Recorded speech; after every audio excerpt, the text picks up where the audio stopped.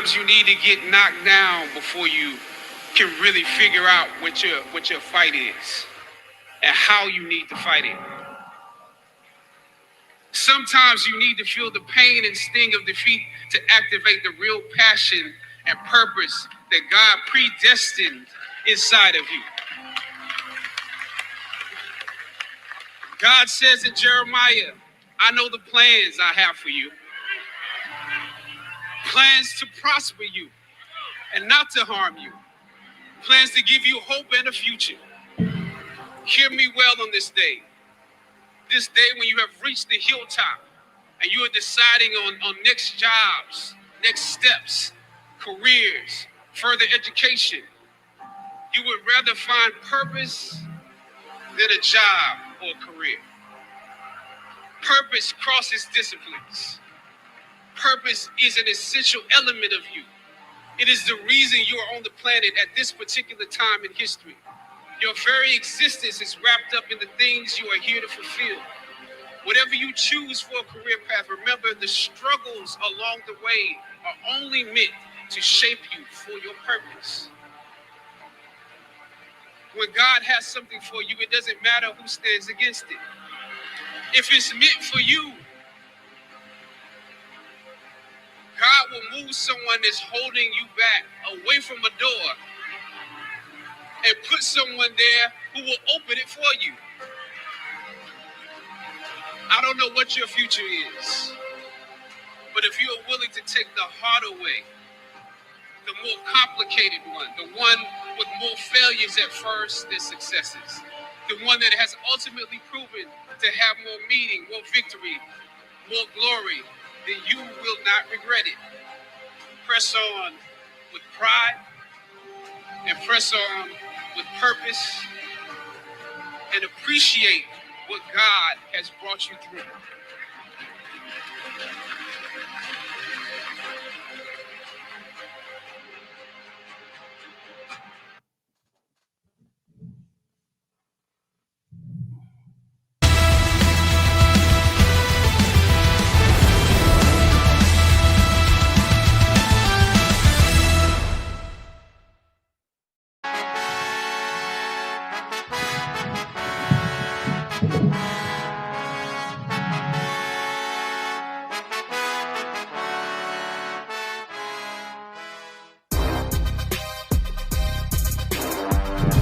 What up, what up, what up, my people? It's your boy back into with another one. Y'all know how we do it over here. You hear the talk again. Once again, y'all. Here at the Next Level Sports Lounge. So while this music is playing, go on and grab your drinks. Go and grab your smoke. Come back. Make sure those house shoes on. Sit back and enjoy the show. Y'all know how we do it over here at the Next Level Sports Lounge. We ain't playing with y'all. We try to bring to y'all the best content that we possibly can bring. Y'all, I apologize for starting so late, but I was having technical difficulties, you know. I was having technical difficulties. Shout out to the panel, y'all, because the panel they y'all don't even know how this panel operates. Hey, when I say this panel is family, this panel is family, y'all. Hey, we got something going. We got something brewing here, y'all. We got something brewing here, y'all. Y'all, we do. I appreciate everybody from the panel to the audience, to the people in the chat, to the moderators. Shout out to all the moderators here at the Next Level Sports Lounge, y'all. Hey, we building something special here, y'all. And I might sound, my voice might be gone, y'all. Excuse my voice, y'all. But like I said, I was having technical difficulties. It happens. It happens everyday life. But we finna talk about sports. Oh, look at that shit. Y'all hear that? That shit didn't even come out right, did it? It's okay. It's okay. It's okay. Let's bring up this panel, y'all. Before I get to the chat, I have to bring up the panel, y'all. I have to bring up the panel. So let's bring up the panel. Okay, everybody, yeah, y'all can hear me. Everybody can hear me. Everybody can hear me. Okay, everybody hear me? Oh, okay, okay, okay. Let's bring up the panel then. Okay, let's bring up the panel, y'all. Blue, I think Blue having a little technical difficulties right now. I can't hear you, Blue. You on mute, Blue. Hello? Oh yeah, we Sounds can hear you great. now. We can hear you now. We can hear you now, Blue. We can hear you now. Yeah, sorry. We got Blue Virus in the house. We got CZ in the house, and What Rock. up? Rock has came out the shower, y'all. He been at work. He been at Hmm. work all day, y'all. And Rock been doing his thing at work. He back. He back. He back. He back. He back. He done took his shower. He on this motherfucker. We got Evil on Jesse, y'all. We got the panel here. We missing a few people. Shout out to Dan. Dan out there kicking it with his family, y'all. Dan out there kicking it with his family. All right. Everybody need to realize before we get this show really started. Everybody need to realize, y'all. Family means the world. Means the world. Some people don't even have family. So when you get a chance to spend time with family, take advantage of their opportunity because you never know when the last time you're able to spend it with them. Whether it's a mother, father, auntie. My real father passed away while I was out of town in Nashville, y'all. And I was trying my best once I got the news, I was trying my best to get back home. Uh, and they had removed him. I got there an hour too late. So, and that's a regret. That's one of the regrets of mine because I didn't have the relationship with my father growing up. But when we got older, he came to me, and there was a lot of things he apologized for, and we started building a relationship. All my kids was able to meet my father, but I missed that relationship and that bond that we created when I became grown. Um, but like I said, you never know, man. You never know. Shout out to my wife. She lost her brother-in-law. Shout out to sis Bree Brianna. I can't. I don't like when people say it's gonna be okay because you never know how that person is feeling. So to say it's gonna be okay, you don't know if it's gonna be okay for that person. So I just always tell people prayers up. I'm gonna pray for you, here for you if you need me. Uh, that's my go-to instead of saying it's going to be okay. I never tell you when you lose someone it's going to be okay because you never know what that person might be going through or how that person is feeling or how that person would be able to accept a loss, you know? So that's why I say when it comes to this channel, when it comes to the chat, when it comes to the panel, we are a family here. If you ever need anybody on this panel, you are able to reach out to any one of us. Anybody. I would rather you reach out to us than to do something that you will regret. Yeah, we talk our sports shit. This is what we do. That's why this podcast was built to talk about sports, to talk about the Cowboys. But at the same time, we care about each and everybody that's a part of this channel that helped this channel build, y'all. Um, I just had to put that out there. So with that being said, let's get right into it. How's everybody mentals and how's everybody dentals?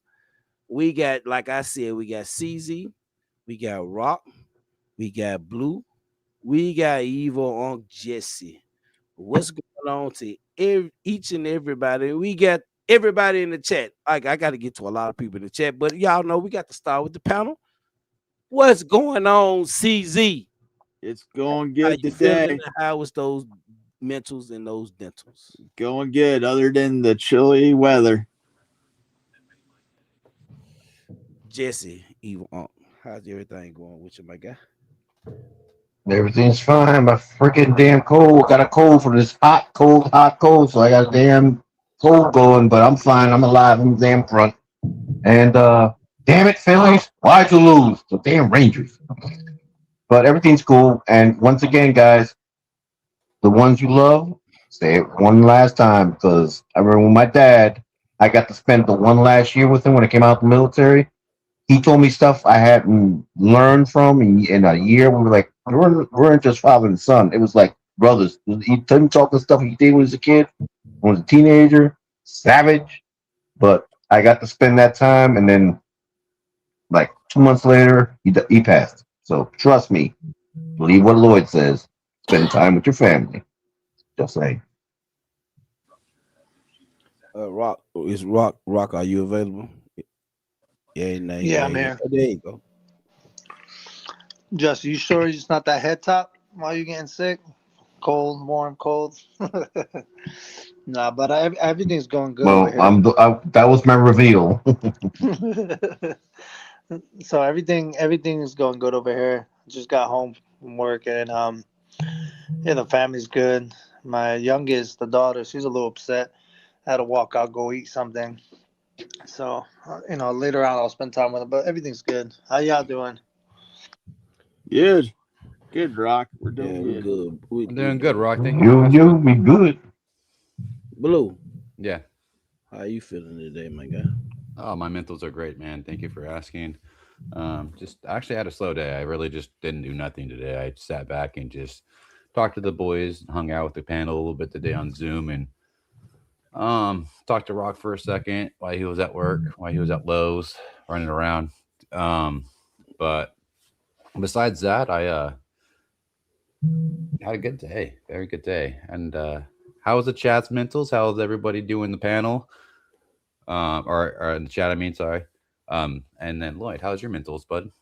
Um, my to be honest with you, I'm gonna keep it 100. I'm good, but my mental's here and there right now.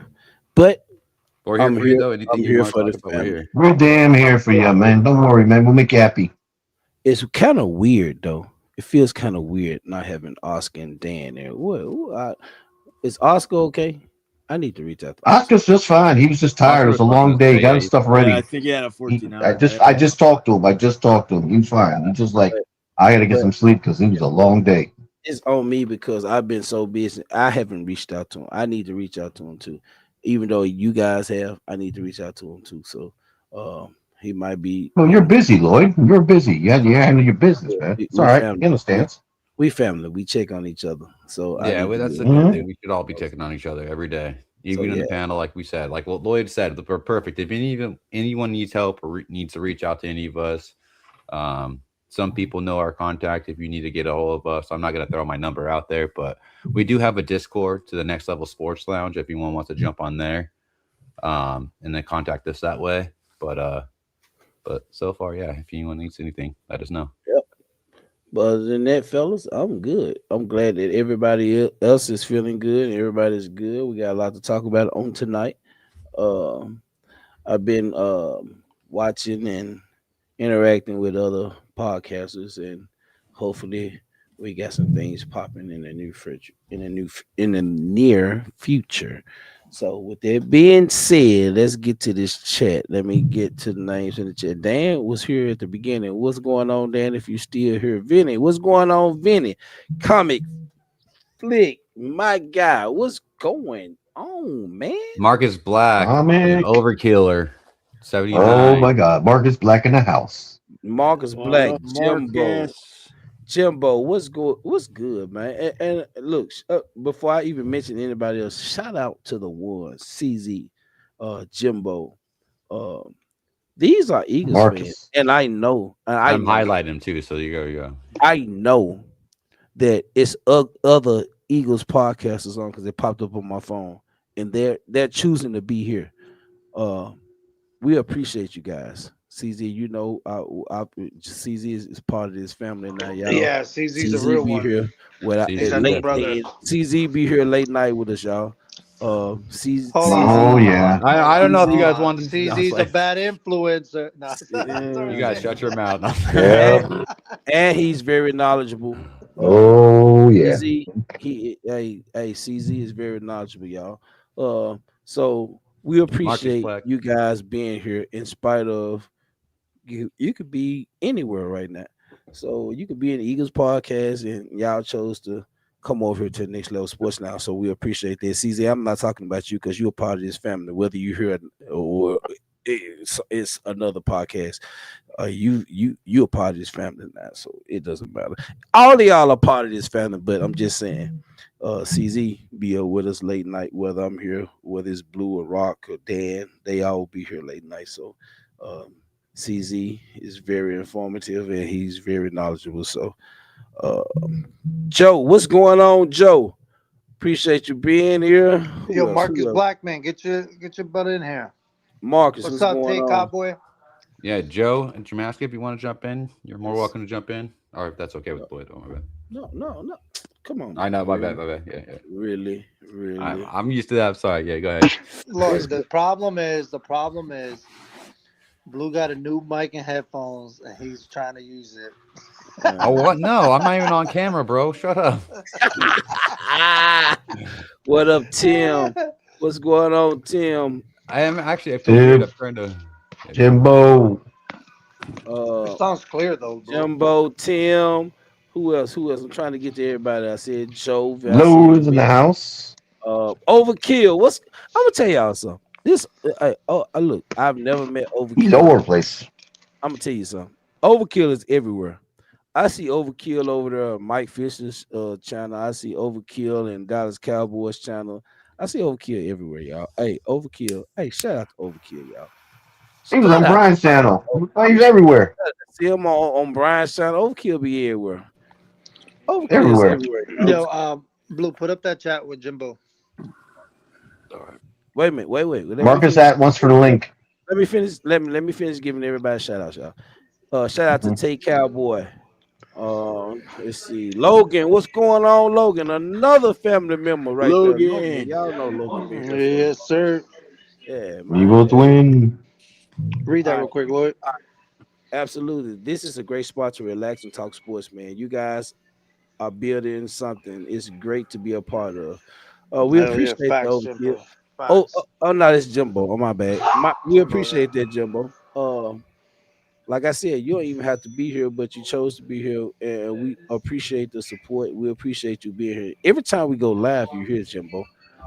So yeah, Jimbo, we appreciate you. Overkill, Yep, CZ, all those guys, man. We yep. appreciate Logan Always here. Motorsports. Logan Motorsports is an Always Eagle here. fan. Comic.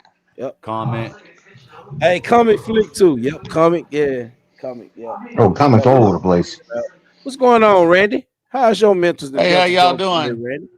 I'm doing great today. Same thing, just another day. The older I get, the days fly by. We're And the owner you get. I'm doing good. How about you guys? doing pretty good, Randy. I'm We're Doing doing doing good, good. fine. Randy. Good. What's up, brother? Oh, not much. Holly, what's going on, Hi, Holly? Hallie. Love you, sis. Long time. Going on? She said, "Hi, everyone. Just wanted to give a like and comment. I have to do something, so y'all have fun for me. Love you, family. We Oh, we're love gonna you miss too, you, Holly. Holly. Holly, we Yes, we're love gonna you Thank miss you, you, Miss too. you, Holly, Holly. Holly, Me for giving too. already. us a comment. Thank you. Hey, Vinny, what's Jimbo. up, Vinny? Get in here, Benny. Yeah. I don't know why Vinny don't come. Get in here, you goat Vinny, smelling. Vinny. He, Let me say this. Let me say this, Vinny. I promise you, it's no. It look, Drew or Leo won't be here tonight. Come on in. You ain't got to worry about getting pissed or The water's frustrated. warm, man. I peed in it. No, no, I'm Hey, here. no, hey, Vinny. Logan. Vinny is like me. Vinny is like me. He get rubbed the wrong way when it comes to certain Eagles fans. So I understand where Vinny is coming Well, from. No No pause. pause. Come on. No pause. We don't need to No, pause. I understand where Vinny is coming from. I understand where Vinny is coming from because when it comes to certain Eagles fans, it get rubbed the wrong way. So I understand where Vinny be coming from. I had to look. I had to do some certain changes with me. And Vinny, you told me I can't hate him, just dislike him because I was telling y'all I hate them. I hate Eagles fans, but I can't certain Eagles fans. I can't hate them. Just I gotta dislike them. So yeah. So I understand Vinny, but it is what it is, y'all. It happens. It happens. Like I'm in a whole family where it's Eagles fans. So I this ain't nothing new to me. It ain't nothing new to me. but you do have real sensible Eagles fans. That's a part of this family. Logan, Jimbo, CZ. I mean, but they talk their shit too. Hey, I'm gonna Yep. tell y'all something about CZ. CZ, that motherfucker right there, y'all. He's a sarcastic talking motherfucker, and he talk his shit. I never noticed. Yeah, I'm this motherfucker, y'all. He good people. He good people. We love him. He good people. Logan Yeah. said, "I love y'all, but I hate the Dallas Cowboys." I understand. Hey, we That's love what- you too. We love you too, We Logan. love you too, CZ. Don't worry, I got your back, man. Don't worry about it. You are brother I'm your too, lord. bro. Go ahead. Caesar. Oh no, go ahead. I was just looking at the chat. Laughing his ass off. Marcus said, "I taught CZ how to troll on the internet." Oh, is that true? Marcus, Wow, that explains a lot. we're heading to a showdown. Hey, so let me tell you this, Marcus. Put Marcus, your get your put butt your in here. Marcus. Put your email in our chat, and I'm finna send you the link. Okay. No, I'll send it to him. I'll We, text you it got to him. yeah, Oh rock yeah, out. send it to Yeah. him. Yeah, send it He's to in him. our Send it to he's him. our In the messenger Look at that. message that Oh. Yeah, I Group forgot. chat. I forgot about that. Yeah. Comic said, I'm gonna be honest with you, Lord. I feel old on these new phrases. LOL. 6'7" has been a new thing now. LOL. Yep. 7. What you trying to say, Comic? What you trying to say, Comic? 6'7". 6'7". Oh yeah, I see that. I was about to Comic, put that not one the up. That's 6'7". funny. Not the 6'7". Hold on, Comic. 6'7", 6'7", you guys, 6'7". I know what you're Yep. talking. Yeah, I know what you're talking about. Brandon is in the house. I'm gonna be honest. You guys keep saying that, I'm gonna leave. I don't even let my 6'7", kids 6'7", say that. 6'7", 6'7". Hey, Jesse, Oh, Jesse, it's Jesse. starting. He said it being honest. Bro, I'm messing. I swear, have no was clue ready to- what it I was is. ready to leave. Brandon, what's Thank God going I on? don't know what the I fuck have y'all are no clue what talking that about, is. but Actually, My. that's exactly what it means. It doesn't mean it means nothing. That's all it means. No, okay. there is. Well That's what then Overkill I said. understand. But That's what but Overkill said. That's really what it means. but Rock, he wasn't saying it for that reason. All right. No, I know, No, I know, yeah. I know. I don't even allow my kids. But let's new topic. Hey, y'all got it. Rock is the general, y'all. Hey. What up, Marcus Black? Welcome in. Rock is the general. Marcus Blackman Marcus in the house. Augustus. Marcus Get 'em. Augustus. What's up, yo? Hail. Y'all hear me? The wealth of knowledge, Marcus Blackman. In the house, in the And building. the glasses are perfect. All his 229 years. Hey, Overkiller said, Rock, he understand that. What up, Marcus? no, man, we still with y'all tonight, man. What y'all sipping on, man? What y'all got? I guess I gotta sip on some fucking water tonight. Nope. I'm not sipping on water. I'm sipping on my 6 on the beach. Yeah, that's what I'm doing. I got some Man, Whoa. you sipping on feeling red frosty wine. over there? Hey, no, I ain't. No, I ain't. It's a reason, Rock. I got me some wine, guys. Look, Oh Hey, shit! I was Got me my drinking bud. I was drinking wine I'm last smoking. week. my wife picked this up for me. Yeah, sounds good, Marcus. I You know, drink shotgun that bad boy. I don't drink that much. Every once in a while, all in moderation. Yeah, always. Yeah, always. That's good stuff right here. I gotta make sure my brother Rock, you good? I don't drink that hard shit no more. I'm too old. Yeah, I'm good. Getting I'm his good. ass All whooped. right, all right.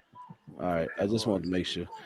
Comic said I got some apple crown mixed in some Coca-Cola tonight for the Ooh, look at you, comic. Damn.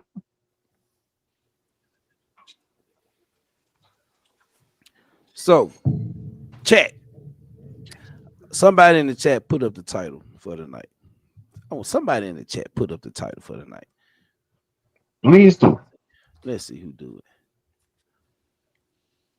Logan said, "Comic, don't forget peanut butter chocolate chip pancakes." What the fuck?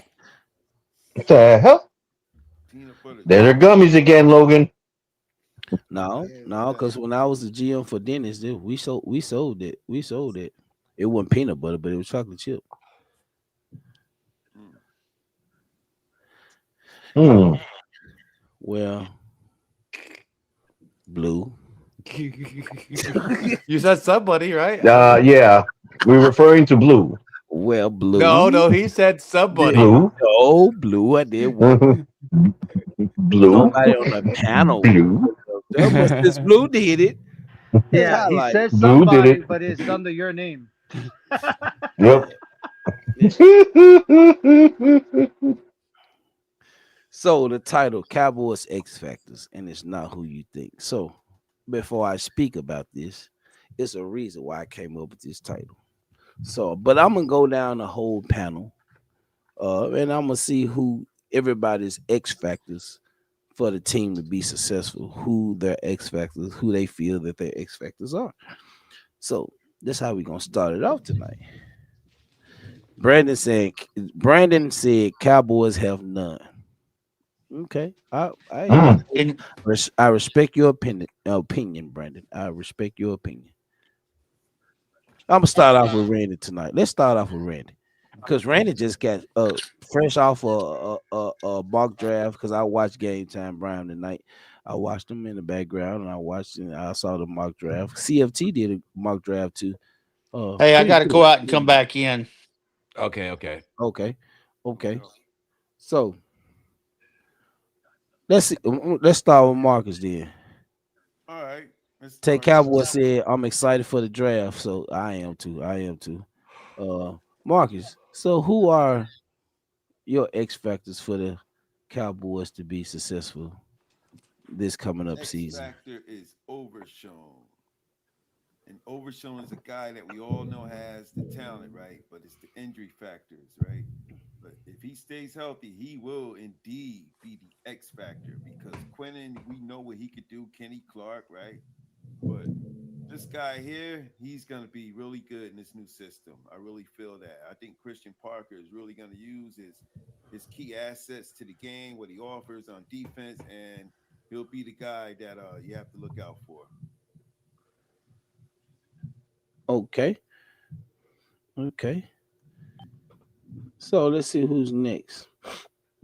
Rock, you want to go ahead, Rock? So the question is, who do you think is the X factor of the Cowboys? Yeah. I mean, I gotta say, what was Marcus? You said Overshown, Yep. and now it could be someone that is good already, or what? Whoever you Give me feel the. the X factors are.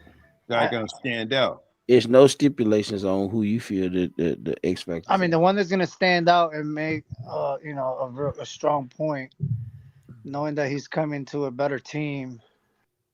He's done great. I mean, I gotta say, it's Quentin Williams. Quentin Mm. Williams, we're gonna need a great leader and a great person. So I think by having him and Kenny Clark in there, he's gonna show himself. Yes, he was a dog in the Jets, but he's gonna be a bigger dog here now. And now we get the players around him to help him. So yeah, I would assume it would be him being an X factor. So yeah, it was an S at the end of X Factor, so it didn't have to be Oh, one okay. person. So it So was you want me to get a couple? yeah, well, if that's what you choose to do. I want to know who on the panel, who everybody feels that the X factors for the Cowboys to be successful this upcoming season. One player only, Logan. One guy. Is it one guy or what? One guy. Can't give us three, Logan. Just one. Well, I'm expecting. I was expecting at least two. Okay. Okay, I two. was going to give you two for my team. And my other one, I mean, even though we got Kobe Bryant in there, but my guy, if he plays good, I mean, he was good in college, is Revel. Oh, Siobhan yeah, Revelle. Yep. Revel. Yeah. So I would assume he Damn it, you also would took be. mine. That was supposed to be mine. All right. Lou, I've read your mind. That's why. Good. Coming. Jonathan Bullitt. I think he's a depth piece. Yeah, Bullet, He is 2.5 million, and that ain't even fully guaranteed. So I think it's more of a depth piece. He might be here at the start of the season. He player. might not. We don't know. But that's more to fill up the roster. Can he make an impact? Maybe. Possibly. It can happen. But I think it was more of a depth piece. There was it was a good chess move, if I may say. Randy, So hold on. Mhm. Can I finish one thing? go My ahead, bad. Rob. So yes, I understand what Logan's saying. Dak and CD and Pickens are X Factor, of course. But what I was trying to do, you know what I mean, I is can't hear think him. out the box and then Yeah, see he's thinking out player. the box. Yeah, and he's You know not what I just mean? thinking about the key players. That's what he's not I, doing. I Yeah. don't want I don't want you to think out the box. I want you to give me your honest opinion on who you feel Okay, that but X Oh, Factor. it's okay. my box. So I mean, yeah, it's your box. So Pause. if thinking out the box is what you feel, then no, just think out the box. Oh, I just want your honest opinion on the question. Yeah, I will stand what I said then. That's who I It's my feel that box. my box. It has duct tape on it, What gorilla the tape. fuck? Yep. You say gorilla tape. Staples, fucking soldered, You know what I welded. mean? So, yeah, I already knew Dak because as soon as you said it, it popped up. Dak, yes, you got CD, and yes, you got Pickens, but I love defense more. You know what I'm saying? Quinn is a dog, and I would love to. And the other players we got are good too. The other players we got, but really want to see Ravel because I've seen him in college. The kid is a dog, but I think he was in the right position yet, and he was still hurt. So I Mhm. want to see him get to that X factor. So I would choose him. Mhm. Okay. And Joe, Go, Joe, go ahead, Randy. what well, before Randy goes, Joe, I agree with you. Joe the Master said Cowboys are going to surprise some people. I fully agree. I feel that too. 100%. Almost blocked Yeah, him. I believe so We too. can't get any worse. We're Can't get any worse than 32nd. defense. Nope. Yeah, Randy, you They can. actually improved too when they Yes. made that Williams trade. It got better. go ahead, Randy. Okay, what was the question? I'm sorry. So who do you feel the Cowboys X factors are in order for us to be successful this upcoming season? Well, I honestly believe that we need to go out and get Brooks before the draft so that we're not held down to draft a linebacker in the first two rounds. Um, there's nobody out there right now that's better than Brooks as far as that's available to us at the price he would be to us. So I don't understand why Jerry and them are hesitating not to go get him.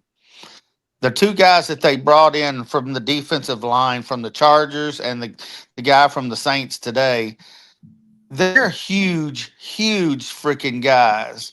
And I believe that Jay Toia is not ready. And I believe these two guys can stop the run no matter what. You can put both of these guys at the middle of the defense, and you're not going to move them out of the way. These are guys that are 340 pounds. So I think that they're fixing they have fixed the run for this team. All we got to do is we'll get a couple of good linebackers and maybe a good edge rusher, and we're there. I don't think we're that far away. There is no such thing as a super team anymore. So I believe you can be good one year and bad the next, and then back being good the next year after that. So that's my thought. Okay. CZ and Jesse, y'all want to get into this conversation. Let me read some of this chat right quick before y'all get into it. Yeah, read some chats. I want to hear from my team. Go ahead. Overkiller said 100 Randy physical. Aztec, I've never seen you here. Appreciate you being here. He said You've been there. You've been here. I wouldn't Yeah, mind he's been here. drafting if the top picks are gone. TCU safety Bud Clark, San Diego State Aztec cornerback Chris Johnson, Texas Tech linebacker Jacob Rodriguez, who is one of my favorites. Yeah.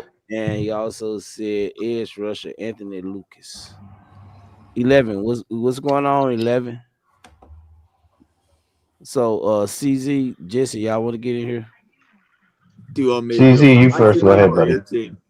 What you say now, CZ? You want I for was your gonna team or my team? What Yeah, I was gonna ask you, my Yeah, team go or your on. team? wait, give us what you feel when it comes to the Cowboys, and then you can give us what you feel when it comes to your Cowboys, team. I feel your X factors have to be Jake Ferguson, and on defense, Deron Bland has to be your X factor. Hmm. Wow. Hmm. Okay. Twiz, what's going on, Twiz? He said Dallas still stinks. That's true, That's your Twiz. opinion. You sound like Philly.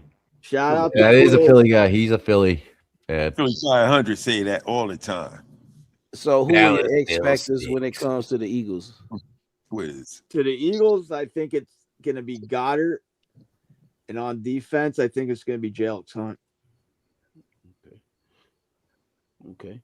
Shout out to Twiz in the chat. That's my man right there. Straight out of Philly. E Money Bentley, what's going on? Said go birds. What's going on? Appreciate you coming here, supporting the channel. Jesse, what you got for us, Jesse? What's up, guys? First of all, for you guys, your offensive line, hold the line so Dak can get his what you call it, shots down range. Hold the damn line so these receivers can get the ball. But It's all Jesse about named that. couple. I don't know your team like that. I said Okay. with Booker, he's good, Yeah, but that's a good one. Booker's a key. Hmm. I like that. So tell us about your team, Jesse. Like The that. X My Factor. team, it would be first of all be Patrick Ricard or Your fullback. run. Was that he is a fullback, which means that after signing a Lamore, our offensive lineman, right guard, he can be a battering ram for Scatterable to slide underneath there, and doesn't have to have our quarterback taking risk and running the ball himself. Also, with the signing of Isaiah Likely, the tight end, we can't have two tight ends with him and Slayton running both sides. He has two options right there. So that's what I think for my team.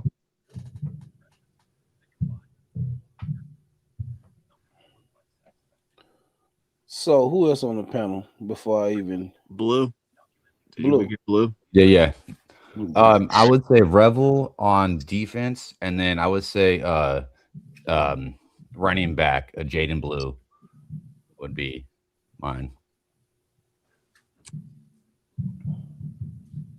Why you say that? Because I think Jaden Blue needs to be an impact player this year. He didn't really have a chance last year. I don't know what it was. It was his role playing, if it was his performance off the field or whatever we can say. But I just think he needs to be a better running back. I think they brought way too many running backs, and I think that might have been the chance he didn't get the chance.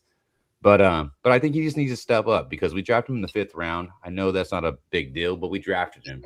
So if we want to say if we want to be a game changer, it'd be cheaper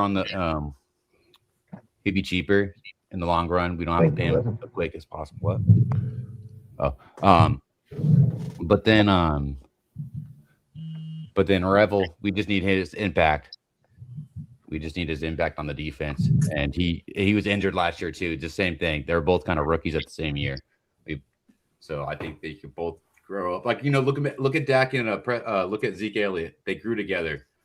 Zeke Elliott was a 4th round pick in the draft, 1st round, and then then Dak Prescott was a 5th or 4th round pick in the draft. Fourth. And 4th, okay. And no one thought that Dak was going to have a chance. And then all of a sudden, Tony Romo went down, and then Kellen Moore had a broken ankle, so they had to rely on Dak Prescott. So him and CD or Zeke Elliott actually was a good pair. Ended up being like brothers.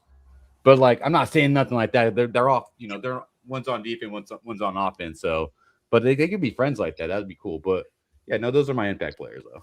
That's what I think. Lloyd, what do you think? Who's your impact players? So it might not be the fan favorites, and it's the reason why I came up with this title.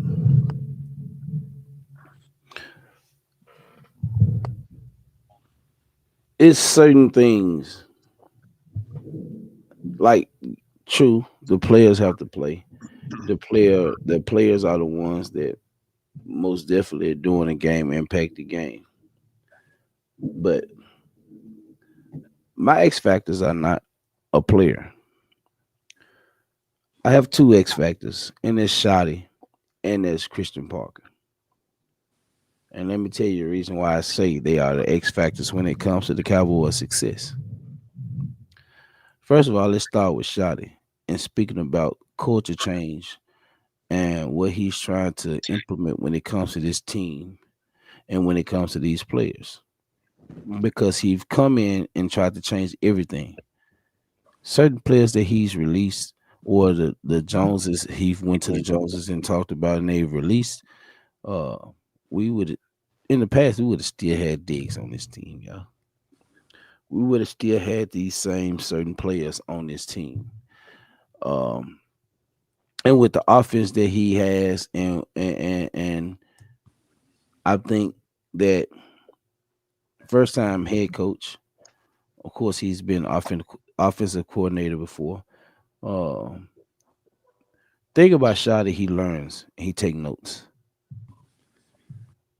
He learns and he take notes. I think this offense would be more prolific. It's gonna be more. He's gonna come with some different shit this year when it comes to this offense, and he preaches a physical offense. And the thing about when he talk about his offense being physical, we had a proper tools for this offense to be physical. When it comes to offensive line, when it comes to even receivers, Javante Williams at running back, um, tight ends. We got two physical tight ends, and this is the way he want his defense to be. The same fucking way. So when I speak about the other X factor, which is Christian Parker, they Christian Parker and Brian Schottenheimer is going to have to work together in building this offense and this defense and the type of players that they're trying to bring in. Um, Christian Parker comes from a tree where he's been under where it's been a physical defense, a defense they get takeaways, a defense that's made their own names when it comes to their teams. Top five, top 10, doesn't matter. Um, these two and what they're trying to bring to this team. And that's why I feel that Christian Parker took this job. He took it for a reason, y'all. I don't care what anybody says, he could have went anywhere. So my X factors are these two coaches and not players. What they bring to the table when it comes to teaching, when it comes to getting to know your players, when it comes to not being able to approach every player the same way. I love that about both these two coaches. Both these two coaches really are on the same page. If you look at what they talk about, when you look at what Christian Parker speaks about, when you look at what Brian, this is why Brian Schottenheimer wanted him. This is exactly why he wanted him. He wanted a defensive coordinator that was similar to him, who operates like him, first time like him, to where he's able to show what he really can do. Like I said, Christian Parker could have went anywhere. He could have even stayed with the Eagles, but he chose to come to the worst defense in the league. So that's why they are, in my mind and in my opinion, the X factors when it comes to this team being successful. It's all about trusting the process. I have to trust the process.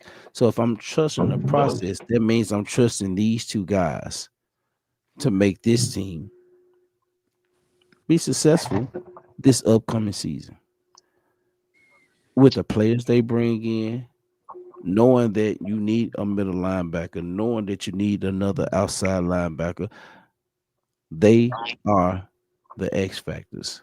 And when Christian Parker said that, he said something, and I won't ever forget it. And that's what I'm gonna be looking for this season. He wants the quarterback to adapt to what he has on the field and what he's doing on the field. He don't want our defense to adapt to the quarterback in their offense. He wants the quarterback to adapt to our defense. That means what we show pre-snap and what we show after snap totally different. So that means that quarterback is going to have to adjust to what we put on this damn field and how we line up on this field. These two y'all are going to be the X factors in the Cowboys' success this year.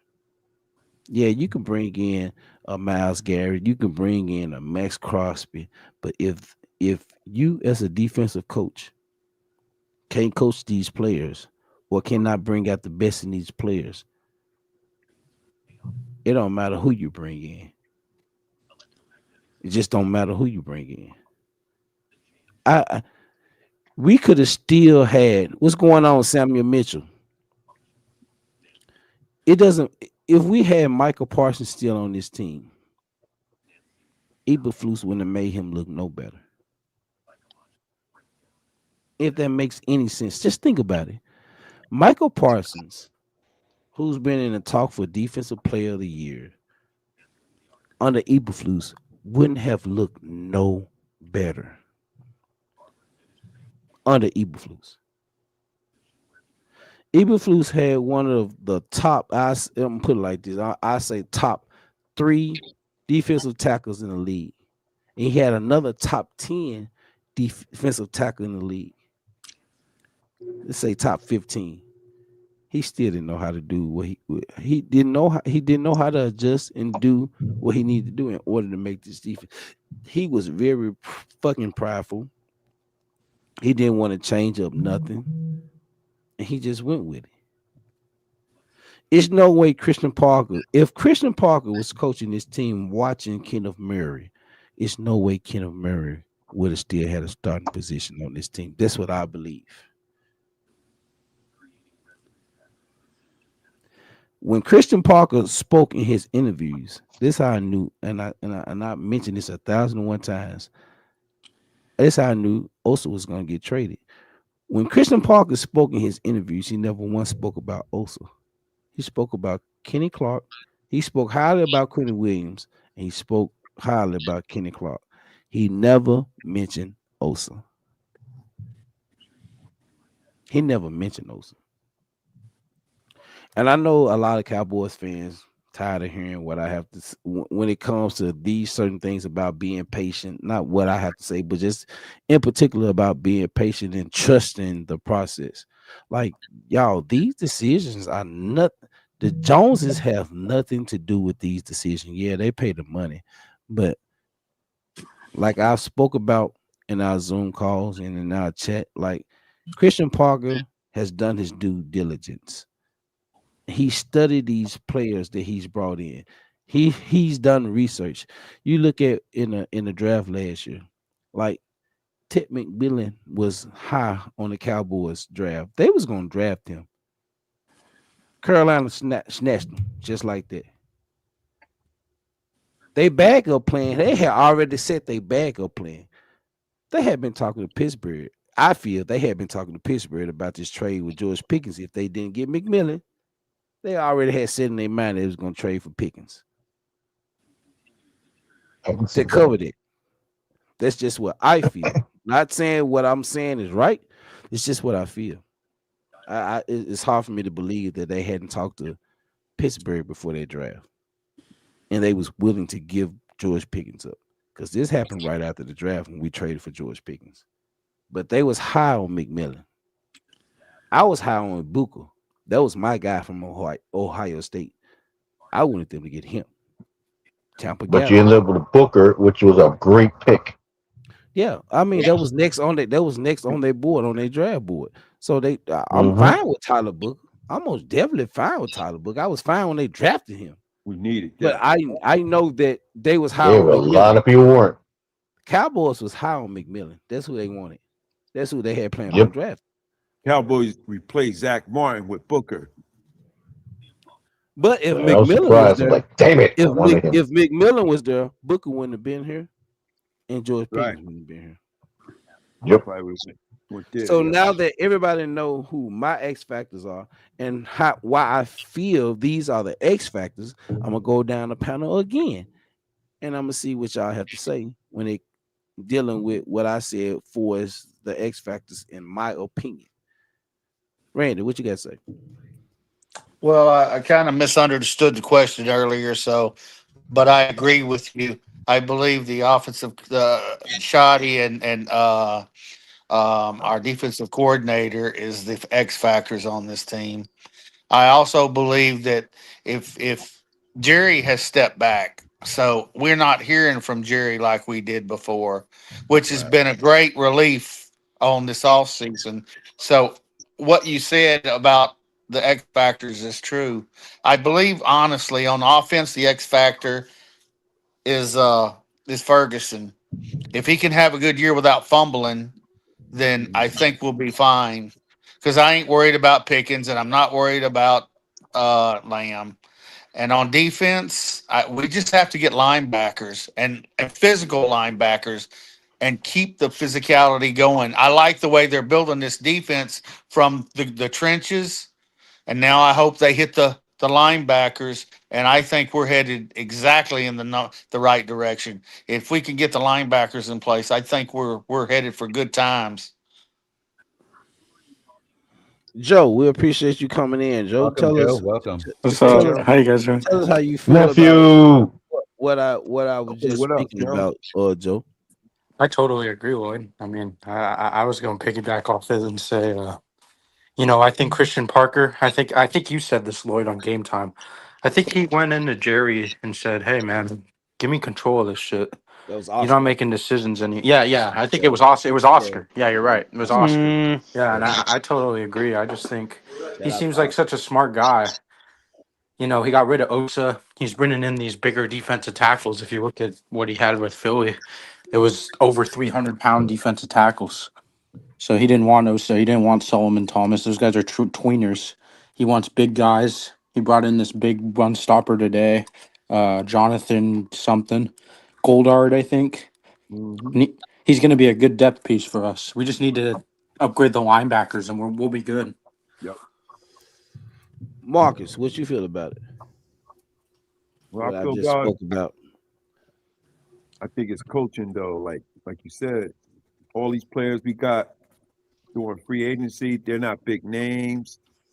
A lot of these guys are gonna fit in the defense he's trying to run. But one of the other guys, because I I didn't pick Pickens, but that's the guy I want to pick also. I think he's the X factor. I think Pickens this year will probably be even better.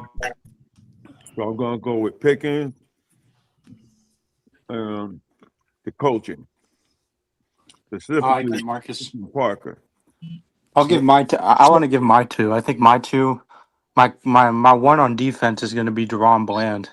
I think if Deron Bland comes back and can cover just like he did in previous years, you know what I mean? It's going to help this defense. Yeah, Bland. I think offensively, I like the Tyler Booker. I forgot, was it you, Uncle Jess, that said Tyler Booker? I like that one because I Yeah, think if Tyler yeah, Booker just becomes a Yeah. Pro Bowl guard, yeah, it's going to just upgrade spoke the about offense. offensive line. So yeah, that was just Yeah, I think it'll upgrade the offense. If I think he'll take that next step and become either a Pro Bowl guard or a top tier guard. Rock. What you got for us, Rock? So I mean, obviously, yeah.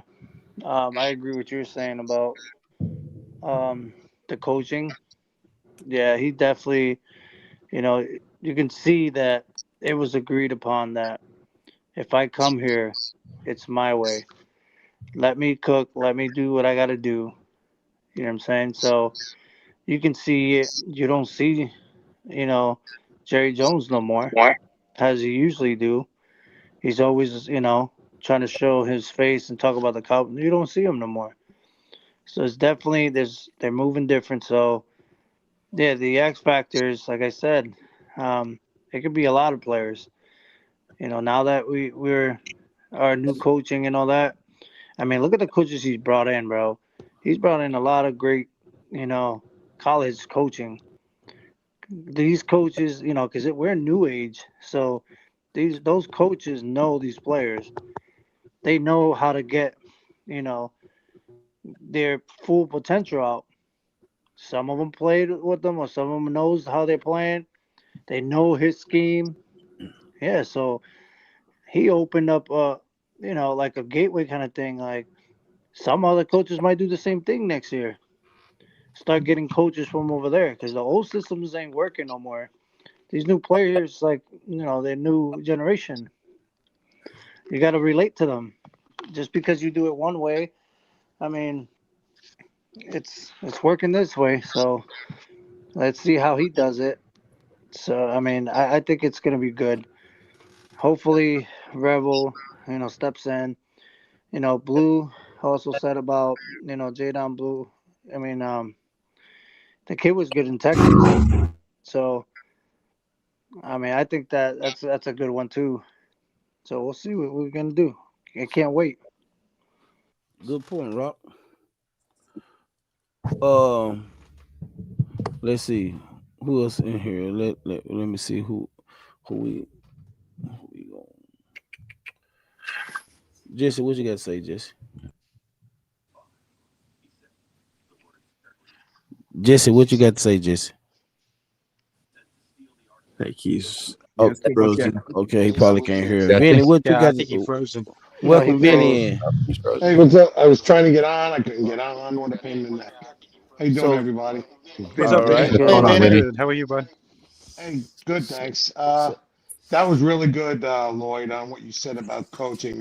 That was like thinking out of the box and everything else, and that makes so much sense. When you said that, I was saying before you even said it, I'm saying you're going to say the coaches, and it was like, bam, you came out with it, and that was perfect. I mean, it was good, but my thing is probably as obvious as anybody else would say about an X factor. I think it's Dak, and I think it starts with him.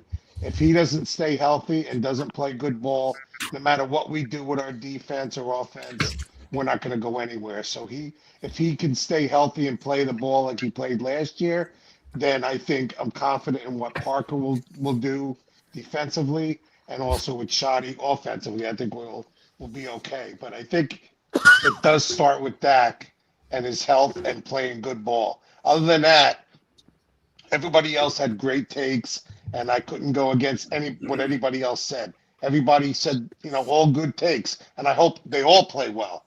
I hope everybody, the intangibles and everything that come out that everybody picked from Williams to Bell to anybody to Blue to everybody that they picked. I hope they do well. So I mean, I was listening to everybody talk, and it was really good. I agree with Thank everybody. you, Vinny. Thank you. You're Yeah, welcome. thank Thanks, you, Vinny. Vinny. Can Appreciate I it. add You're something welcome, though guys. go that ahead, Rock. Vinny made me realize? I mean, you could also add too that, and that's what you said too, Lloyd. Yes, Shit, I these can't hear you. coaches, I and can't hear yes, you, you Rock. and all right. Let's say You might have to restart or reset. Yeah, I have to Yeah, let me restart. reset too. Okay. yeah, because I hear Can echoing. I Hey, say Yes, Jesse, something? you next, Jesse. All right, appreciate it. Yeah, you First right. of No, all, no, Jesse, you next after Rock. Let Rock finish saying what he got oh, to say. okay. Then you next after him. All right, okay. all right. So then you have our general manager too, like, and the coaches. It really depends on what they're gonna do in this draft. That's gonna be another X factor. They picked the right players there. That's a huge X factor to add to their defense.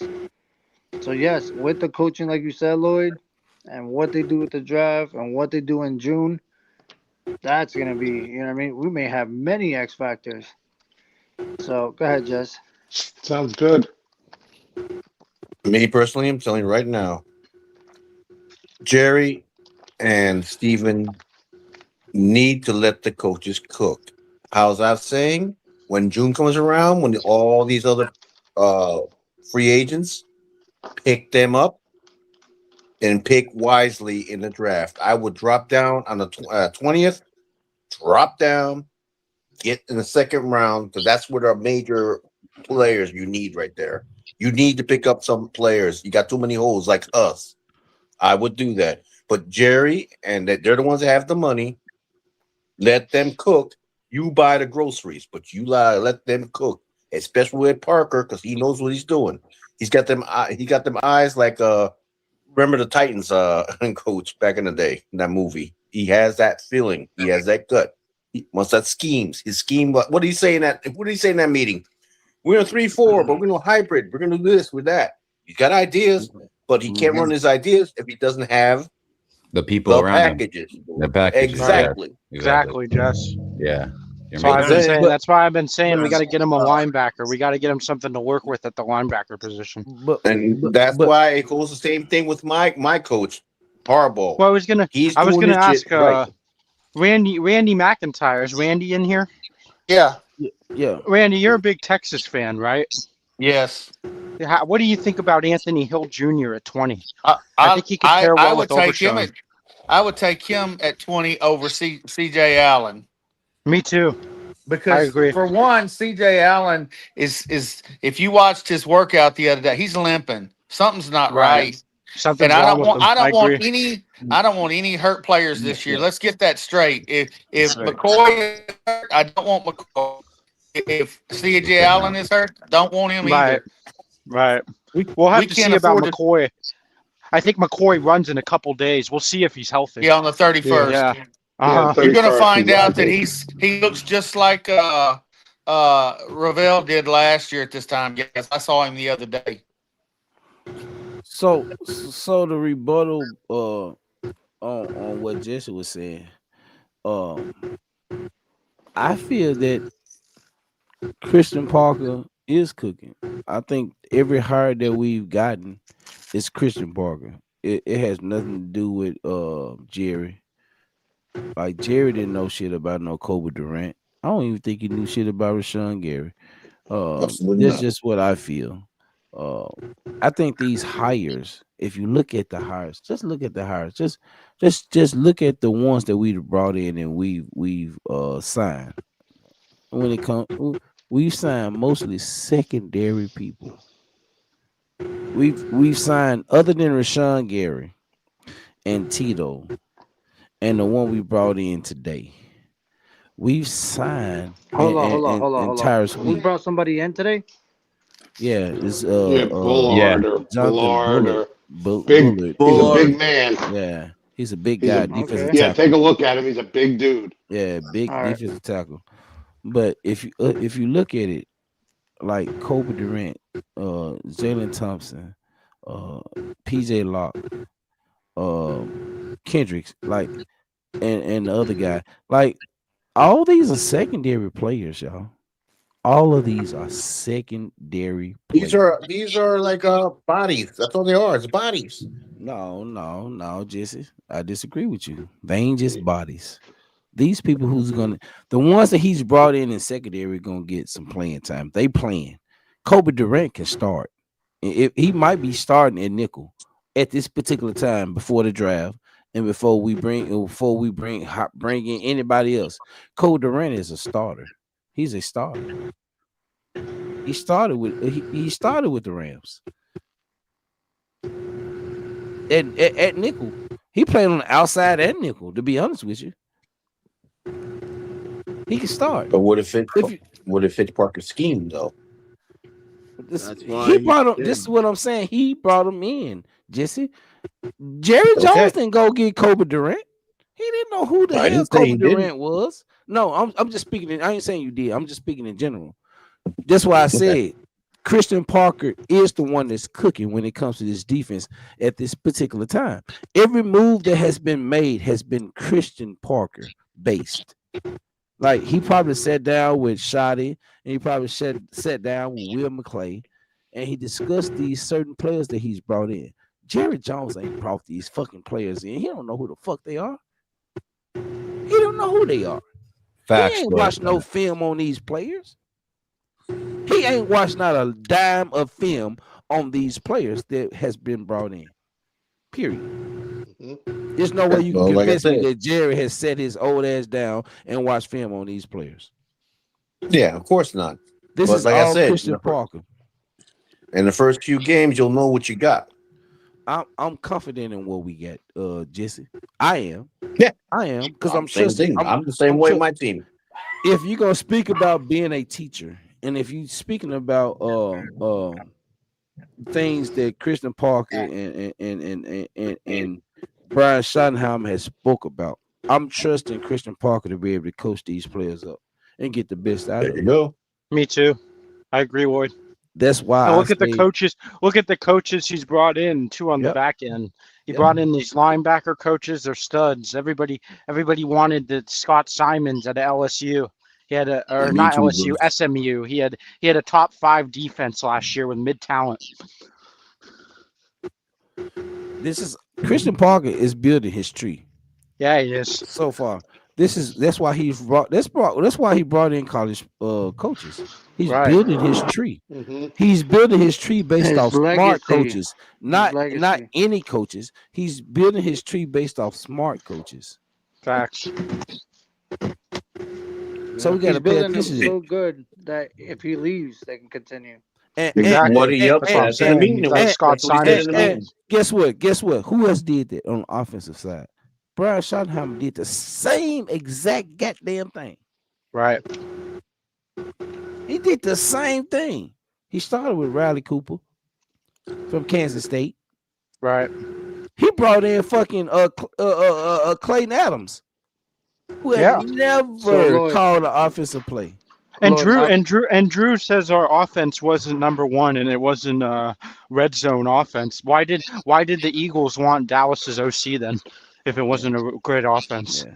It That's doesn't make all. any Nobody wanted to sense. go They Eagles. sure Yeah, wanted not to for go. nothing. Nobody wanted to go You can Eagles. say that Interview Shotty him. had a huge hand, like bringing in CP because to build that exactly how he did it in the offense.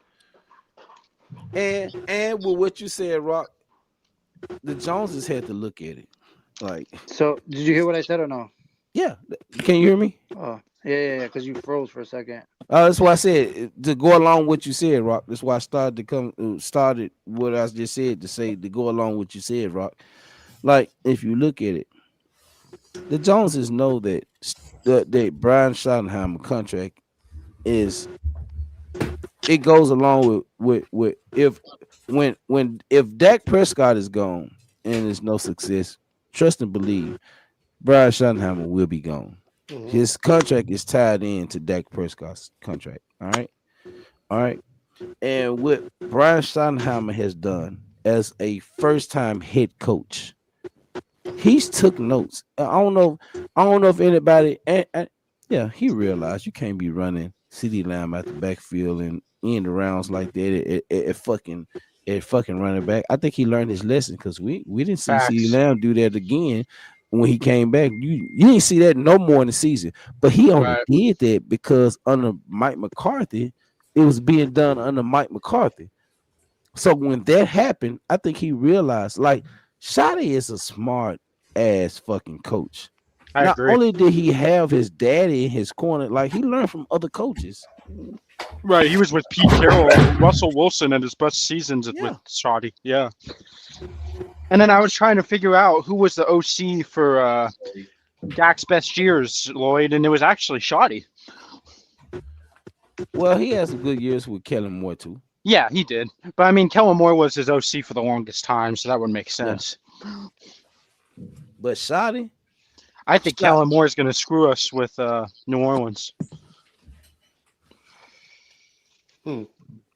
Shotty expanded this and he tried to do it with Mike McCarthy last year, and Mike McCarthy was trying to do it his way.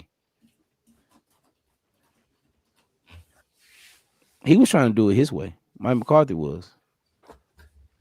This so-called West Coast offense that he was implementing, that shit that didn't work at the beginning of the season, they started complaining. They changed the shit up.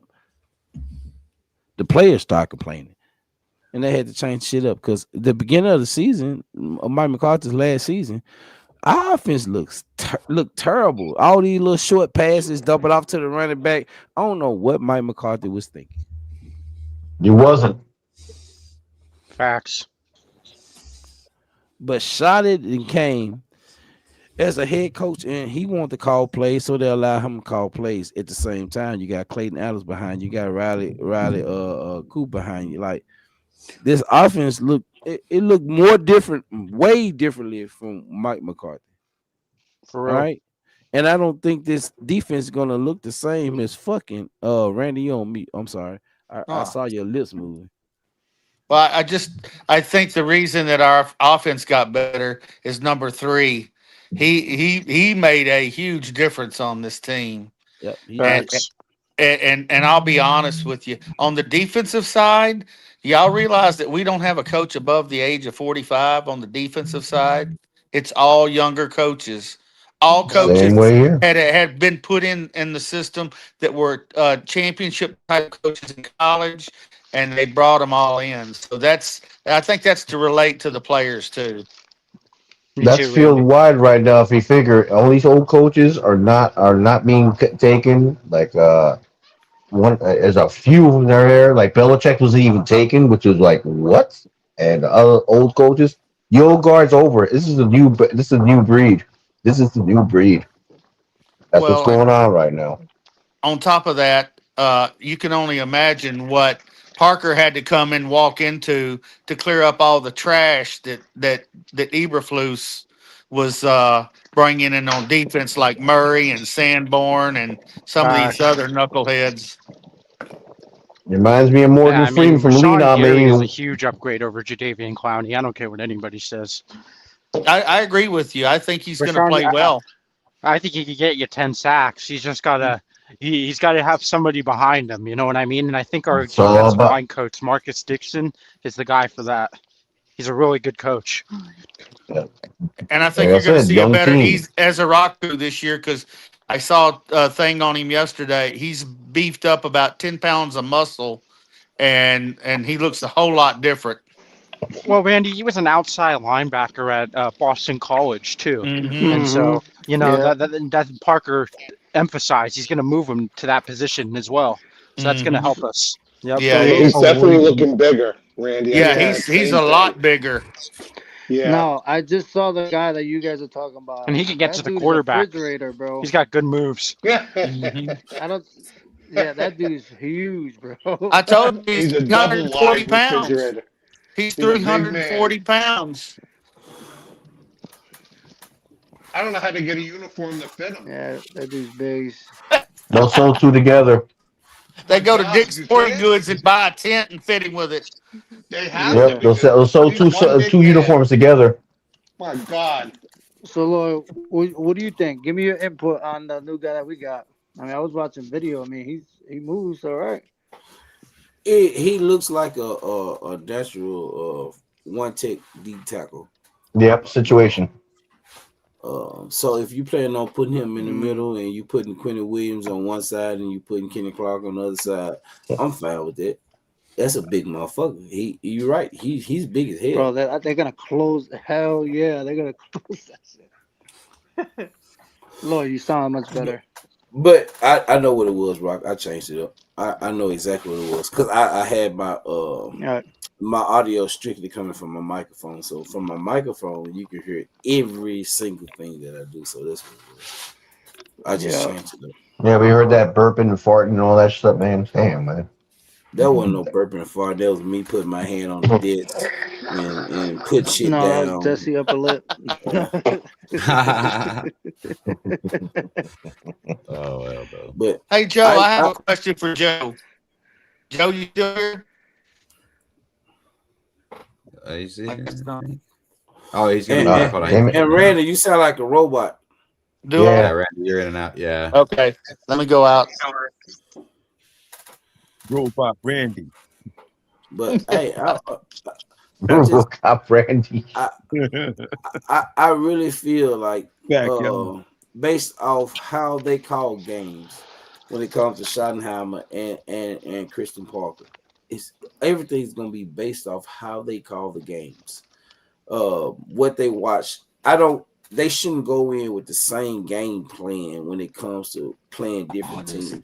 Eberflus went in with the same game plans every game. His game plan didn't change at all. His game plan never changed at all. We will see quarterbacks running on us, and we just watched the game with a running quarterback, and he was still going. He never had a spy out there. Like, what are you trying to prove, my guy? What are you trying to prove? That shit didn't work.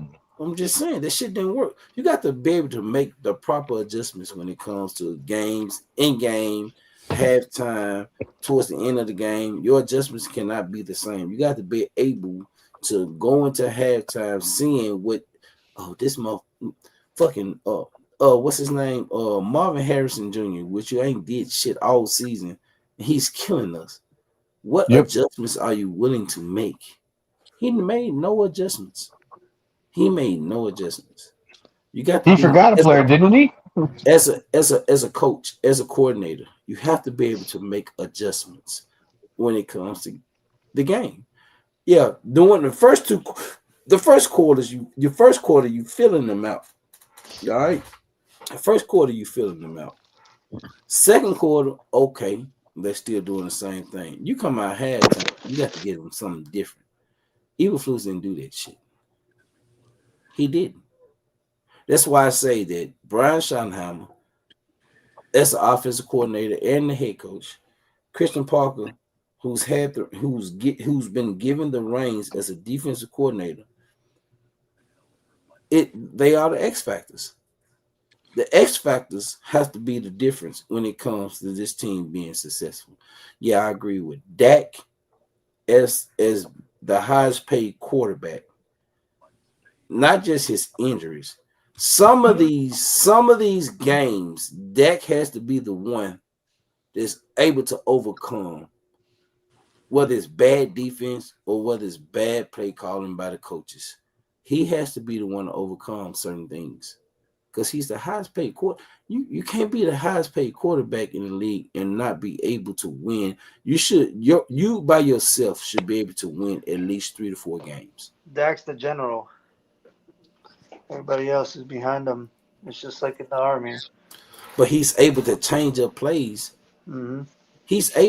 He has all the fucking reign when it comes to this offense because he can change up plays. You know what a lot of people forget is that he's yes, he's the general in the offense, but then you have the safeties, the same thing. Like yes, Dak is the quarterback. Same thing. Safety is same way. You gotta look at it the same way. Then you have the line, being the offensive line. Yeah, it's just whatever he does, the safeties are a scout. The safeties are a scout watching the movement. Mm-hmm. So, I'm just saying, as being the highest paid quarterback in the league, you got to be able to win at least 3 to 4 games yourself. He's doing his part. Period. They got to get defense. No, he's not, Marcus. I can't agree with you on that. He's not always doing his part. He's not. It's some games I've watched. That San Francisco game in the playoffs when they only scored 1 touchdown. Like I don't even blame the defense because the defense held up to 19. I blame Dak. Dak for that game. I agree. Let's look at this. Let's defense. You only going off last season. Yeah. No, I'm saying, but he still was the highest paid quarterback. It's the highest paid quarterback. If your defense, who we couldn't even stop the run, then we were still last in the bottom 10 and stopping the run. Yeah. Your defense only allowed 1 touchdown and the rest was fucking field goals. You have to be the one to be the difference maker when it comes to the game. Period. But if we judging it off last season, it was the defense. You know what I'm saying? Of course, it's the defense last season. San Francisco, I agree. It was Dak pretty much. You know Marcus, explain the Minnesota game last year then. Oh, yeah. I mean, who's that on? No, don't even say the Minnesota game. Explain the Chicago Bears game. Like some of these games, Dak has to be the X factor. If you want to go just strictly off players being the X factor, You are the highest All paid right, but quarterback CZ, in the explain league. the Eagles one. I When Dak can't was put nothing the on Dak X from factor. last season though. That was kind of like No, I can put some reaching. games. I can put some games on Dak.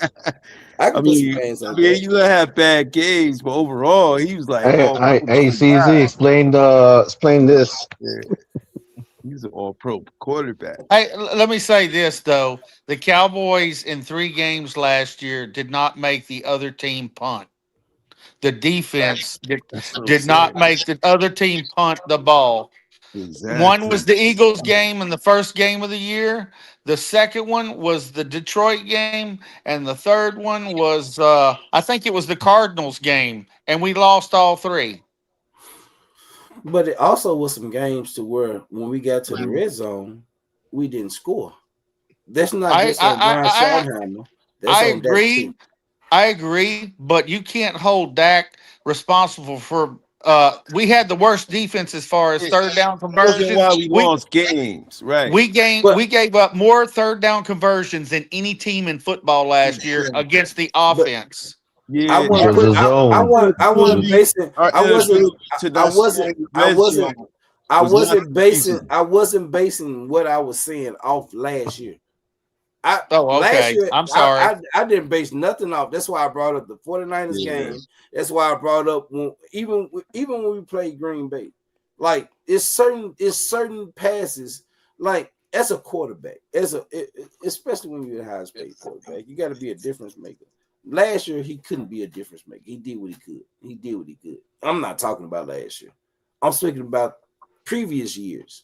Right. And I'm I not agree saying with you. all No, previous Dak years. ain't that kind of I'm not. quarterback though. I'm not Dak saying is the all. guy that need a running Yes, he game. is, Wiz. No. Everything got to be right. He's not gonna You put the team on his back. He ain't never do that. he got to be the one to put the. But he If you're never the did highest that paid though. quarterback, if you're the highest paid Yeah, but quarterback in the that's the league, market. That was the He's the one that market. touches the ball, Tons. Market. Come He on, has to Marcus. be the one. No, but you know what I'm saying? I understand what you're saying though. Like Lloyd, if he's the highest paid, he should be able to do more. You got to be able to that. put the team on your All back I'm if you're the saying, highest paid. he's not built like that. So why? No. Well, he shouldn't be the high. If he Because it's the market. I'm saying Because that the market dictates that he's the highest paid. Look no. at Jordan Davis. He's the highest paid defensive tackle. No. He's not the best. But do you feel that he It should was be his the time highest to paid? get the money. The market wasn't set for Jordan Davis. They just gave Jordan Davis Right. that. So they He set the didn't set market the at a market. higher rate now. Now Jalen Carter's probably going to get more than him. What did he do to set the market? No. What did they just gave him that? They gave him that. Oh, because if he's Jordan young. Davis went to another Because he's team, young. let's say they released Jordan Davis, he wouldn't have got that on another team because he wasn't an every down back. He wouldn't have got that from every team. He was not an every down defensive tackle. So he wouldn't have got that from no other team. They chose to give him that. You're judging his longevity. Good night, Overkill. I'm just saying. So with that being said, as I feel that Dak can do it. I feel that Dak can do it. So what I'm saying is the reason Dak gets the flack that he get because he have to show it. And when it comes to these big time, and look, I'm a big Romo fan. Well, a lot of big guys ain't get it done though. I said the same thing about Tony Romo, and I'm a big time Tony Romo fan. I said the same thing about Tony Romo. Tony Romo was getting paid top. If not, he wasn't the number one top paid quarterback, but he was in the top 5. I said the same thing about Tony Romo. That game against Denver when he threw that goddamn interception to that fucking linebacker. It was beautiful. That shit pissed me the fuck off. That shit pissed me the fuck off. They all overpaid. Amazing. All these guys are overpaid. Lamar Jackson never won. Josh Allen never won. I'm just saying. So look, they were first round picks. That's what makes it even looks worse for them. That was the 4th round pick. So he shouldn't really be where he is now. He never won before, and they got MVPs on their resume. You know what I mean? Yeah, but at the same time, I'm one that didn't want to give Dak. I didn't want to give Dak his contract. I'm sorry. I'm one that didn't want to give it to him. There's no way possible I'm finna allow Dak to put a no trade clause in his contract. Bruh, come on now. He only 32 though. They be counting him out though. He act like Dak going on 40. Dak has not made it to an NFC championship, period. He's 32. what I'm saying is he hasn't made it to an NFC championship, and he's been a top paid quarterback in the league twice. Now he is the top paid quarterback, and he hasn't made it to an NFC championship. So let me ask you this question: who would you take in their prime? This is an honest question. I want an honest answer. Who would you take in their prime?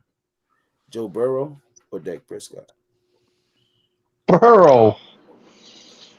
I don't know about that. CZ, what do you think? Oh, It's not even a question. It's Burrow.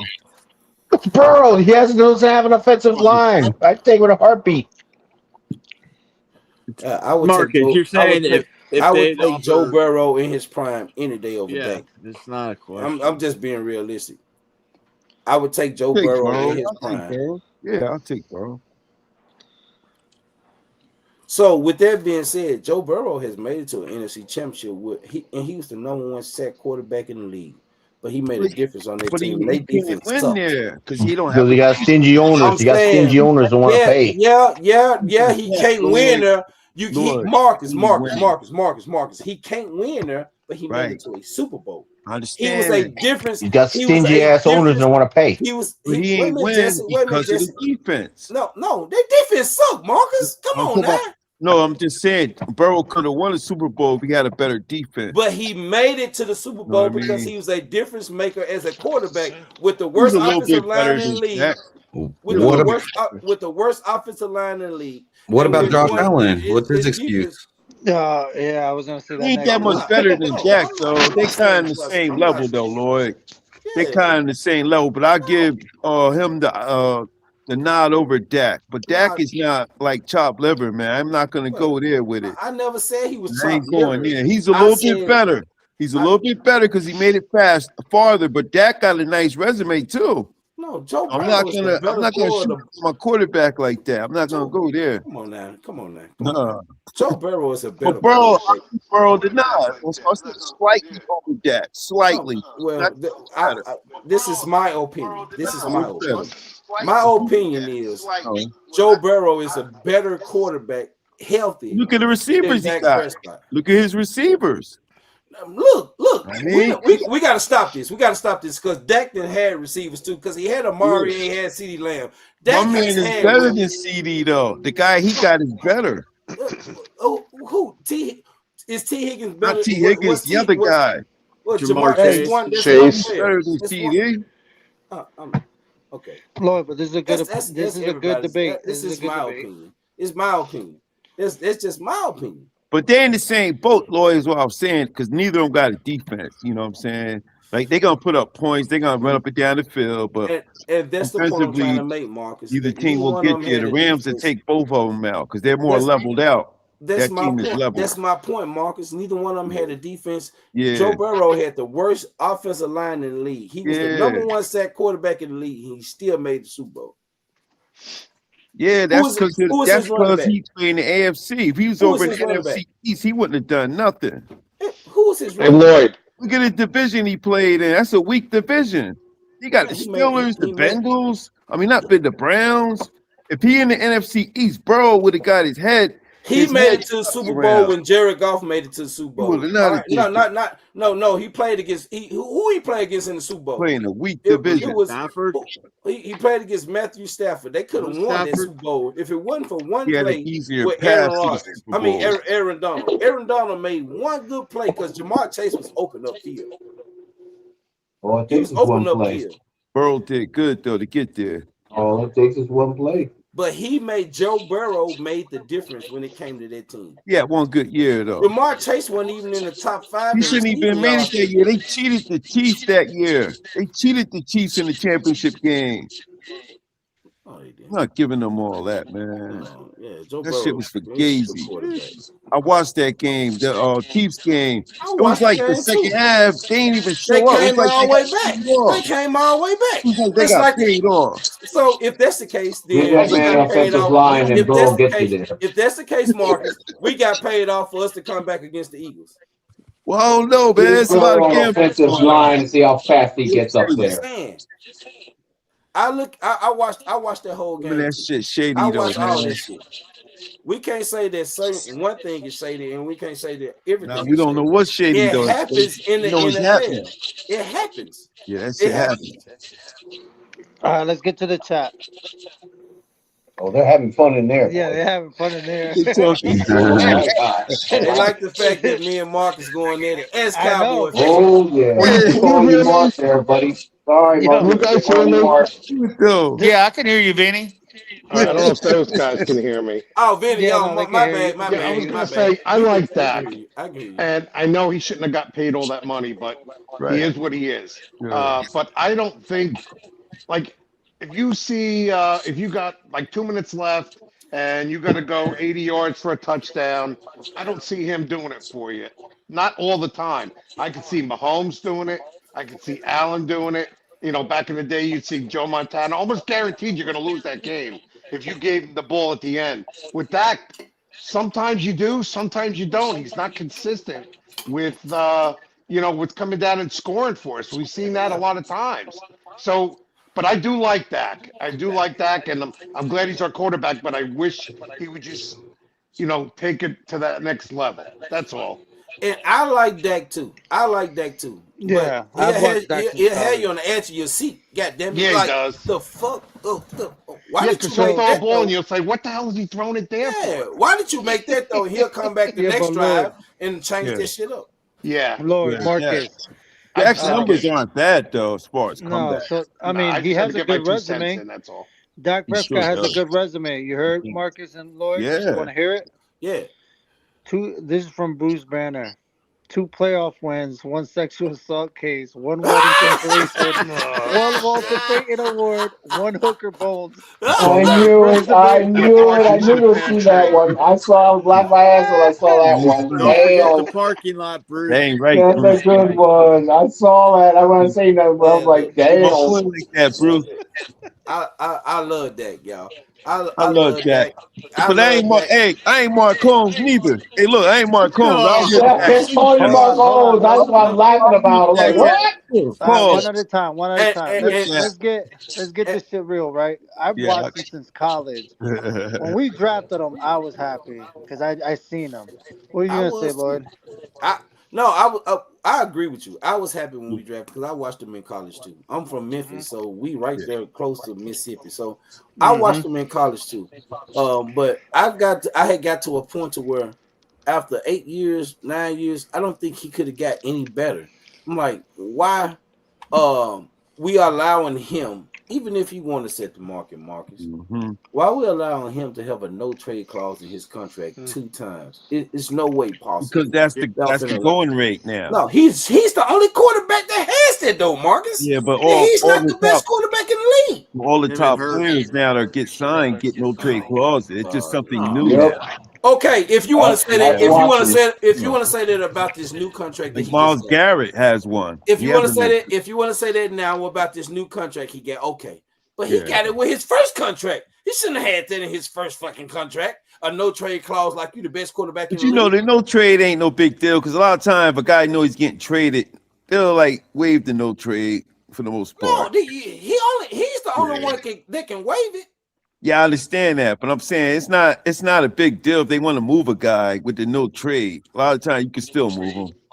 But you can't. You got to get permission from that player to move. Of course, no, I'm just saying a lot of guys will allow the trade to take place. I'm saying They gave a lot of reign to Dak. They let Dak dictate a lot. but still they had no And I'm fine leverage. with that. They had no I'm leverage, fine with Lloyd. Like if they get rid of Dak now, who the hell are we gonna have as a Lloyd, See, quarterback? this is what you know why they everybody's gave him afraid that of. reign? Trash. We'll Wait a be the minute. Jets, bro. We'll win 3 games every year.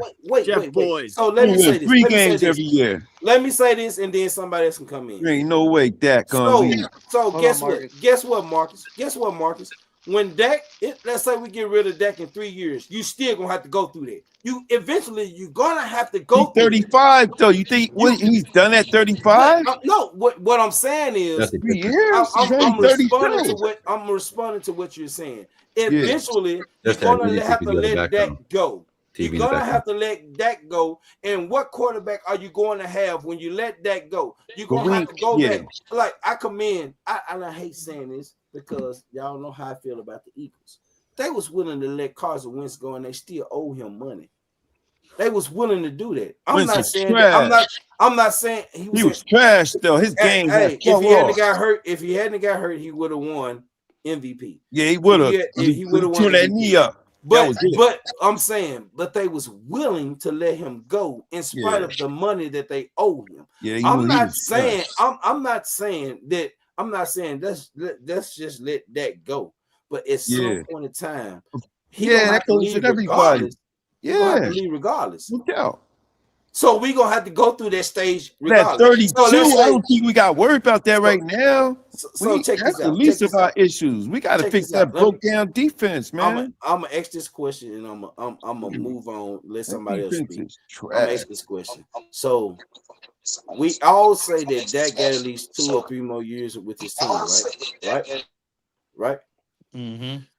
What if we don't win a Super Bowl? What if we don't go to a Super Bowl? What if we don't go to an NFC championship? Then what you gonna be saying?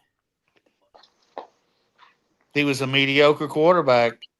That's all you can say. I agree with you, Randy. And you move You have to win a championship to be. I'll say that regardless if he falls off or not. Sometimes you just move on because his time has run out. It's almost like with it's been 11 coach years. at Pittsburgh. You know what I'm saying? It was time to move on from him. What I'm saying is a quarterback don't reach his prime in 11 years. Like, go ahead, Randy. Well, what I was going to say, and I'm going to go back to my day. Back in my day, in the 70s and 80s, Danny White lost 3 straight championship games, and they considered him a loser. I don't think he was a loser. He caught the back end of Dallas's defense going down the drain, and he couldn't win the big one. And if you remember the catch, they barely lost that game. If Drew Pearson hadn't got collared by the guy on defense, he would have scored, and we would have won that game. People don't remember that game all the way. But and Danny White was considered a loser. So I don't know why it's different nowadays than it was back in the 80s, because it was the same thing. Danny White was considered a loser. And you know what? Unless you win a Super Bowl, I'm sorry, but I don't consider you the greatest quarterback. I'm sorry. Really? After they left from Danny White, they lost after that. They couldn't replace him. Remember? We dropped off till the 90s. That's why sometimes you keep them. You know what the difference is? Marcus, I agree with you 1,000%. Yeah, listen, man. Dak ain't the best quarterback, and I'm not happy that they paid him. But who are you going to get right now that's going to be better than him? Nobody. But eventually, Nobody. you're going to have to go through that anyway. But the key thing that you said about Danny White, you said that he lost in the championship, right? 3 of them in a row. 3 in. We haven't even made it to an NFC. No, I had to meet you again, Jesse. That's just what I'm saying. But you know what? Honestly, Lloyd, it's Jerry and Steven's fault, because when we did have them games, they didn't go out and get players at the trade deadline that would have helped us go over the top. Exactly. Absolutely. I can't put it all on that. I can't put it all so on true. That. Got Bobby Wagner. You could have got my man Derrick Henry. Yes, you could have got whoever you wanted, but they didn't. So you're saying it's just hard for me to put it all on it, y'all. And some of it Guys, is there's a lot of background noise. I know, Jesse. I'm trying to fix the main reason Jesse, why. stay muted now.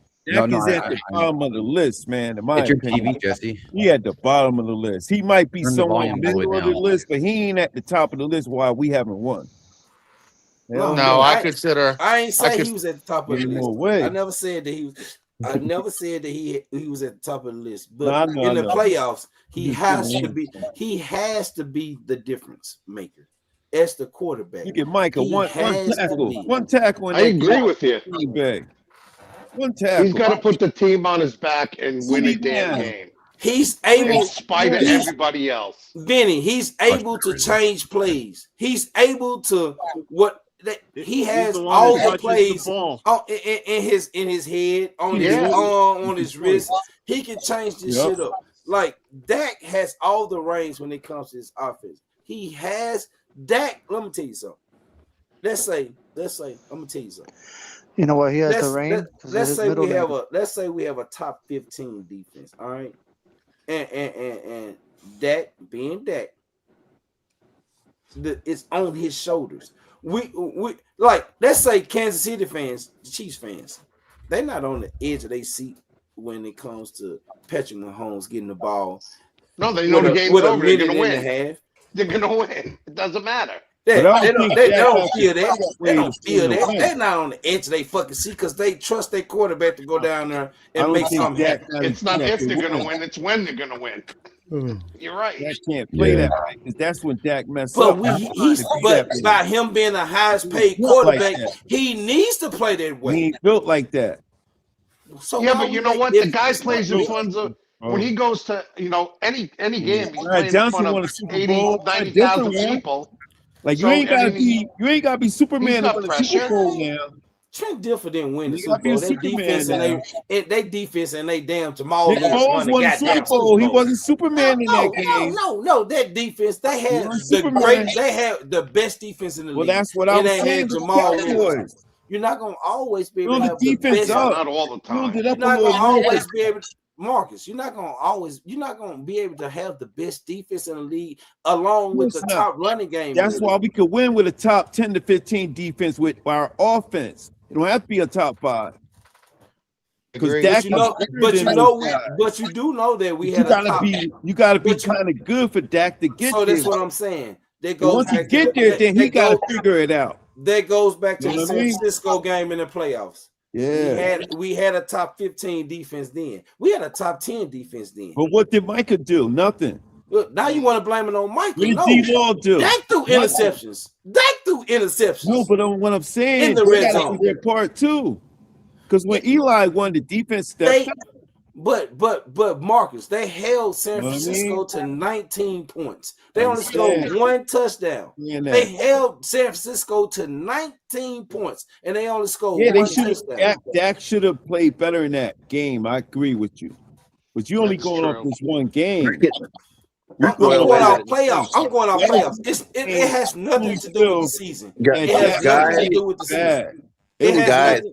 Marcus, it has nothing to do with the season. I'm going off the playoffs. Can I say something? Gentlemen, can I say something? Dak got franchise tagged not once, twice. He deserved his money. He proved it. He got his money. Well deserved. He get franchise tag 50 times. He still got his money. It's the market. I don't think that he should be the highest paid quarterback in the league because he ain't showed me anything to where he should be. Well, the market says that if that's the case, then George Pickens should be the highest paid. He put numbers up. It's the numbers. Well, George Pickens should be the highest paid. Makes you the highest paid, Lloyd. If you put numbers up consistently, how's that sound? At a fairly young age, they're gonna pay you. That's why Jordan Davis got paid. He was a younger player at that position. So he's projected to be a star in the league if he doesn't get injured. He wasn't the best. That's why his price tag is high. He wasn't even top 10 in his position, Marcus. I understand that, but they're projecting because of the age factor and where he was drafted. That's where the money is calculated. Because everything is analytical here. They're judging it on that basis. They can't really judge it totally. I don't have this problem. Numbers. Well, if that's the case, if that's the case, they did right by signing Jordan Davis and Jalen Carter. Yeah. If that's the case, they're projecting he's going to be a star. He's been in the league longer than Jalen Carter. How can you project he's going to be in a star? Because of how he's been in the league at least. My quarterback doesn't have this problem. It's a gamble. It's a gamble. That's the way my question is to everybody is, okay, say Dak wins the Super Bowl next year. Where does that change the idea that he can't play until he's 38, 39? That's what I was saying. Thank you. Okay. But now, on the other side of the fence, if he doesn't win in the next 2 years, are you okay with us swinging or giving 3 first-round picks up to get up to the top of the draft to get a quarterback and waiting 5 more years? 5 more years. You better pick up a quarterback. It's all about winning Super Bowls. I'm willing to do whatever I need to get the person in to win Super Bowls. Yeah. Like, we haven't even got to an NFC championship, y'all. But both of those things can occur. We got to the second round twice. Yeah. Hey, Lloyd, both of those things can occur. What Randy just mentioned. He can play till he's 38 or 39 with the Cowboys. Or after 2 more years, they may be saying, we're done with you, Dak. We're moving on. Even though 2027. his time is up. Everybody's got an expiration date. Actions speak louder. Sometimes if you're good, you still are added there. That's how it works. It doesn't matter. This is Dak's 11th. I can agree with what y'all saying about Dak. He might have 2 more years to go. Like he just might have 2 more. But he can play another several. This is his 11th year in the league. Now, this is his 11th year in the league. Numbers on this thing because sometimes the numbers are not going to dictate the movement of the player. We can put numbers on it. We can put numbers on it. Not in position to move the player. That's why I say you can't put a number on a time frame of moving the player because you have no player to replace him. Well, if that's the case, then keep him till you're 38 and see how. No, that's an option. What I was saying, you can keep him to 30 or you can move on after 2 years, like you were saying. I can go either way with it because I know how business works in the NFL. Look, I'm willing to take. I'm me personally, me seeing how the Cowboys has operated and what we've been doing, even with Dak, we've seen Dak go 12-5. We've seen them go lose 3 or 4 games and I ain't made it past the first round. So with that being said, if I'm willing to go through all of this and we still ain't made it, then you can move on. Right. You goddamn right. I'm willing to move on from that and see what we can bring in order to get better. I'm willing to do that. If we're gonna keep going through this same thing, I'm willing to move on from You're gonna have to have a game plan to move on. Well, that's where I fix this. That's what I want to say. You gotta have a game plan, man. Here's the thing: if you're planning on moving from Dak next year or the year after, you need to use these 2 first round draft picks, and move the hell out of the first round and get some first rounds for next year. Because there you go. You're not going to get rid of Dak the next 2 or 3 years if you don't have the picks to move up, because you're not going to sniff them quarterbacks. I don't think quarterbacks make you get you championships. I think the system does. If you have the right coordinator in there and he's in lockstep with the scheme, that's what's going to win championships. How long has he been in that scheme? Live that truth. Live that truth. Years. How long has he been with Shoddy? How long has he been with Shoddy now? Just got 1 year. 1 year. No. He was under Mike McCarthy with Shoddy. 2 years under Mike McCarthy. 2 years. No, he's talking. But Shoddy was the offensive coordinator, right? Yeah, he was the offensive coordinator. So he's been 2 years under Mike McCarthy. I mean, under Schottenheimer, and Mike McCarthy was the head coach. You don't need a top quarterback to win, though. Tony Romo is a free agent. But in order for you not to have a top quarterback, you got to be good in running the ball, and you have to have the number 1 defense. You need a quarterback that's going to fit with that coordinator. That's how you're going to be able to win on offense. Basically, you want a game manager. Yeah, they all game managers. Tom Brady was a game manager. They all game managers. Oh gosh! But some more high volume game managers that can use defenses. Baltimore, let's go with Trent Dilfer in Baltimore. They had the number 1 rushing attack in the league. They had the number 1 rush attack in the league, and they had the number 1 defense in the league. Yep, Jamal. You can't go against that. You can't go against that. Brad Johnson the same way when it came to Tampa Bay, same way. You can't go. They had the number 1 defense in the league. If you telling me we're gonna have the number 1 defense in the league, okay, let's go. Troy Aikman was a game manager. What? No, hell no. All he did was hand the ball Emmett and ran slants with Irvin. What the hell? He went deep to Alvin Hop. He went deep to Mike Irvin. No, but what I'm saying, he was more managing that offense that they had. It was an offense that ran with a certain system that he ran. He managed it. It was just like it was a clockwork thing here. Okay, man. When I say a game manager, I look at a quarterback like Alex Smith. Alex Smith was a game manager. He didn't do nothing to turn the ball over. He managed the game. He had a good defense. Yeah. He had a good running game. That's what he is. So the guys who aren't game managers, in my opinion, is a guy like a Dan Marino, a Warren Moon. They're on a higher level. Yeah. They're on a higher level, man. I was talking. You know So what I'm you saying? look at Those Joe Burrow guys as are- being a game manager or Patrick those Mahomes being guys, a game manager? they just took it and like, yo, I'm gonna do what I gotta do. You ain't gonna be able to stop it. It's no look. Joe the same- Namath. Joe Namath wasn't a game manager. After the Eagles, I hate the Patriots. After the Eagles, They don't I like hate him the either. Patriots. So Tom Brady with no receivers, no top tier receivers, did what he did. He is not a fucking game He used to manager. throw in a system. It was all short It was a stuff. system West that- He did it with Oh, Tampa. come on So what now. you got to say? What He he never did had with a Tampa Bay? big-time receiver. So what you got to say? He got System. what you say? He did it with Tampa Bay. And Yeah, he but wasn't in the same system. it was a system he ran though. His system, He and that left was New Belichick England and went to with Tampa his Bay. factory. His quarter. It was his factory, player factory. Roll them in, roll them out. Roll them in, roll them out. Yeah, Rodgers was a Y'all better tripping. quarterback Y'all actually tripping than when it Tom comes to Tom Brady. Brady. And And Rodgers had more ability. Peyton Manning is I Yeah, I would Rodgers had choose more ability than I both would of them. I would Coaching is a general. choose Peyton Manning over Tom Brady because Peyton I Manning would is too. my I would all-time too. favorite quarterback. But Tom Brady, he did what he did with this with the team with no Troy Brown was considered at the time his best receiver. He played on both sides. Yeah. And he wasn't even a top receiver.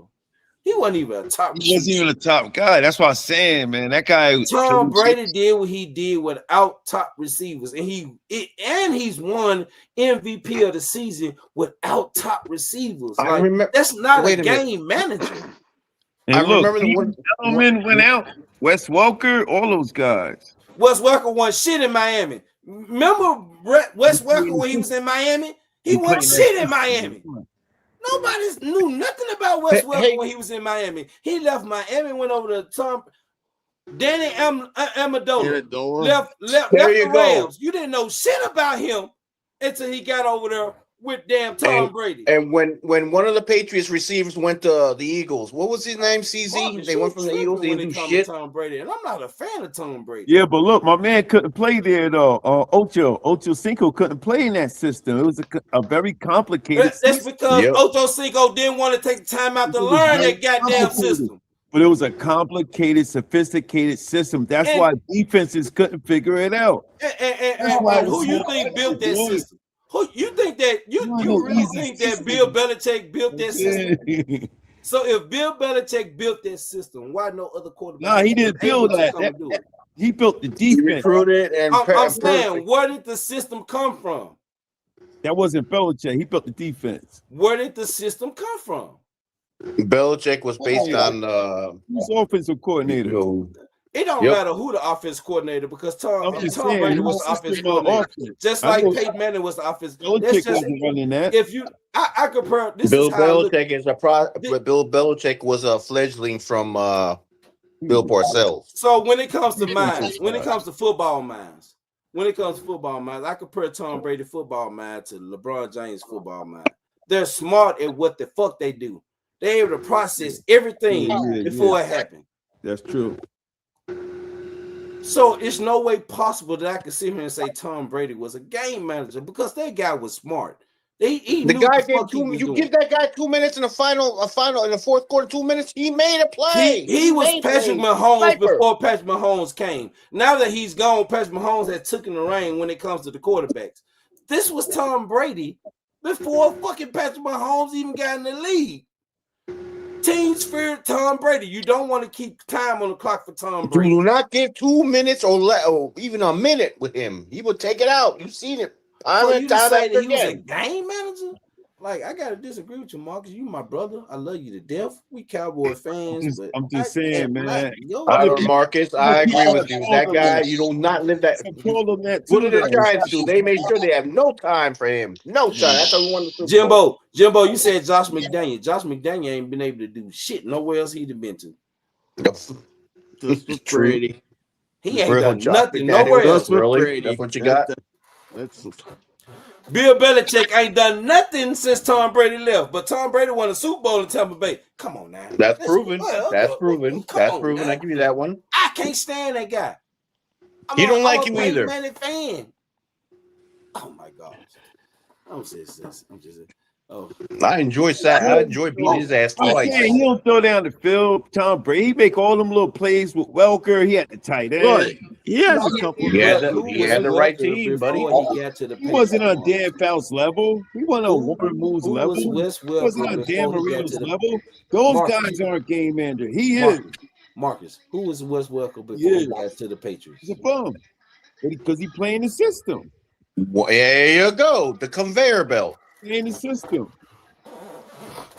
I ain't saying that Brady is not making guys better. He does, but that's because of that system. He perfected the system. It's similar to the 49ers, that quarterback, Brock Purdy.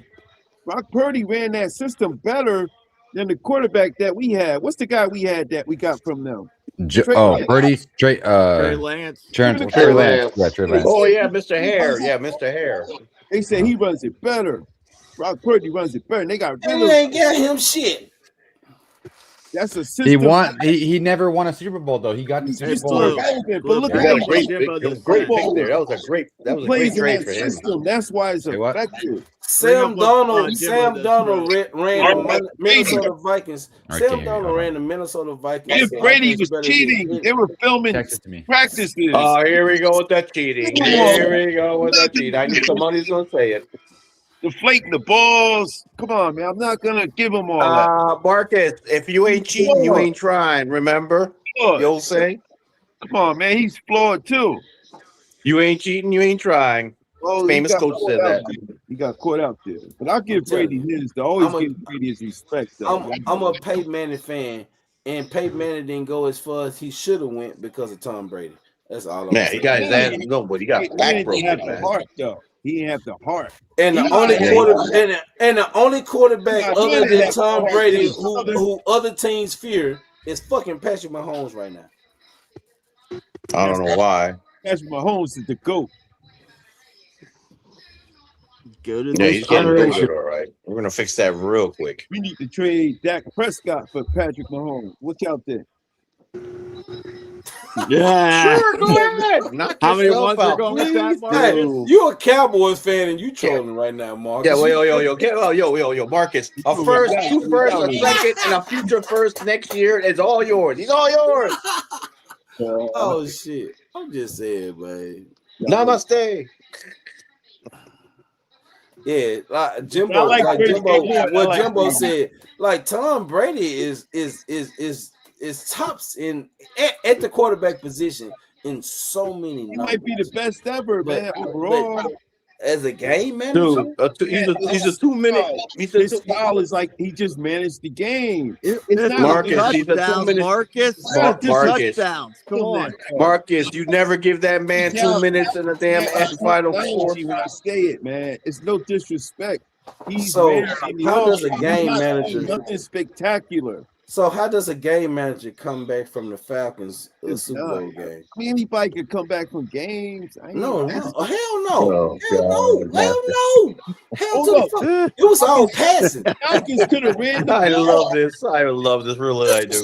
Hold up. They gave the hey, game. Bruce, Jimbo, look at this cluster right here. Who are you running? Are you passing the ball? Come on. And then Russell throws the ball to the other team in the Super Bowl. On the I ain't even talking about that. That was Seattle's fault. They should have won the damn Super Bowl. No, that was the coach's fault. That was the coach's fault. Super Bowl, Atlanta Falcons. Do you know how the Giants beat them? And I'm sorry to hop on on Jesse's bandwagon, but they put pressure on Tom Brady. Come to the light. They put you got to put. You know how the Eagles beat Patrick Mahomes? Pressure right on the best quarterbacks in the league. Pressure. He couldn't step up, Marcus. Hold on. Tom Brady. Tom Brady is great. We sacked him 8 times. That's why we lost the game, because he put him on his ass. Rodgers score back over Tom Brady. Rodgers Staubach was a better quarterback than Tom Brady. Are you kidding me? Wow. Say it again. I want to make sure I heard you right. Say it again. That's bold, buddy. Tom Brady couldn't even run the ball. Who was better than Tom Brady? Who was better than banished Tom it Brady? from the Hey, pocket. Quiz. It doesn't Here, matter. when you He's a get game 1 manager, more of though. these, He's we'll still a talk. game Roll manager. All out. right, He until didn't then. run for first down. Wait, He Slow wait, down. banished it wait, from the wait, pocket. wait. That's why he's a game manager. Marcus. Who you just say was better than Tom Brady? Roger Staubach was better than him. John Elway was better than him. My opinion, man. Everybody's thinking. Everybody's saying all this, but you forget about a certain Joe Montana. Marcus, who has the most passing touchdowns in NFL history? Doesn't matter, man. Yeah, forget about Joe Montana, It right? does matter. How's Emmett he a got more game yards. manager? Barry How's he a Sanders. game manager then? Sanders is better. Insanity. Hey, one person at a time, Jesse. No, but I'm saying I watched Roger Staubach play from eye to eye. He's a better quarterback than Tom Brady. That's What just do my the opinion. statistics I think say? John Elway was better. What do the statistics say, Marcus? The numbers are numbers, but they play in a weaker league. Joe Montana was better than Tom Brady. Yeah, I'll give that one. I'll give you that one. It's the league, though. It's soft now. It's like LeBron. LeBron couldn't play in the 90s with Hey, Marcus. But if you Stop say being that, disrespectful. different era. Now you being disrespectful. You can't touch the quarterback You now. You being can't disrespectful. grab him. It's easier Hey, to play but- now. But that's They putting up them numbers. Tom Brady. Wait, Marcus, I'm siding with you. Lawrence Taylor will get so many fines every game, but he played. Taylor even said it. He said Tom Brady couldn't last in the time. And he could have laughed. Pop, get out of here. He done. Ain't no way in hell Tom Brady would have lasted. You can't. You look at him hard enough. Tom Brady ain't a damn Hall of penalty. Famer. So Tom Brady ain't a Hall of Famer. He a Hall of Famer. Oh, he is now because the rules changed. The Brady rules. Remember the Brady rules? Not you, Jesse. Y'all gas him up way too much. Way too much. I hate Tom Brady. I ain't trying to gas. Y'all Look, gas him up. He's better than nobody. Let me tell you something about me. I can't stand. Look, I'm not trying to gas nobody up. I can't stand Eagles. I can't stand the fucking Patriots. I should hate the Steelers. I should hate the 49ers. I should hate the fucking Commanders. I should hate the fucking Giants. But I'm telling you, the two teams I hate the most, the Eagles and the goddamn Patriots. And I can't stand them. I've always, my number one, I'm going to tell you my all-time quarterback list. My all-time quarterback list, number one, Joe Montana. Number two, Peyton Manning. Number three, Dan Marino. Those are my favorite quarterbacks I've ever watched. I don't like Tom Brady. I hate him with a passion. But that guy, he changed a lot of shit just like Michael Jordan did. When you went up against him, hey, goddamn it, most teams don't fucking win. He's the greatest winner. But he's the best player. What the fuck? In position. Bill Russell is the better. I'll take the winner, Marcus. Bill Russell was best winner, Hey, right? guys. Better than Jordan, better than Magic. But he was not better player than those guys. Better winner than Larry Bird. He wasn't better though. That's Tom Brady. Tom Brady wasn't better. Hold on. He's not better than those guys that we just mentioned. He was better than Warren. Way better than Tom Brady. Hold on, people. Hold on. Come on, man. He couldn't even sniff his jock strap. Rock. Yeah, Rock wants to say something. Go ahead, Rock. Marcus, shut up. Stop. Really? All that? What? A damn Rican, man. Those damn Ricans, I swear to God. I'm gonna head out because I gotta wake up early in the morning and go to church. So All right. I'll catch I love you you, guys brother. mañanas. Love you Talk guys. to you tomorrow. Love you guys, brother. Enjoy. Have a great Yo te night, bendiga. Rock. Marcus, Yo te you're my bendiga, boy, hijo. Marcus. He's still talking. He don't even know he's muted. That wine. Go ahead, Marcus. Oh, Hasta Yo te mañana. bendiga, hijo. Later, Marcus. God damn, Marcus. Yo, y'all muted me. Hell yeah. Yeah, we were trying to tell you, Rock was trying to talk. me. We were trying to tell you, Rock was trying to talk. Marcus. I was at your side, Marcus. I was defending. No, we were trying to tell you, Rock was trying to talk because he's Go ahead, from Rock. No, I was about to leave, and I'm about to see you guys mañanas. You Love still you here? guys. Get out of here. Rock, be good, bro. Let him finish this. Enjoy. Later, panel. Later, chat. Peace. Later, brother. Peace. We talk. Look, I'm gonna tell y'all something. I need to say this. I usually get my headaches from Eagles people. Hold on 1 second, guys. Uh-oh. I usually get my headaches from Eagles people, but Marcus. Good job, Marcus. Good job. Oh my gosh, Marcus. Oh my gosh. I love it. I love the debate, but Marcus. My good ass wine. My vape is on 0, all because I'm constantly hitting this shit, going back and forth with Marcus, y'all. I'm trying to. That was some good ass wine. Yeah. Oh my gosh. I don't know. No, fuck that. Fuck that, Jesse. I don't want Marcus to get this wine no more, because this wine got Marcus going fucking delusional. No, he's spitting facts. He's spitting facts. Let the man know of wisdom. No, Jesse. That's a man of wisdom. I'm defending my Marcus. I want to say this while you on here, because you had stepped away. Like I used to get my headaches from Eagles fans. Tonight, Marcus, I don't know. I don't know if you eating popcorn, peanuts, chips. I don't know. But hold on, Marcus. Damn it, Marcus. You got me tonight, my guy. You got me tonight. And you my brother. You got me tonight. You're doing great, Marcus. Listen, every night we're not gonna agree on things. Yeah, that's the great thing about it. I love this. I love this, Marcus. You got my solidarity for the Giants here, buddy. Marcus, brother Marcus, got your solidarity. Wait a minute, Jesse. I love this, Marcus. We as Cowboy fans, we're not gonna always agree with each other. Right. Me and Rock went at it one night on the live stream. So I love this. I love it. But damn, Marcus, oh my gosh, I don't know. No, Marcus, you're not drinking great Kool-Aid. You just drinking straight lemonade Kool-Aid. With the chicken, right? With the chicken, right, Lloyd? With the chicken. And no, he ain't even ate no goddamn chicken. It's just straight lemonade Kool-Aid, no mixture of shit. Y'all too young to remember those guys I mentioned. Y'all guys are young. Whoa, don't get too far. I know that, man, Marcus. What are you talking about? I don't like being called old. Remembers. I don't like being called old. The guys I mentioned. Y'all saw highlights. That's not the same. No, I don't like being called old, because I feel like I'm 20. I tell my wife I'm 26 years old. I'm old, bro. I'm 8 Man, I just hit 50, Mark. I hit 59. What are you talking about? Wait, Jesse. I'm 8 years older than my wife, so I tell her all the time I'm 26 years old. But let me say, baby, look, I ain't too far from your ass, Marcus. I gotta stick up for my age, bro. I ain't too far. How old are you? By the time you get to our hill, we're already up the other hill. Wait, Jesse, Marcus, how old are you, Marcus? I'm 61. Oh yeah, you got me. I'm 59. By the time you get to our hill, we're already there on the upper room. One or two. Jesse, wait a minute, Jesse. Because all these old guys, boys. All these old guys. Bro, I saw Roger Staubach. When he's easy, Marcus. It's run.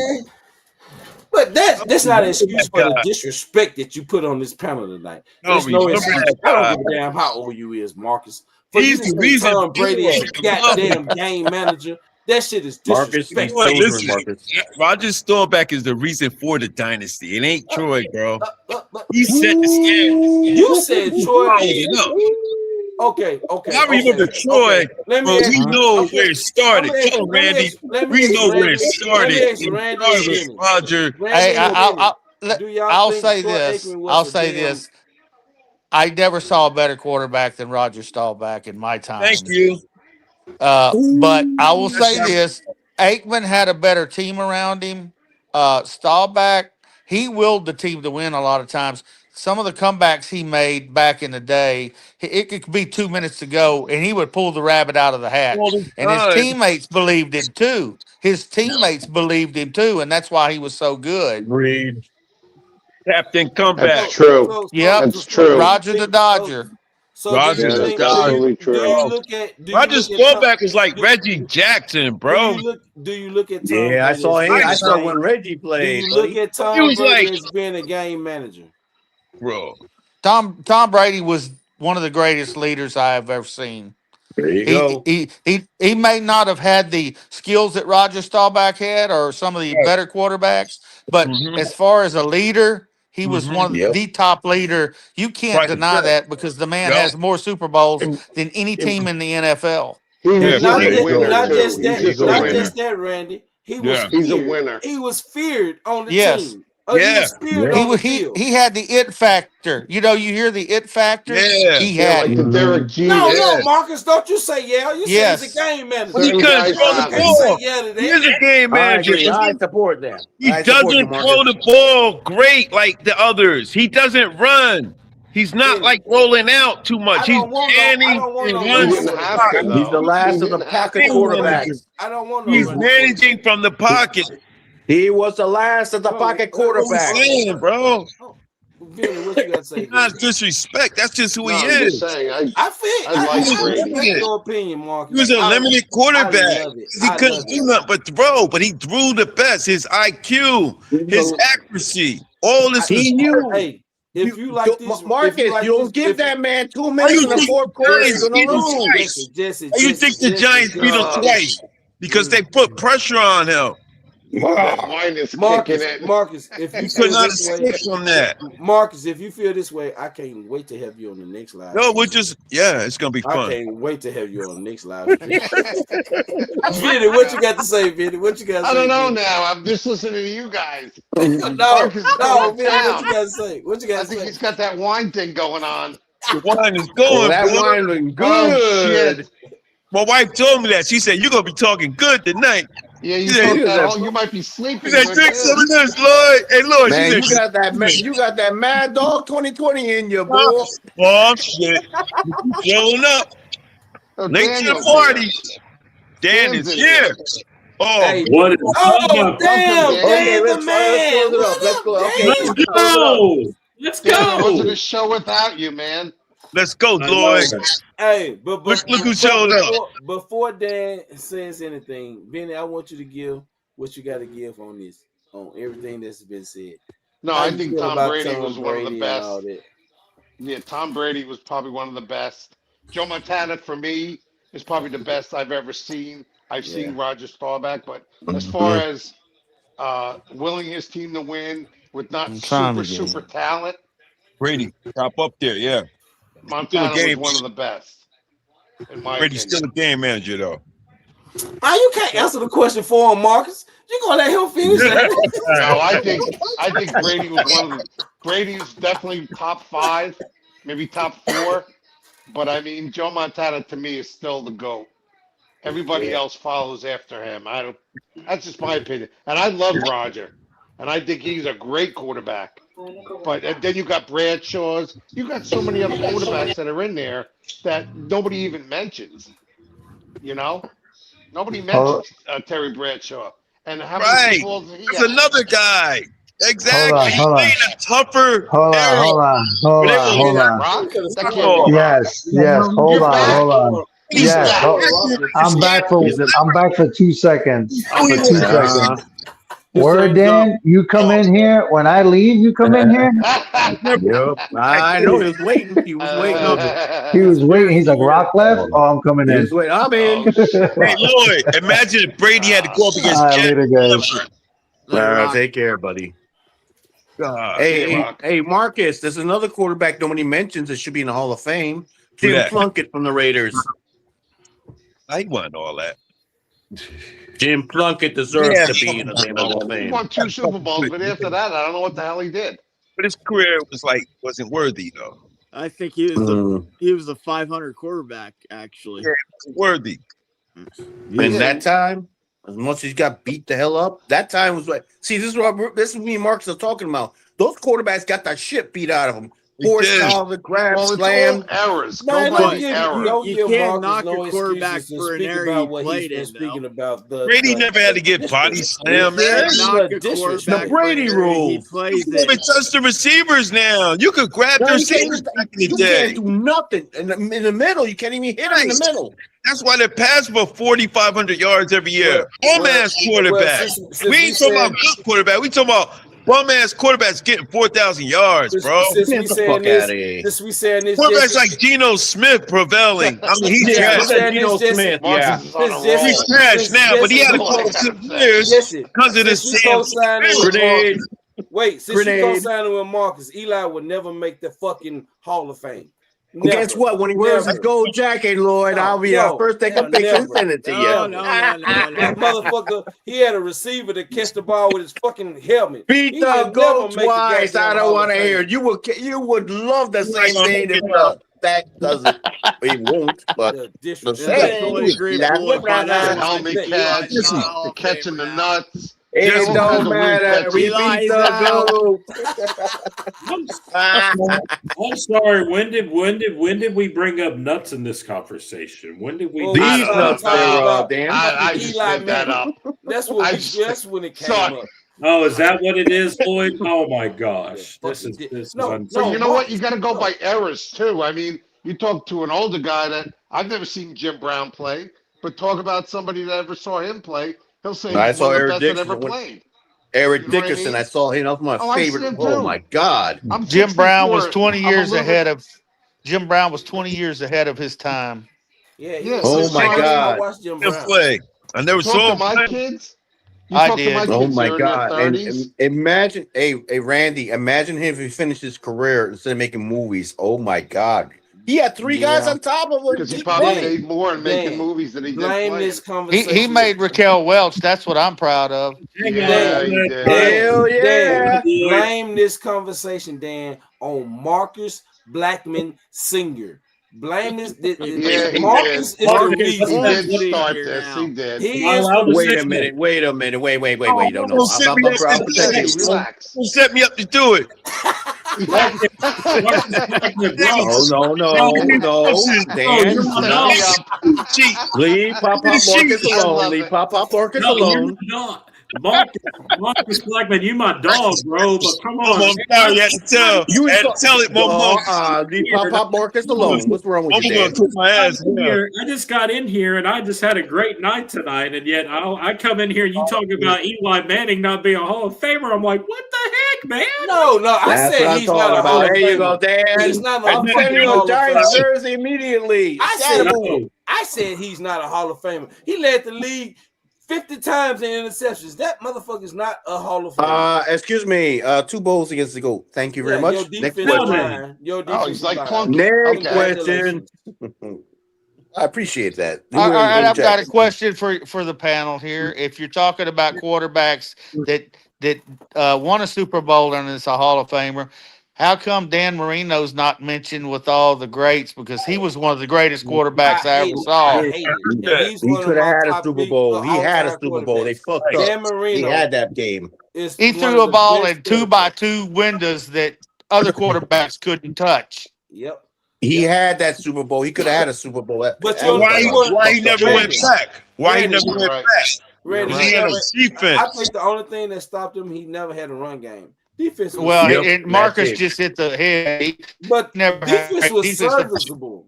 You know what? It's fun because he played back then when he had to score 35 points. When that kind of reminds me of what happened last year. If he didn't score 35 points, he didn't win. That's I'm a not saying damn. he was Marino great. was amazing.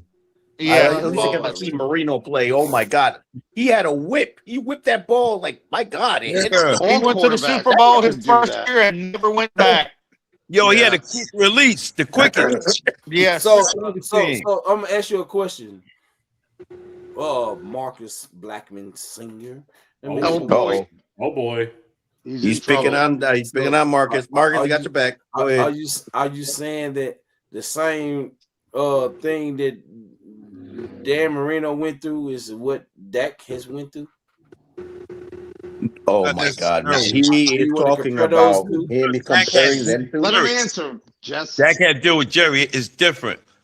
All I'm saying is that Dan did his part. Dan wasn't the reason why he didn't get back. They didn't have the running back. I felt the running game was lackluster, and I felt the defense wasn't up to par for him. I think that was why he never got back. And that's why I always say we need to trade Pickens, because I brought Dan Marino up. I said he had 2 great receivers, never won. Warren Moon, 2 great receivers. That's right. Get rid of Pickens. Play with Jeffries and the other guy. And Gibbons, because neither had a defense. That's why I said we could get rid of Pickens and get a defense here. Trade his ass for Myles Garrett. Hell yeah, get rid of Pickens. I agree. and throw the number one with it. Solidarity, yeah. Get rid of Pickens. Defense The does Giants had a guy catching the ball and helping and won. They ain't had no great receivers. I'm still one of the ones that say defense. You need wins defense. It does. It really win does. championships. Defense ain't a luxury. Yeah, It's a that's too much necessity. money for Pickens, man. That's too much money. They're going to You trade him understand? next year, Marcus. They're going to trade him I think next year everybody after. Yeah, next year. after This year he'll play. Right. This year he'll stay, but next year he's out of there. Yes, I agree. Yep. I said that they had no intentions of signing Because if we make money now and we lose one of our draft picks for next year, they're just going to trade him and get one of them picks, 2 or 3 of them picks back. Yeah. And the price tag is going to go up because of the market. Yes. Pickens It is a is. young He plays guy. well. What is he, 24?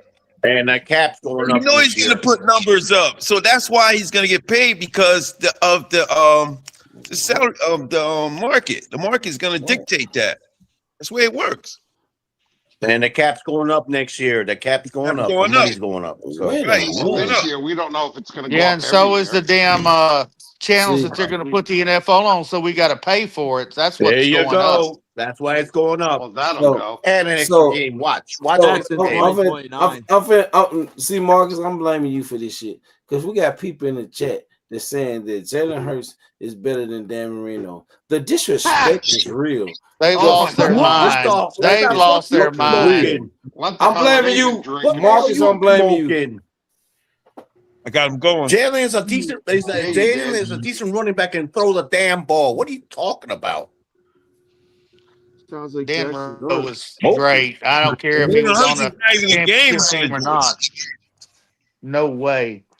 Faithful said, "Who's talking about my QB?" Nobody was talking about your QB until I read what's in the chat. They said that your QB, Jalen Hurts, is better than Dan Marino. Jalen Hurts is trash. The Eagles. Jalen Hurts is straight trash. He can't even be the defense. You know what? That's people talking. Maybe. What is We that? don't care. One at a time. One at a time. One at a time. That is people talking. Guys in the year. That's people that's talking that's never seen Dan Marino play. Never seen him play. That's what I said. They're out of their minds. They Yeah, young, they man. lost They still young. They don't know about that. You know what? My kids are 30 years old, and they think LeBron James is the greatest player that ever lived. They've never seen Mike. Never They saw never seen Mike. Michael play. But then They never saw that era of basketball. No, That but go era of beyond basketball Michael was the and go greatest back. ever. Yeah, Hey. well, exactly. Kareem, Moses Malone, Russell Yeah, go Wilson, back further and that changes. So, No, but so I'm talking Twiz said, greatest. Twiz said Hurts is inconsistent. He's not trash. Oh wow! You know what? That kind of makes Thank sense. you. So what does that mean? That's actually not Hey, so bad. what up, Twiz? Yeah, Twiz. Straight What up, trash. That's why actually a pretty AJ good Brown take won on that. out. AJ Brown knows he can't get the ball. Go ahead, Blue. I'm gonna let you do your thing. Exactly. I had to put that up there. Oh, no. You see anything you want to put up. That shit was funny as hell. Yeah, you put out. If I don't see you, put it up. Hey, shout out to Blue, y'all. Blue come in with his shit. But I'm gonna tell y'all something. Blue is the man behind the scenes. Blue, hey, I'm telling y'all, Blue put in work every day. I send Blue a title of this when we finna go live, and Blue come up with everything for us, the background. Hey, shout out to Blue, y'all. Even when he had his surgery, Blue was still doing his thing, y'all. All right, shout out to Blue, y'all. Shout out to Blue. Shout out to Blue. Nah, this is the panel. I'm doing it for the panel. I'm doing it for everybody here. You know, it's for the chat. It's for y'all. It's pretty much what it is. You know, we're a team here.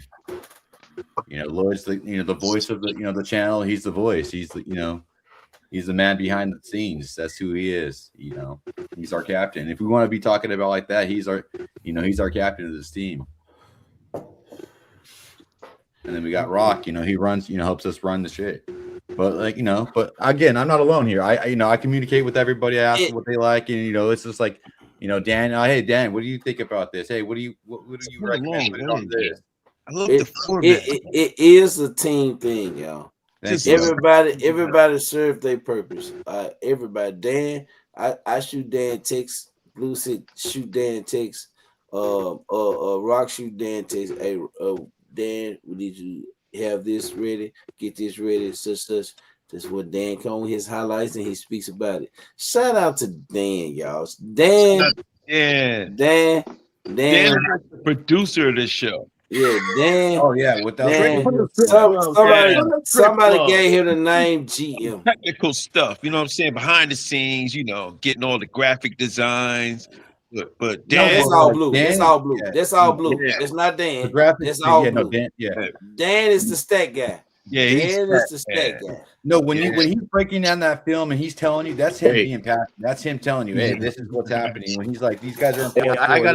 Hey guys, I got theme song for. Hey guys, I got theme song for Dan. Who is the man? The man with the pastor plan.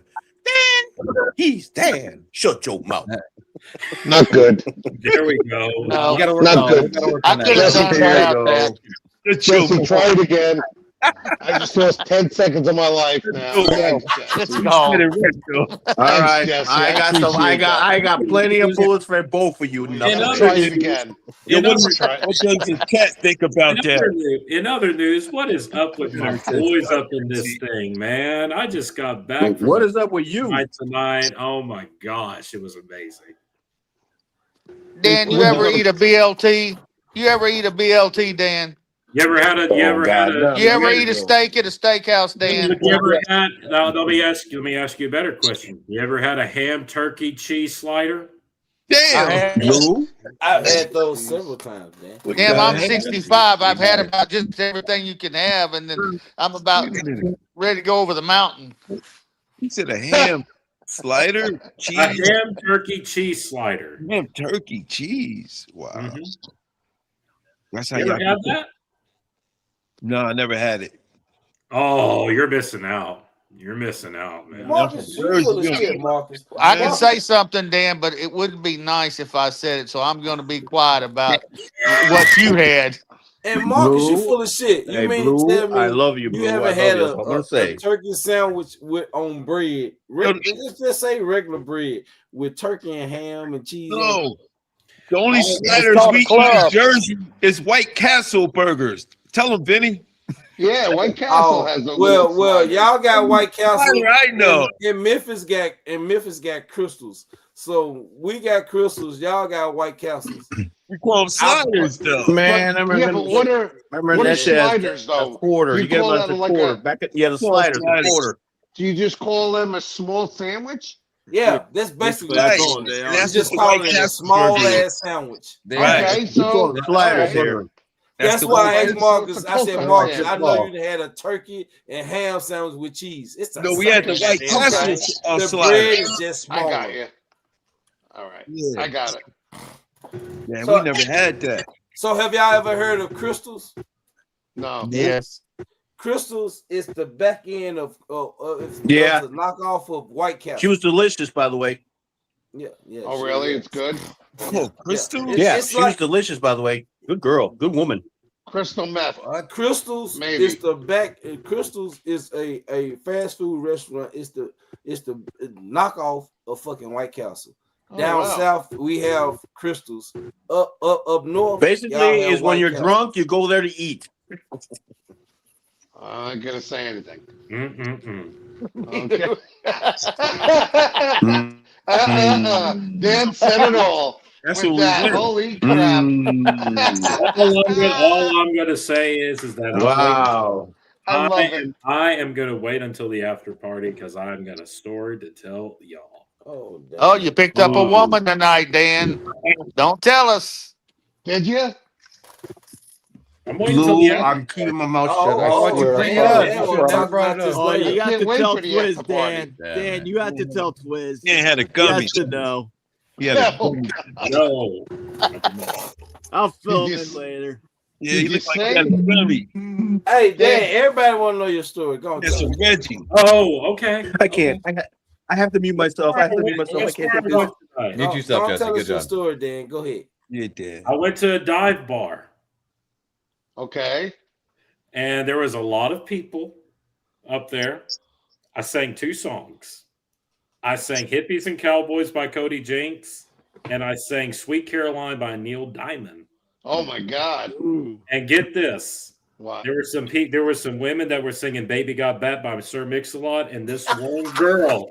Oh my God! No, Lloyd, you gotta wait. Okay, no. Okay, here we go. So this one girl, she was twerking hard, and I'm telling you, bro, she went down on the splits. And she was showing her black undies under that dress. Bro, I'm telling you, bro. I'm telling you. Wow. Dan, did you have a beer in your system at that time? I had 1 sip of cocktail, and it was delicious. Oh, He nice. likes alcohol. He likes alcohol. He just doesn't know it. So did you? So- Did you go at her, Dan? Did you go at her?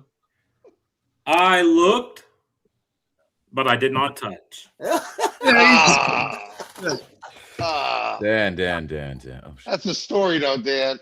Oh, it is. if you guys like this, hit a like. Hit the like button. We only get it here on the Next Level Sports. You're only going to hear it here. I did, but I'll hit it again. I'm saying this right now with Lloyd.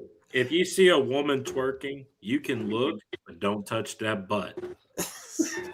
Don't touch that butt. I'm telling you. Dan, did you bring some gummies along with you? I can't deal with Dan. Yeah. He's so honest. Marcus would know. Great. Marcus would know. He would know. Hey, y'all, look. Never Check this out, y'all. We got the cash out flowing at the bottom, and we just put it up there on the panel. Like, if anybody wants to send donations to help support the channel, we appreciate it, y'all. Everything that you may send, if you don't send, we fine with that too. I'm not asking anybody to send donations, but if you choose to do it, it's to support the channel, y'all. There's a lot of things that we're trying to do when it comes to this channel to expand, when it comes to our audience, when it comes to the subscribers, and when it comes to members. We like 220 subscribers away from being monetized, y'all. So this channel is growing. And it's not growing because me starting this channel. It's growing because of the panel. It's growing because of who we have in the chat and who we have in the audience, y'all. All the subscribers, we appreciate everybody that has been a part of this channel and supporting this channel, my guys. Everybody is considered family here. So we appreciate each and every last one of you guys. But that's why it's there. But if you don't send anything, you're still part of this family. You don't have to send anything, but it's there just in case you want to support the channel. So we appreciate each and every last one of you guys. I just had to say that because it was there.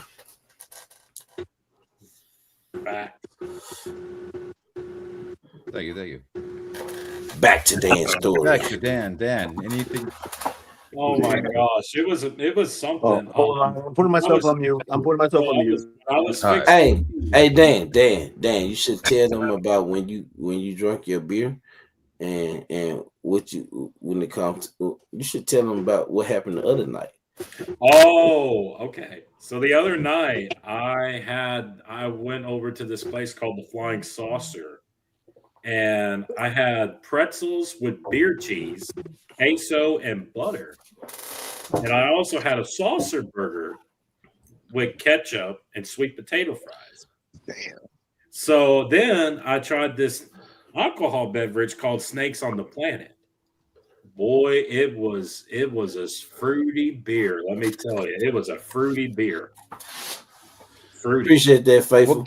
Can you tell anybody, everyone, the beer that you had? Tell them about your waitress.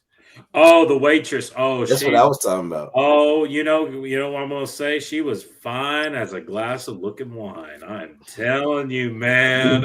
She was a brunette. I was like, I wanted to talk. Hold to on, her. I thought you were into blondes though. That's the thing. I thought you were into blondes. Dan, you gotta tell them about you was hitting on the waitress. I was trying to hit on the waitress, but then you know what I did? I froze.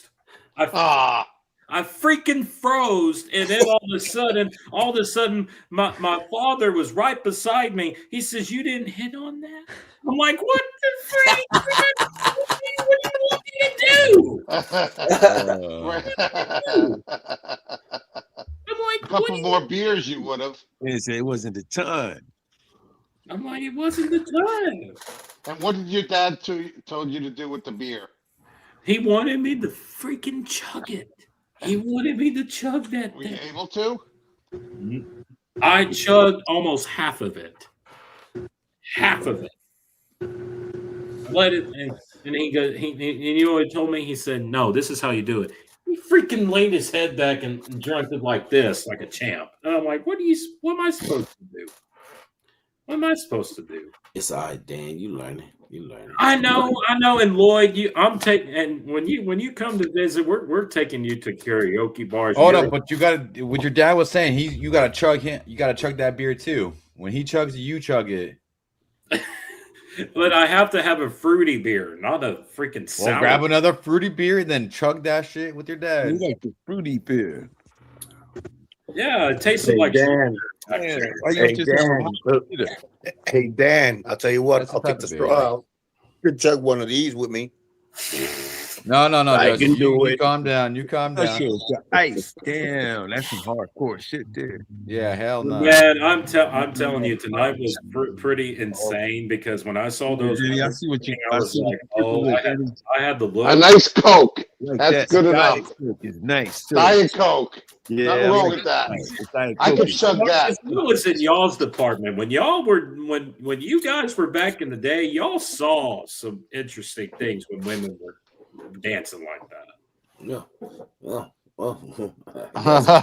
Some of us seen more than that, Dan. what you saying, Randy? One of the go-go bars by me. Yep. Blue, I love you, Blue. I love you, Blue. CZ says snakes on the planet. Snake on the planet. Oh, so has anyone had that beer or what he's talking about? Shot on the planet. That's actually the snakes that he had, or snakes on the planet. Yeah, snakes on the planet. I've never had that beer. It's a fruity beer. But is that one of those IPFs or IPO? I have whatever no the hell they call clue. them? I have no clue. Well, it was a brewery that we were at last night. It was at a brewery. One of them tastes like. Over here in Philly, we got Yards beer. Over here in Philly, we got Yards beer, and it is great. It's a real good beer. Yeah, but what is it? Fruity like that? Ugh. No, it's not fruity. But it's like a Jaeger type. Man, it is real good. My kids It try is all kinds real of beer, like chocolate beer, Yep. peanut butter This one's beer. good though. That's Oh, like it's God, it's nasty. nasty. Yeah, I can't get into it. Snakes on the plane. Here's the other thing. It was snakes on the plane, right? Yeah, Snakes on a, yeah, I think it was called. It's a yeah. Berliner snake on a Weiss. plane. Good. Oh, It was God. good Vinny, stuff. it's a Berliner Weiss. Wow. It is? Oh, Yeah. no. Is that it? All I right. think I think that might be it right there. I think that might be Hey it. Randy. Hey Randy, Yeah. give these guys some. Hey Randy, give these guys some Uzo. Put that in the chat or something. I can I don't want see no that. goddamn Uzo. I don't even like the way that sounds. The hell is I don't Uzo? The want- original Uzo from Germany. Yeah. Who in here has had Somebody background is playing. No, That's that's not me this time. Who in here has had a German beer before? Well, I lived in Germany for 5 years. Uzo was good. That's what it is. It's a German beer. That's a German beer that he's talking about. Yeah. The real Heineken. The real Heineken's in Yeah, Germany. it's a type of beer. It's a German beer. Mhm. Oh, it is good. Yeah, it drink can one, be good or- yeah. drink twice. I don't drink like that. Drink no more. even. If No, you I don't the drink like second that. I don't one, drink you're like gonna that be at all. carried. I smoke. Heineken's Man. too strong for me. Oh, I you can't smoke? do Oh, that. I chill. Yeah, I'll I'm smoke a with you. smoker, man. I don't Hey, Marcus, we saw what you Oh, put smoke. on the What do you chat smoke? with the airplane releasing all that good shit. So we know what you do, Marcus. What's that? Uh-huh. What you say? Uh-huh. Hold on, run it back. What you say? Wait. Marcus had a whole. He's Marcus had a whole airplane the. release of the weed. I got a shout out to Coast Cowboy, man. He's been doing some good work on Hey, his. welcome in here. Thank you for coming That's in West here. Virginia. Oh, Hey, West Coast Cowboy. West Coast Cowboy. Shout out to That you, fake man. shit they got out here. So what's going on, y'all? I'm gonna tell y'all what I'm gonna Fake do. weed being My sold. plans. I'm moving. I'm in the process of moving. I'll be an hour and a half away. An hour and a half to 2 hours away from Dan and Rock. So when I get moved on my off day, I'm going to visit Dan. Dan said when I come to his house, he's going live. He's doing a live Zoom. So the plans on I'm going to visit two of my brothers. I have a lot of brothers in this family, y'all, that we've created, but I'm closer to him and Rock, so I'll be visiting him and Rock when we get moved, and that's the plan. And Dan said he gonna give me a bro hug and he gonna pick me up. I said, Dan, you pick me up. I'm You're fight done. you, He's gonna pick you up and say, "Now I want to make you my woman." No, they ain't say that, Jesse. I said I'm gonna fight you, Dan, if you try to pick me up. That's that ice speaking right now, ain't you? I'm gonna say this to the whole entire world. This is coming off. All of it. No, Dan. No, Dan. No, Dan. In honor of you and your family, this is already off. Yep. Shout out to For Jesse. you. Shout out to Jesse. First one. This is for you. Y'all, my family. Bruce, I'd never do that in somebody else's bathroom. Bruce said leave a surprise in Dan's toilet. I know. Damn! That's the submarine. Don't leave the submarine in there. Oh shit! I'm not, Bruce. I'm not. I'm not going to Dan's house and shitting in his toilet. Okay. Everybody go shit in his house. I like that. I like that idea. Let me take a bathroom. It's not happening. I'm not going to do it, Bruce. You better bring a lot of toilet paper. Oh shit! Oh damn! Exactly.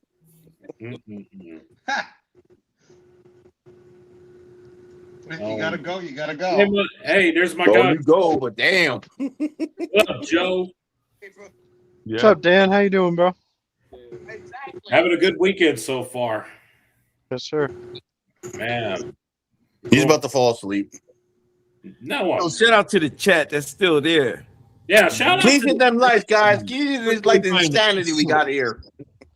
Yeah, shout out chat. all For the real. comic flick. So I want to say this. West Coast. West Coast also has a podcast, right? Does he? Yeah. Yeah, he's a YouTuber. Yeah. Shout out to West He's Coast. from over here. Put it out. Put it out, West Coast. I'll subscribe. I gotta subscribe. Let me put myself on the screen. So, with that being said, shout out to West Coast. We appreciate you being here. All right, supporting this channel. You could have been anywhere, but we appreciate you being here, West Coast. West Coast Cowboy. And I'm gonna go. I have to go look into, you know what I'm saying, and I will subscribe because you could have been anywhere tonight. And I appreciate you coming in and supporting this channel and this panel that we have here. So I just had to give a shout out to West Coast Cowboy. So that's I had to do that. Appreciate you being here, my guy. Yeah, I've my first time seeing you here. Yeah, I've seen him around on the YouTube pages. He brings some Appreciate it, West Coast. West Coast You is got in my, that you chat. got my sub. Put it out. Drop mine. I'll shoot over there. I'm already on it. Yeah, this guy has his own page. He has his own channel. I'm in it. I'll subscribe as soon as we get off here. I already found the West Coast. Appreciate you being here, my guy. And I'm subscribed. So I'm going to tell everybody. I sent it to the group. Everybody on the panel, everybody in the chat. Y'all go show some love to West Coast Cowboy. Damn straight. I'll be right over there. You hope you like the NY with the Rebel. And based off what I see with his 12,000 subscribers, It's not like he really need the love, but that's what we do over here. You Go going to show get some it and like love it. to West Coast Cowboy. And West Coast, maybe we need to Let's collab go. Getting Hendricks. and get some things going, my guy. Ooh, West Coast. Hey, West Coast, I can send you the link right now. Oh, all I right. can send you the link right now. We can do this. We got get ready, Rumble. I can send it. I can send it. Yeah, Let me send it to the chat. Yeah, go and send it to him. We invite all podcasters in. Sometimes West Coast we have Eagles podcasters in. Come on in, my guy. Come on in, man. Just West Coast, though. West Coast. Just West Coast. Yeah. Yeah.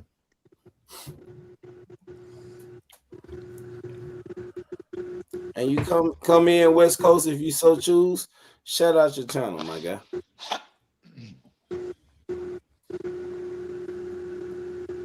Someone's mic. I gotta mute.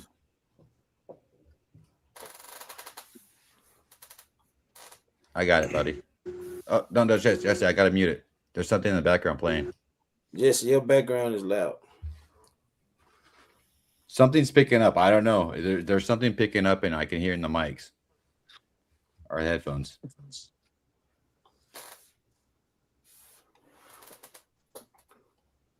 Oh, they go West Coast. Oh, he's loading up. No, we're gonna let them up. We got a special guest, everybody. So let's be nice. Yeah, let's respect the guests that we have on the panel that we bringing in. West Coast, can you hear us?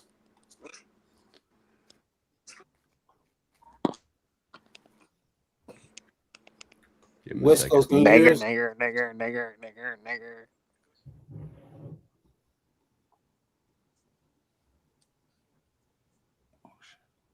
Take him off there. Yeah. Yeah. He got 12,000 subscribers, y'all. And I actually thought that, I never expected for him to come in and say what he was saying. My bad, y'all. I don't know who. I think we all were surprised there for a minute. Yeah. Yeah. Did you take the link off? That's not. Look, I'm gonna tell you something. And it just pissed me off.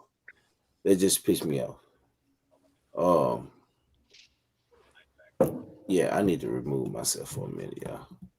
I need to remove myself for a minute. No. Sorry, y'all. Difficult. Hey, you never happens. know what's happening. They're not Robot Randy. Robot Randy. That's very unacceptable, but yeah, no. Well, we learned a life lesson. We got to learn. We got to get past it. Yeah, you gotta get past that.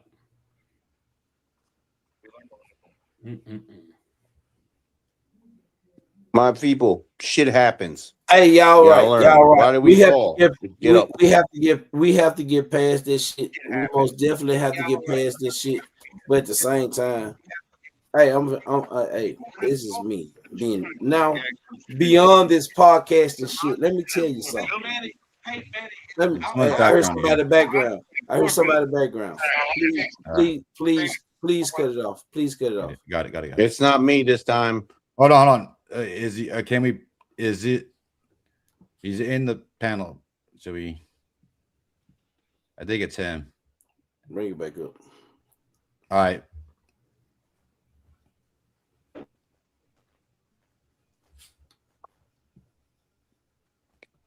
West Coast. Hey, fellas. Hey, that is West Coast. Hello. What's up, fellas? What's up, man? What's going on?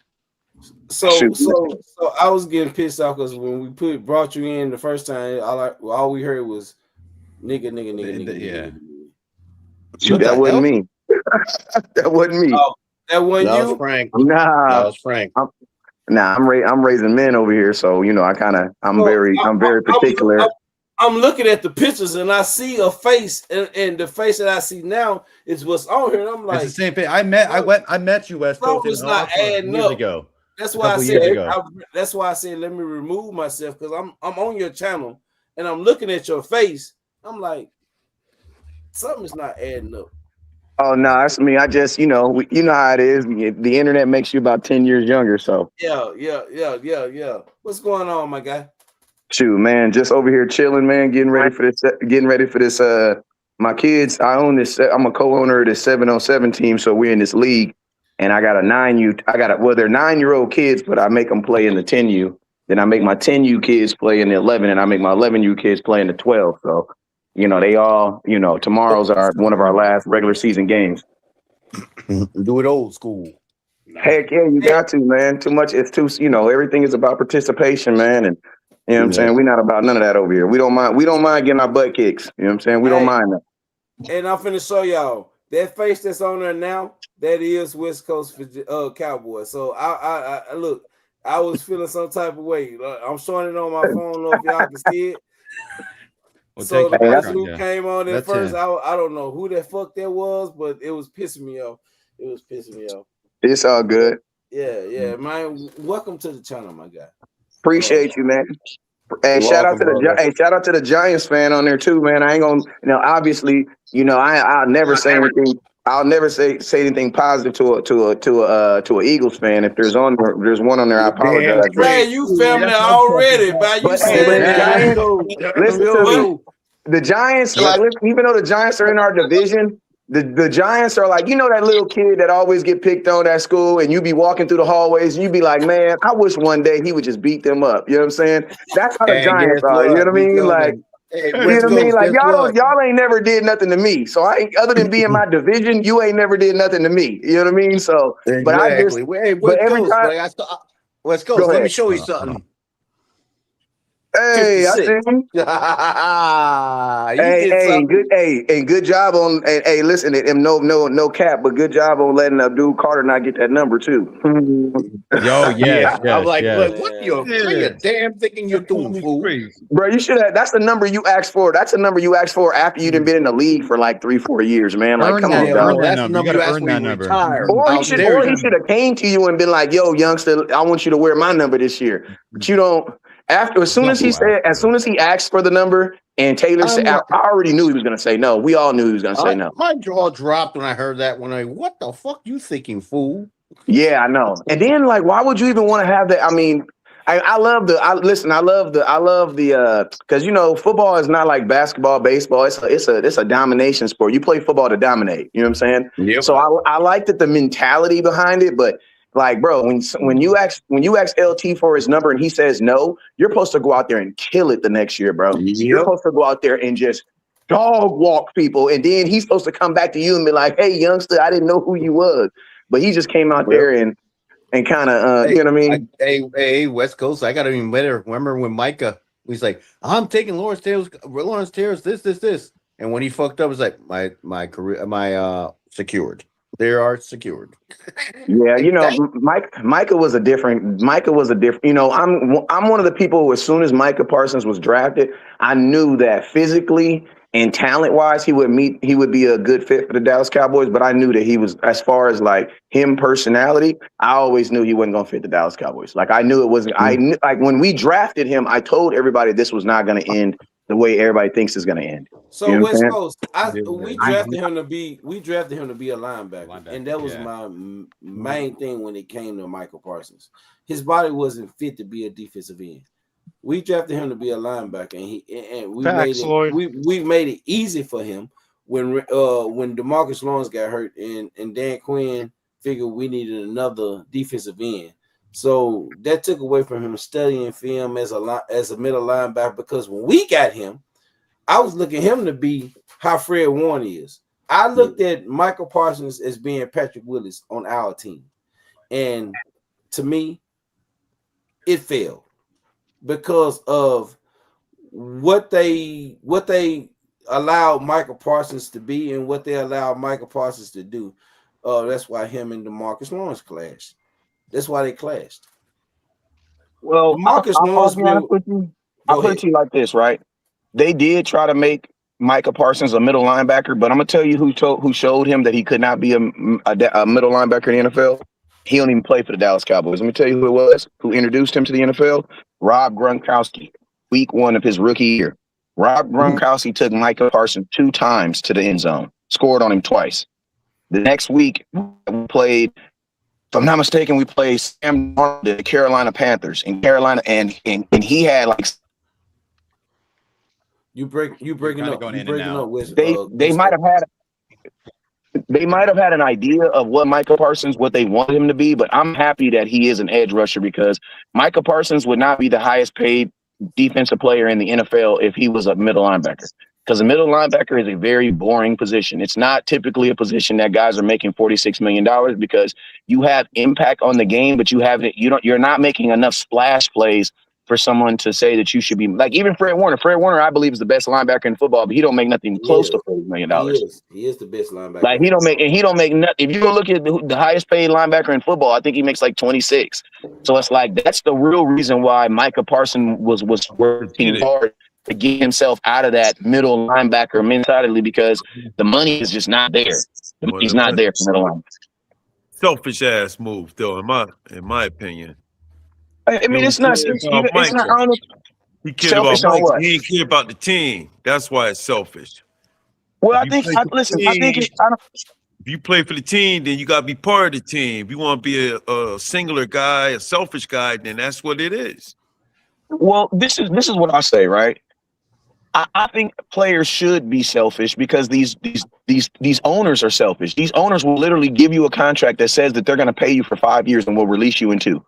And guess what? No, they don't get that same. They don't get that. Why don't the owners get that same? Well, they should have been loyal to the players. Like I don't believe it should. I don't believe it. Contract level. We just talk about on the field. Once you hit the field, you can't be selfish. You got to play as a team.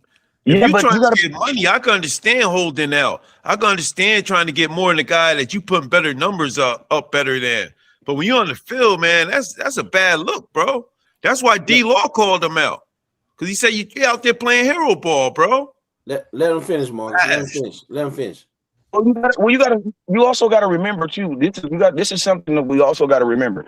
Micah Parsons was getting played where Micah Parsons was told to get played at. You breaking up? Well, that is bigger than the program. Jerry. You breaking up? Hey, West Coast. Hold on. Let me see if I can get in a better area. Let me see if I can get in a better area. You're good. Selfish. How about now?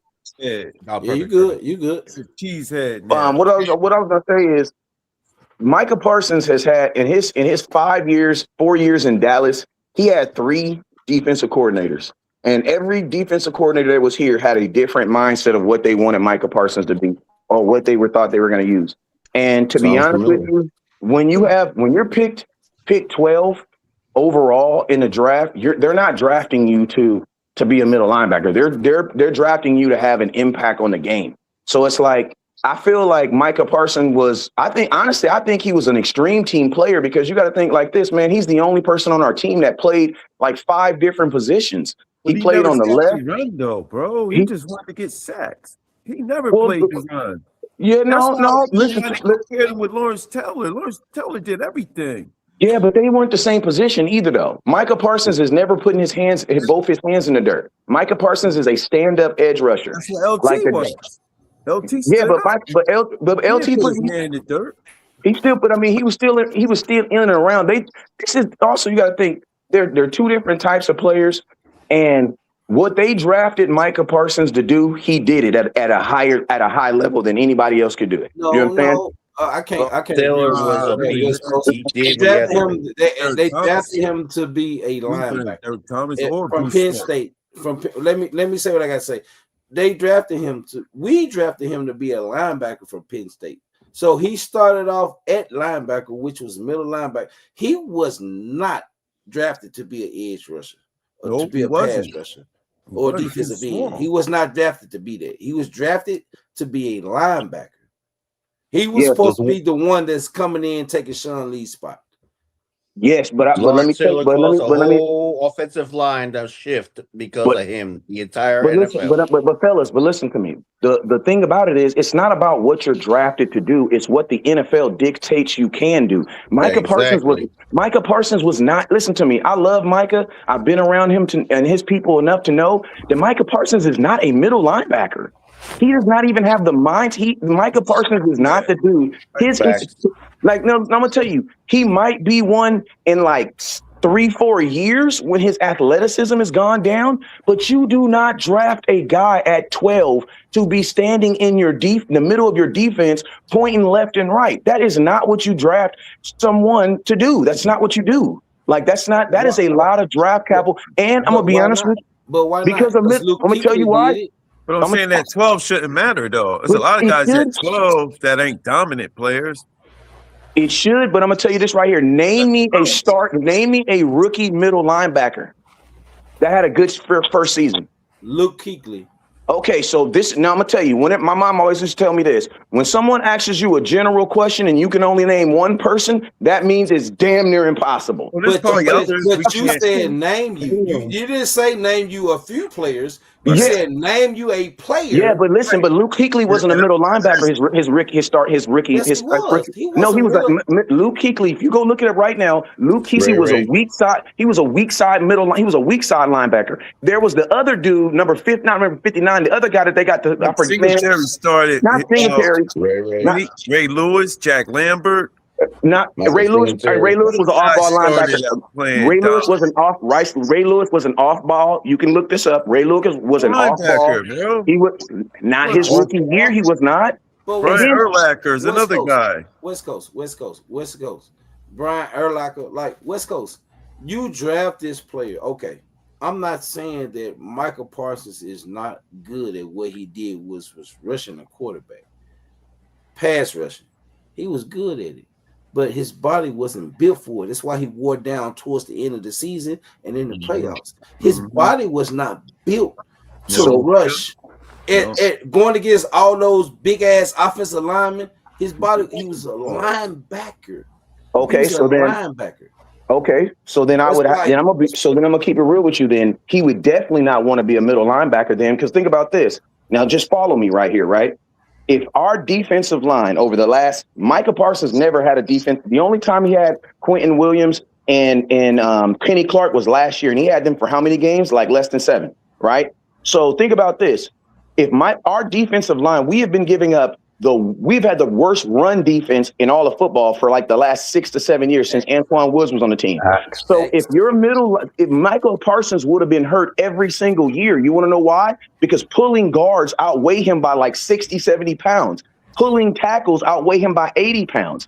If he's on the edge, his body actually, if you go look at Micah Parsons is not built like Brian Urlacher. He is not built like Ray Lewis. He's not built like he is built like the modern day defensive end, edge rusher. It's just he just came an outside linebacker though. He's no listen, he's only listed his body weight and his body size is no different from what Patrick Willis was.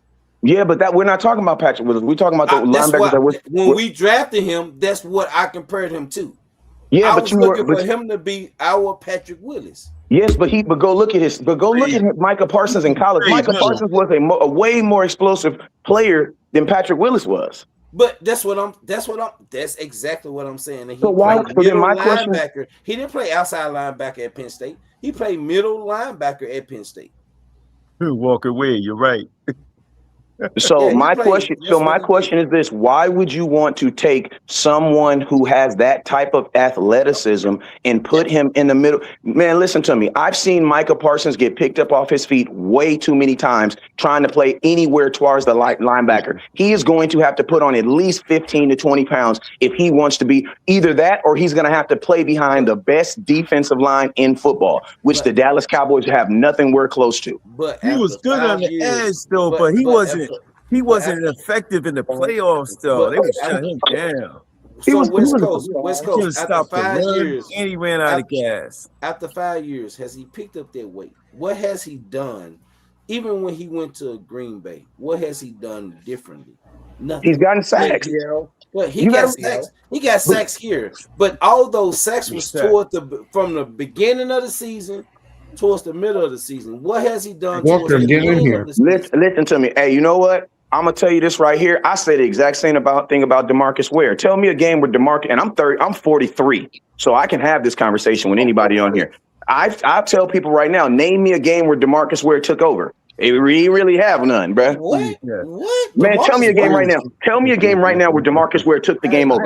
I love you, bro. I love you, Tell me the game. because you're a Cowboy fan, and we can debate Cowboys. I'm just saying, tell me the game. No, we ain't got to debate his stats. Tell me the game. Because I watched every game from DeMarcus Ware. Tell me a game where DeMarcus Ware took over the game. They don't have, listen to me. The NFL has evolved so much that there's really not anybody that actually does that. Now, think about this. Myles Garrett is the Charles Haley of our generation, and he gets 23, 19 sacks a game. And guess what? There's never been a moment where they've said, oh, my God, Myles Garrett was just unstoppable. Quarterbacks are throwing the ball 50 times. But so it's no flaw to Myles Garrett's game. I mean, we don't know that. We don't watch. Listen to me. I don't watch Myles Garrett enough. No. Even with Cleveland, it's no flaw to his game because he's able to stop the run and he's able to rush the passer. Micah Parsons, they will run to Micah Parsons' side. Man, I don't run to his side. I'm gonna tell you this. I have not watched Myles Garrett stopping the run in that effect to hang my hat on that. But I will say this: Myles Garrett is phenomenal definitely at what he does.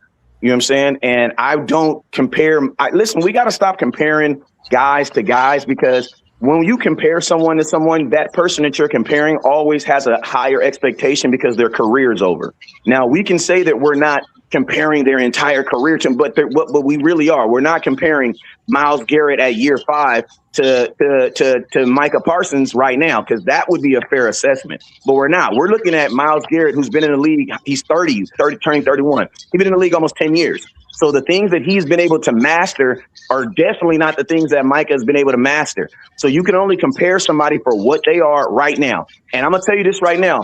For what Green Bay Packers are not asking Micah Parsons to stop the run. So you can't hold that against him if he's not doing that. You know what I'm saying? And I'm going to tell you this right here. We were not asking Micah Parsons to stop the run either. That's why he was on the edge. You don't ask an edge rusher to stop the run. That's not even how, you know what I mean? They weren't asking that. As a star, I shouldn't Where have stop to the ask run you. better than Micah? I shouldn't have to ask you to stop the run. As a Yeah, star. but that's not. But listen, fellas, that's not. Listen, we gotta take this in the best way possible. You're making excuses for the player. I'm not making excuses for the player, but I'm saying you can only ask him to do Wait that. a minute, Marcus. You're a ball player. That's what you do. Marcus. No, that's listen to me. Wait. Somebody's background is playing. It's hecka bad. Yeah, It wasn't background. That was Wade talking. We got Wade up in here. Let Wade get Wade some is of talking. that. Listen to me, fellas. I'm not making excuses for any player, but I just know this: being around players in the team, you understand that this is not high school football. This is not peewee football. This is assignment football. That means all 11 people have in a specific place that they're supposed to be. In high school, your mindset is if they run the ball, you're on the line, you're supposed to stop it. Yeah. No, that's not how it works, man. That's not how it works. You're wrong, because what you said earlier was right. You said Micah played edge to make money, and that's what he did. He played edge to make money. He didn't care about stopping the run. He knew he wasn't going to get money for that. Just like my man Warner. Warner's not going to get paid a lot if he stops the run. But listen to me, fellas. Micah was going to get paid regardless. Like we gotta just. So you're saying the team is telling him to do that? No, that's Micah. No, we're not. No, I'm gonna ask you this. I'm gonna ask you this question. Listen, first off, two things we got to stop doing, man. We got to take this mindset that it's a wrong thing for a player to get the bag. That's the wrong mindset right there. And I'm gonna tell you this. Hey, hold up. And Green Bay, what the fuck does it matter? He's this is all your opinion, right? What the fuck does it matter? He's gone. Wait. There you go, Wade. Who gives a fuck? That's all I'm saying. Who cares? Walk away, Marcus. We got this is his opinion. So let's we respect it. We're gonna counter it though, and we can give our. We're gonna question this shit. We can counter his opinion. Yeah, I'm gonna question this shit. So allow West Coast to finish. Nah, let Wade talk. Let Wade talk. Wait. He's a guest, you guys. He's a guest, you guys. Let him. Bro, the fact that he said DeMarcus said enough. But I'm no, gonna tell you like this. All I ask is Look, this. All I ask is look, this. look. On the Wait, West Coast, before you respond, Wait, before you talk. say anything. No, before anything, I'm talking right now. So with that being said, we're gonna respect the guests and their opinion, and then we can come with ours. Just because we don't agree with their opinion, they don't have to agree with ours. But we got to let's allow everybody to speak. Like and everybody's able to respond to it. That's all I'm saying. Listen, I would say this. I would say this. Once you get into the NFL, and listen, you guys don't have to agree with this, but this is how it works. Once you get into NFL, it has nothing to do with loyalty. It has nothing to do with loyalty. Because there is no loyalty going both with certain. I know for a fact that Osia Odigizura could have got a contract paying him about $4 million more than what the Cowboys got. And guess what he did? He turned it down, stayed with the Cowboys, and they traded him the next year. The Amari Washington Cooper, Commanders offered him more. Amari Cooper could have gotten a bigger bag, but he turned it down. And what happened? 18 months later, he was traded. Listen, if we're not going to have that same energy toward these owners, that these owners don't have toward these players, because remember, it's only the players that look at being disloyal. Because think about this: if you remember, Jerry Jones didn't even offer DeMarcus Ware a contract. That's how he ended up in Denver. He didn't even offer him. And I'm gonna tell you this right now. But what about when we signed Zeke? We signed Zeke. We lost out on that. I was 12 years old, and I saw Emmitt Smith walk back into the Texas Stadium with a Cardinals uniform. At that moment, I knew this is just a business. This is just a business, baby. This is a business. Okay, West Coast. Okay, West Coast. Let me cut you and allow somebody else to respond to what you're saying. Go ahead, walk away. Oh shit, Wade. Walk away. Can y'all hear me? Yeah, we can hear you. Go ahead. Hold on. DeMarcus Ware was already older. They didn't want to give him another contract. They already gave him several contracts already. They wanted to let him walk. He was getting injury prone. Everything you just said was a bunch of bullshit. They did not let him go because they were disloyal to him. That's a bunch of fucking bullshit. That's a bunch of fucking bullshit. I didn't say he was disloyal. And don't say that the Cowboys aren't. The Cowboys are loyal to players to a T. They kept signing Tyron Smith endlessly. This dude kept getting hurt over and over. Jerry Jones kept Michael Irvin through all of his bullshit. Jerry Jones kept Nate Newton through all of his bullshit. Now, quit saying that the owner, owners aren't loyal to players. Quit saying owners aren't loyal to players. These are all players that should have gotten re-signed, though. We're not talking about players. Brother, Tom Brady was with the Patriots for like 20 fucking years. Quit saying that the owners aren't loyal to some players and other players they'll let walk. You can't be loyal to your entire fucking team. You keep your core guys and you let other guys go. You trade other guys. You get rid of guys who get hurt all the time. I don't get what's so hard about that. And guess what? So then I'm gonna ask you this question right here. So I'm gonna ask you this question. Wait a minute, West Coast. So I think so you feel that we should be paying George Pickens with what you were just saying. We should be paying George Pickens 42 plus. No, because that's not what the market is for George Pickens right now. No, that's not the market for him. So what's the market for him? In my opinion, his market is really between like 30 and probably under 35. But he's not, no, because everybody that has over $40 million on their contract right now, they have multiple seasons of 1,000 yards. George Pickens doesn't have that. He has one season over 1,000 yards. So, that's not his market. And to be honest with you, the NFL has basically told you that, hey, George, we rock with you, but you're not willing to give up 2 first-round picks for you. And go look at the wide receivers that you would go give up 2 first-round picks for. They're all making $40 million. Why? Because they all have multiple 1,000-yard receivers. I got to address something else real quick. You said DeMarcus Ware. Hold on. You said DeMarcus Ware ain't never taken over a game. I literally just saw a highlight today. What game was it? DeMarcus Ware, the 13-0 Saints. DeMarcus Ware literally made the game-winning fucking sack to beat the 13-0 Saints. You know what I remember? Hold on. You just said take over. I've seen DeMarcus Ware win a game against the 13-0 Saints. They were 13-0. He made the game-winning sack fumble to win the fucking game. You need to So quit. what did he have for the rest of the game? That's a bunch It of. doesn't So matter. what did he have the rest of the game? Hey, What did brother, he he made listen the to me. game-winning sack on the last drive of the game Yeah, in the West fourth. Coast. You can't say that when Come on now, brother. I Come watched on now. Aaron Donald. I watched Aaron Donald didn't do shit in the Super Bowl. But when it mattered in that Super Bowl, he was the reason that Joe Burrow couldn't get the ball to Jamar Chase, who was wide open. But listen to me. In that game that he's talking about, DeMarcus Ware, I go look at the rest of the game. Oh my fucking God! Do you want this guy to hold on, bro? Do you want this guy to get goddamn 8 sacks in one game? You need to be fucking realistic here. What the fuck do you want from this man? This is what I want. This is what I want. I want him to have the exact same thing I said. And then I'm gonna tell you, the Dallas Cowboys, DeMarcus Ware went on to play 16 games for the Denver Broncos. He had his second best season of his career with the Denver Broncos, and he had the most sacks with the Denver Broncos. Now he had 90 with the Dallas Cowboys, but DeMarcus Ware did go on to have some productive years. So I'm not saying that he did not. That's why, listen to me. We just so eager to just get on here and just start cussing and getting loud and stuff like that. No, it's because everything it's everything you're saying. I watched live fucking action. The fact that you're gonna sit here and tell me that DeMarcus. Yeah, for you to I agree with walk away. For you to say you can agree with it. Ridiculous. You can agree with it. You can agree with it. You can agree with it, but it's true. It's true. What was the stat line? You saw. Listen to me. I know the game you're talking about. That was the game that they were averaging 36 points, and that was not all DeMarcus Ware. Man, what are you talking about? I know exactly the game you're speaking of. Okay, dude.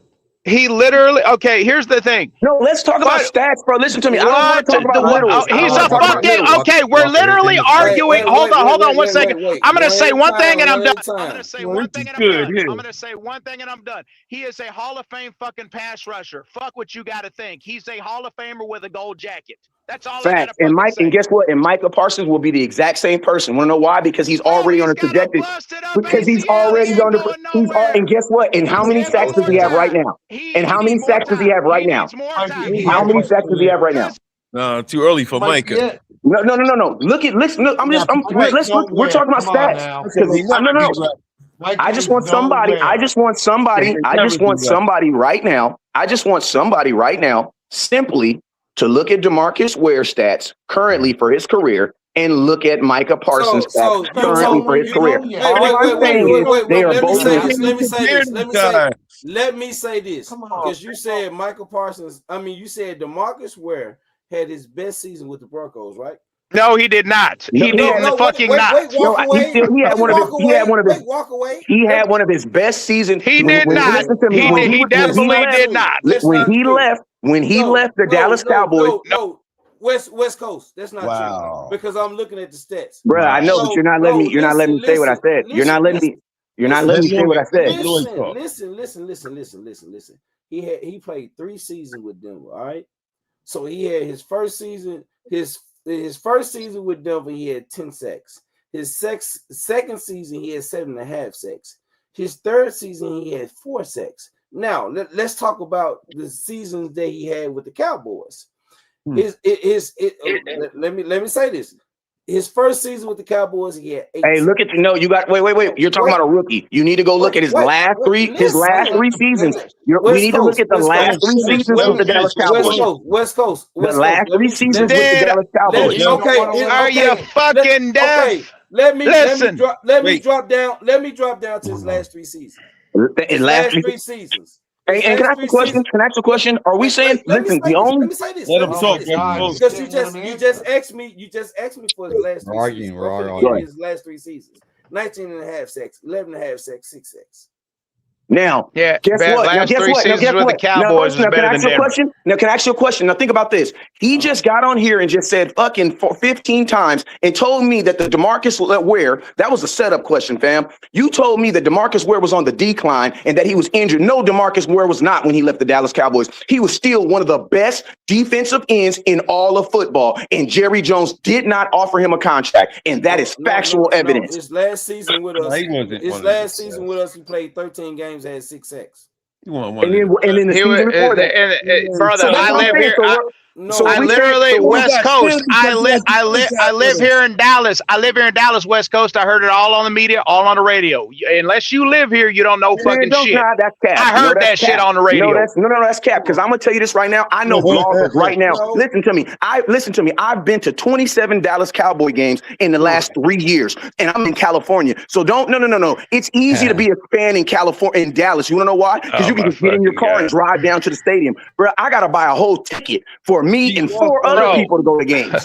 No, I'm from Cali too. I understand what you're talking about. No, don't even come with me with that. That's all I heard that whole off season. That's all I heard that whole off season.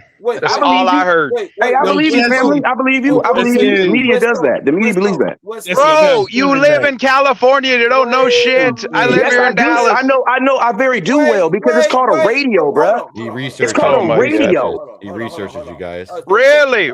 What were you listening to in 2013? I'd love to know. D-Bag Nation. I was listening to D-Bag Nation. I was listening to Mike Fisher. I was listening to Mike Fisher. I hate to do this. Them likes, people. Hit them likes. Everybody. I've muted everybody. So let me say this. DeMarcus Ware had 6 sacks in 13 games his last year with us. He went over there to Denver where the defense was a whole lot better, and he played alongside of Von fucking Miller in his fucking prime.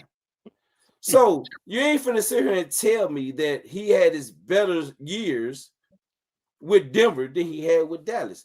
I mean, fam, you didn't even repeat what I said. He had a 19 and a half sack season with the Cowboys. He had a 20 sack season with the Cowboys. So when you saying what you're saying, West Coast, it is adding up. If you say it in the same context that listen to me, if you say it in the context that I said, we were talking about the years leading up to him coming to the Dallas Cowboys. If you look at the 3 years leading up to him becoming a Denver Broncos, he had the same or more sacks. That's all I was saying. Now, obviously, I literally reiterated the fact that he had 100 sacks in a Dallas Cowboy uniform. Like, that's part of the reason why his name is going to be on the bounce. So, of course, he had his best seasons. That's what I'm saying, man. You're not saying the question saying this. We're not saying the statement in the context of what I'm saying. As an organization, they did not want to give him another contract. He was older already. He was older. It's a legit reason. Listen to me. And he went off and still had a good season. That's all I'm saying. No, he had good seasons with the Cowboys, but he was going into his 10th year. You don't want to give him another major contract. You talking about Dak is going with 10 years? Like Dak Prescott, bro, same 10 years. Listen to me. 10 years back there was different. Older, you ain't gonna pay him again. Hey, listen to me. I'm gonna tell you this right here. Going into the past is super objective. Let's talk about, if y'all don't mind, let's talk about something that we can currently talk about. Because listen, we'll argue until we read in the face. Yeah, let's not talk about Micah because he's got a busted up. Hold on. Let's quit talking about Micah because the bum has a busted up ACL. We won that trade. Fuck him. That's all I gotta say. Respect the panel. All right, can we move on to the next subject? Yep. Because we're just sitting here arguing. That's all we're doing. Yeah, we don't want that. No, this is good. This is good, guys. Y'all. This is what makes the chat, man. Boy, y'all wouldn't have survived on Cowboys TTC back in 2007, 6, 8. I'll tell you that. And let me say something real quick. Wait before anybody responds. Coast Cowboy, respect, my brother. Before anybody respond, let me say this. It's good for a debate when it comes, especially when it comes to Cowboys fans. Yeah, it's all love. No, but there's a debate, but there is a debate, but everyone's talking over each other, and so I mean, we can stop the talking over each other. When it comes to the debate, the debate is good. We good. We good with that. We're not gonna always. I'm just sitting there saying, why are we talking about Micah? Fuck him. He ain't even on the Cowboys. Sometimes it get wild. Bring out the numbers. Is what. So Farm Boy, I just pulled up the numbers. So do you know what you're talking about? Who are you, Farm Boy? Do you know what you're talking about? What I just spoke about, I brought up the numbers. This ain't me coming off the top of my dome. I just pulled up the numbers. No, I'm talking about. For you to ask me, do I know what I'm talking about? Yeah, Farm Boy, what you talking about? I just brought up numbers. Yeah, what's up? So do you know what you're talking about? You say nothing crazy. Yeah. I just brought up numbers. I ain't disagree with what Walkaway said. I ain't disagree. These are Cowboys. We are Cowboys fans who are debating when it comes to the Cowboys. Right. And you want to ask me, do I have an idea of what I'm talking about? Yeah, I ain't just talking. You got to know this is the next level sports lounge. Maybe We talk Farm about Boy this shit want all to the get time. on the panel. Hey, well, can I say something?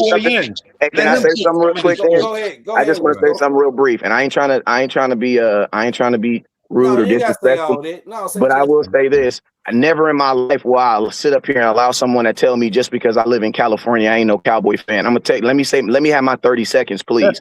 Let me have my 30 seconds, please, because I'm gonna tell you this right now. I didn't been to Dallas Cowboys. I didn't listen to me. Hold up. The Dallas Cowboys played 4 games. The Dallas Cowboys played 3 games. I never said you weren't a Cowboys fan. I just said back in 2013, I guarantee you weren't getting the info I was getting. I promise you I was. Can I speak though? Let him finish.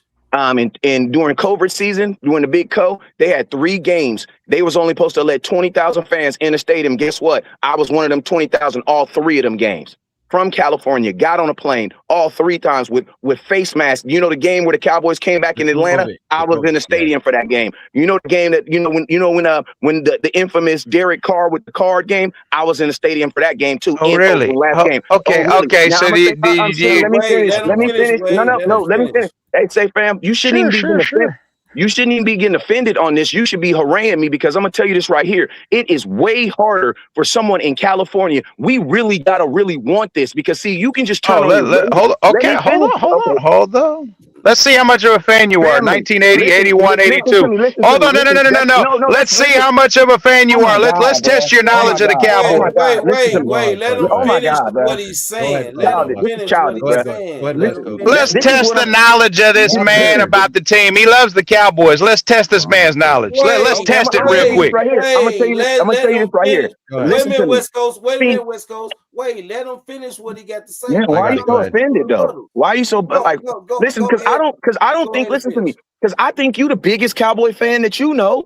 So listen to me. There ain't no competition. We're all getting screwed. None of us been to the Super Bowl in 30 years. Like what the hell? Why are we there's no reason for all of us to be I'm a bigger fan or you not a big. What are you talking about? We're all making sacrifices to make sure. Like, bro, imagine how it is for the Cowboys to come to California, get their ass whooped, be out here for spring for all these camps and stuff they do. Come out here, lose to a California team, and I still gotta walk around in California with a goddamn Cowboy jersey on. Like, what is you talking about, bruh? So guess what? We all go through our different struggles. And guess what? Informational knowledge doesn't make you something bigger because listen to me, I'm going to tell you this right now. My mom is 66 years old. You go up in my mama's house right now. She got every Cowboy memorabilia you can pick. And I promise you, if you ask her who was the starting, I don't care. Hold on. I don't care. Hold on. My mama wouldn't know. I promise you my mama would know. So informational does not prove anything. And listen to me, fam. I'm not gonna never test your knowledge on how big, because just because you know the answer to a question does not decredit all the sacrifices you put in to be an actual Cowboy fan. That's crazy, bro. It sounds like it. Trust me, is when he said DeMarcus Ware didn't take over a game. That's where you fucking lost my ass. I'm sorry. You lost my fucking. I can lose you. Guess what? That just means, you know what that means? You know what that means? Fam, West Coast, I disagree with him too. But that's okay. Always agree to disagree. Thank you. We all want the team to win. Thank you. Bro, listen to me. Just because we disagree on that one subject does not mean that we won't agree on 90,000 other subjects. We gotta stop. Let's talk about something we can agree on. That's just something we disagree on. But it doesn't bro. We agree on the ultimate thing, and that is we want to win a fucking Super Bowl right now. Yes. So who really cares? So that's what I'm saying. All of us. What's it gonna take? What's it gonna take? You need a middle linebacker. You need a real. Listen to me. I'm gonna tell you right now. I'm going to tell you right now, simple. You need a middle linebacker. Give your 3rd round pick right now to the Miami Dolphins. Bring Jordan Brooks to your team. Now you have an all-pro on your front line. You have an all-pro on you have an all-pro in your middle linebacker. Then secondly, you need to go get a safety. I like Thompson, but I'm not too fond on the other kid. I'm not too on PJ Lockett. I'm not too fond of him. But I like the kid Bird that got released from the Titans. I think he's still moving around out there. But the Dallas Cowboys, more important as far as defense, get your middle linebacker. Then I'm gonna be honest with you, in the first round and second round, you need to go get a goddamn tight end. I'm done with Jake Ferguson. I'm done with Swain. I'm done with all them dudes. Listen to me. Dak makes great tight ends, but what happens if you actually give him a kid that's already has a good starting point? You know what's gonna happen? He will create he'll create Kelsey. If you go look at these teams that are actually winning the Super Bowl and that are moving, we know what they also have. They have tight ends that can legitimately move the safety. The reason why these teams are so good against, and I'm going to tell you, Williams. You don't need to get him early. You don't need to get a tight end No, early. you don't listen. You don't got to listen to me. Listen, I'm going to tell you this right here. I don't care about getting someone early. You want to know why? Because Jesus is going to come back in 2026 is the last year of Earth. So I don't care about next year, bruh. Get what you need. Listen, I'm trying to win a Super Bowl right now. I don't care about no salary cap. I don't care about no. That's contract. where the fuck you lost me to. Goddamn. Now you know biblical fucking goddamn prophecy. God, Jesus bro. is coming back and shit. Hey, Shut the fella, fuck up already. Listen to me, bro. Would you calm down? It's everything that I'm speaking God is metaphor. fucking damn. You gotta stop. Not only this guy saying DeMarcus Ware it didn't take over games. Now he's saying Jesus is coming back next year. God fucking damn. Everything that I'm speaking, I'm speaking metaphorically, bro. What I'm trying to stress is the point. I'm trying to express the point that this is the only year that matters to me. I don't care about. I don't care about what if we broke in 2028. I don't care about if we can't sign somebody in 2029. I don't care about none of that. I don't care about any of that. I want to win a Super Bowl in 2026, and if we grow broke and all our players leave in 2027, I'm okay with it. That's going to take us there. Now that's what I was actually speaking about. We need a middle linebacker. You need a middle linebacker. There's one available in Jordan Brooks. You can sign him on a 1 year. I lost you on Sadiq. That's what. But I'm in with you with Brooks. Brooks, listen to me. Lloyd, I done heard it all in one night. I heard DeMarcus Ware can't take over games, and now goddamn Jesus coming back here in about fucking 5 months. Really butthurt, bro. I done heard it all, Lloyd. I done heard it all. I feel you. You're really butthurt about the fact that we didn't agree on on 3 subjects. It's okay, bro. It's really okay. Do you think George Pickens should get paid this year? Do you think he's worth the $27 million? I've just heard 2 damn things that just threw me off my fucking rocker. I don't know. What do you think about George? What are your thoughts on George Pickens? Because we might agree on that. What are your thoughts on George Pickens? Sign him or trade him. Okay, I like both those. To be honest with you, I'm gonna tell you why I like. I'm not paying him more than CeeDee Lamb. I'm sorry. No, I'm not paying him more than CeeDee Lamb either. I'm not paying him more than. Look at that. Look at that. We all agree. But I'm gonna tell you, nobody wants because of the tender. No, the Cowboys knew that they were going to put a tender on him that was a price that was too high. It's like if your wife went into your house and she said, we're having a garage sale, and she goes and grabs your favorite shirt. And then what you do, she's like, no, we selling this shirt. And you be like, okay, I'm going to sell it for $1 million. Okay, so everybody's going to look. Yeah, everybody. Nobody I'm gonna go out on a limb here. I'm gonna go out on a limb. Nobody's gonna buy it. Jesus better not come back before the Cowboys win a Super Bowl. I'm gonna be fucking pissed. Man, we all will be. Bump that bitch. That's the soundbite of the night. That's the soundbite of the night. Absolutely. The soundbite of the night. He said, Jesus Christ, I'll sell that fucking bitch for $1 million. That was good. He said, Jesus Christ, better not come back. Agree with that, Kim. Hey, but God, listen.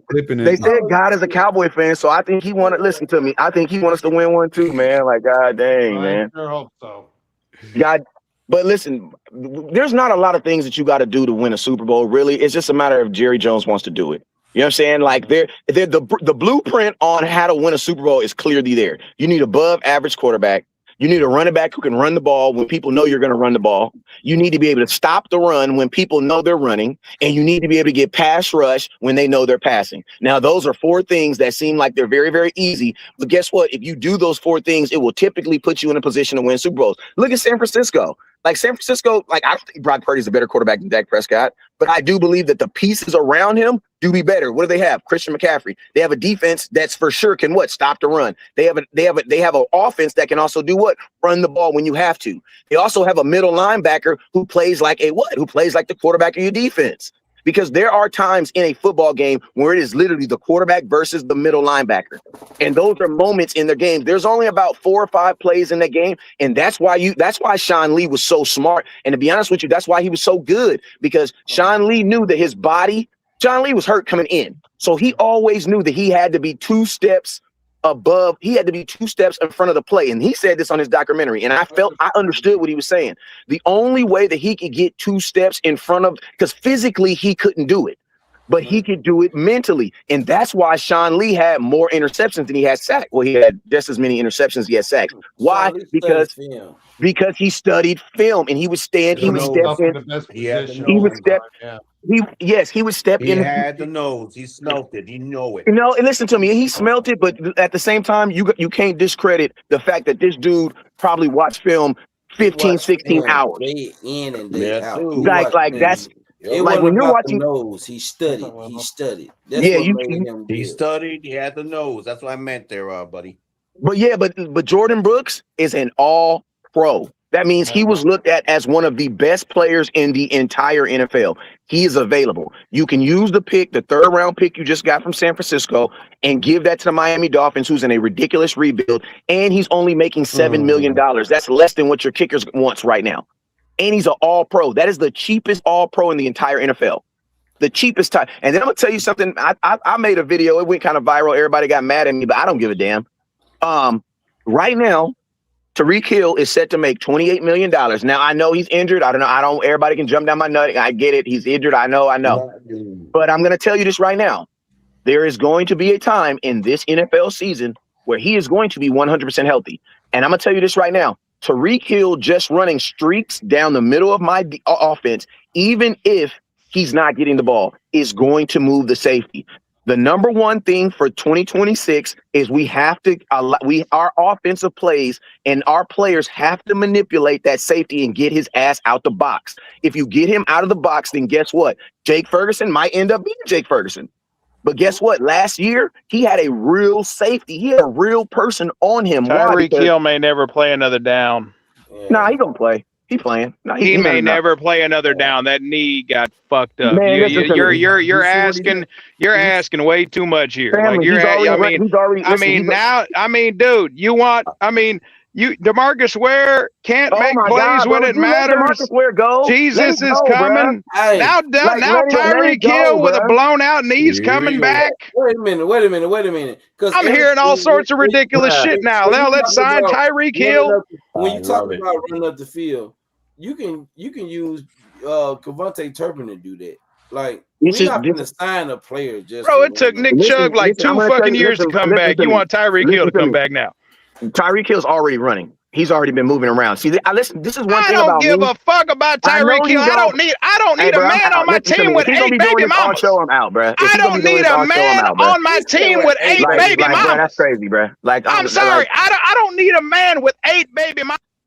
Thank you, bro. Like, what is he talking about, bro? I think people start showing their real true colors after a while. You know what I'm saying? Because it's not that serious. So West Coast. Let me say this.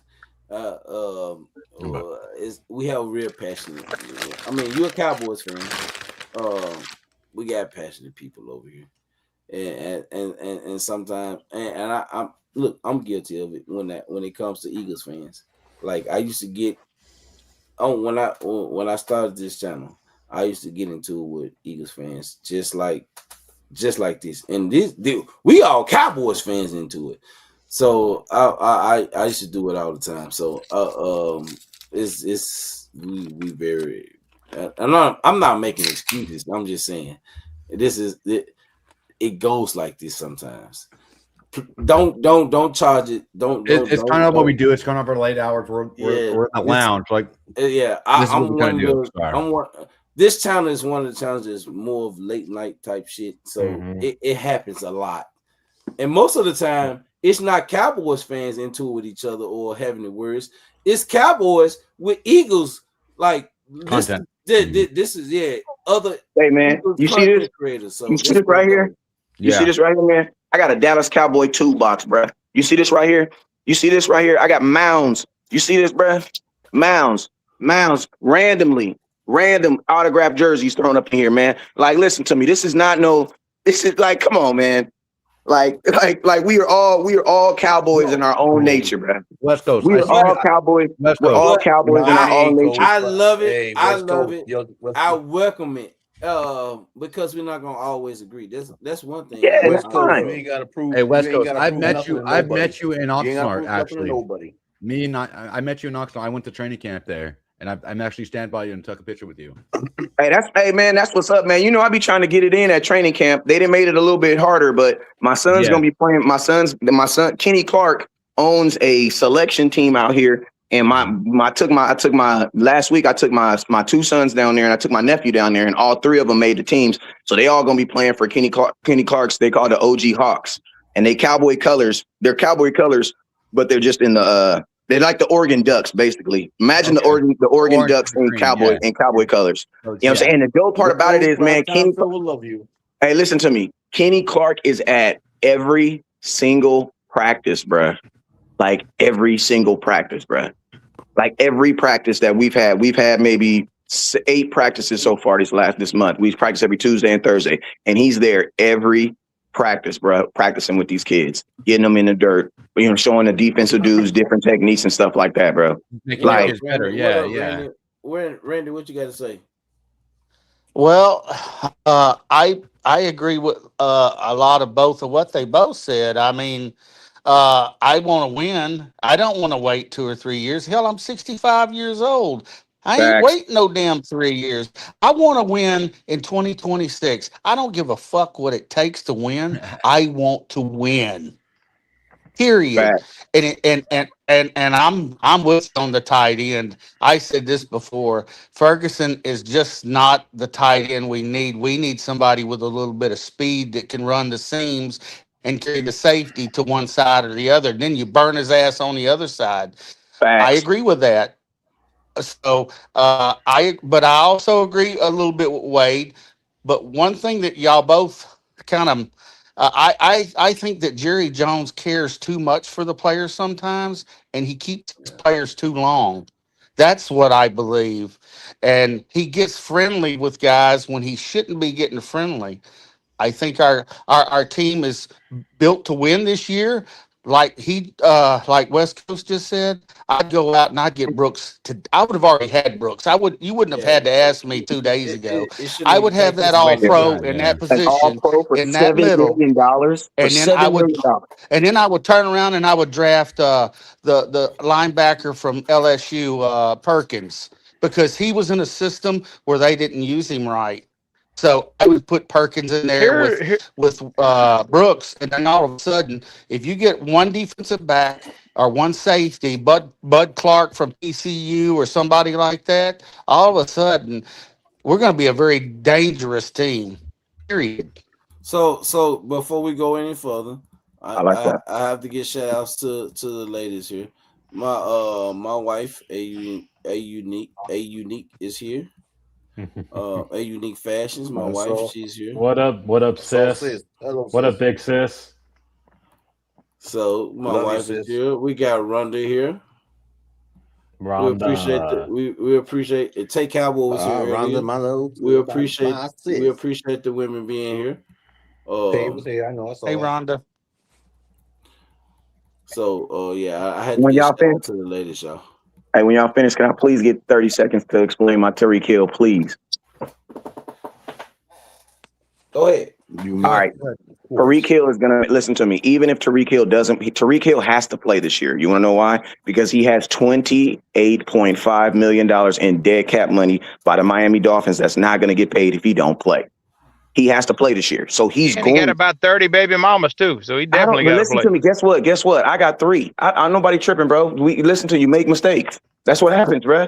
It is what it is. You love it. Hey, listen to me. I love it. Listen, I never loved the woman. I only love the moments. You know what I'm saying? You just got to make better decisions. But guess what? That ain't got nothing to do with his football. That ain't got nothing to do with football. It's called drama. It's called drama. Don't need that shit. Listen to me. Finish your point. Let him finish his point.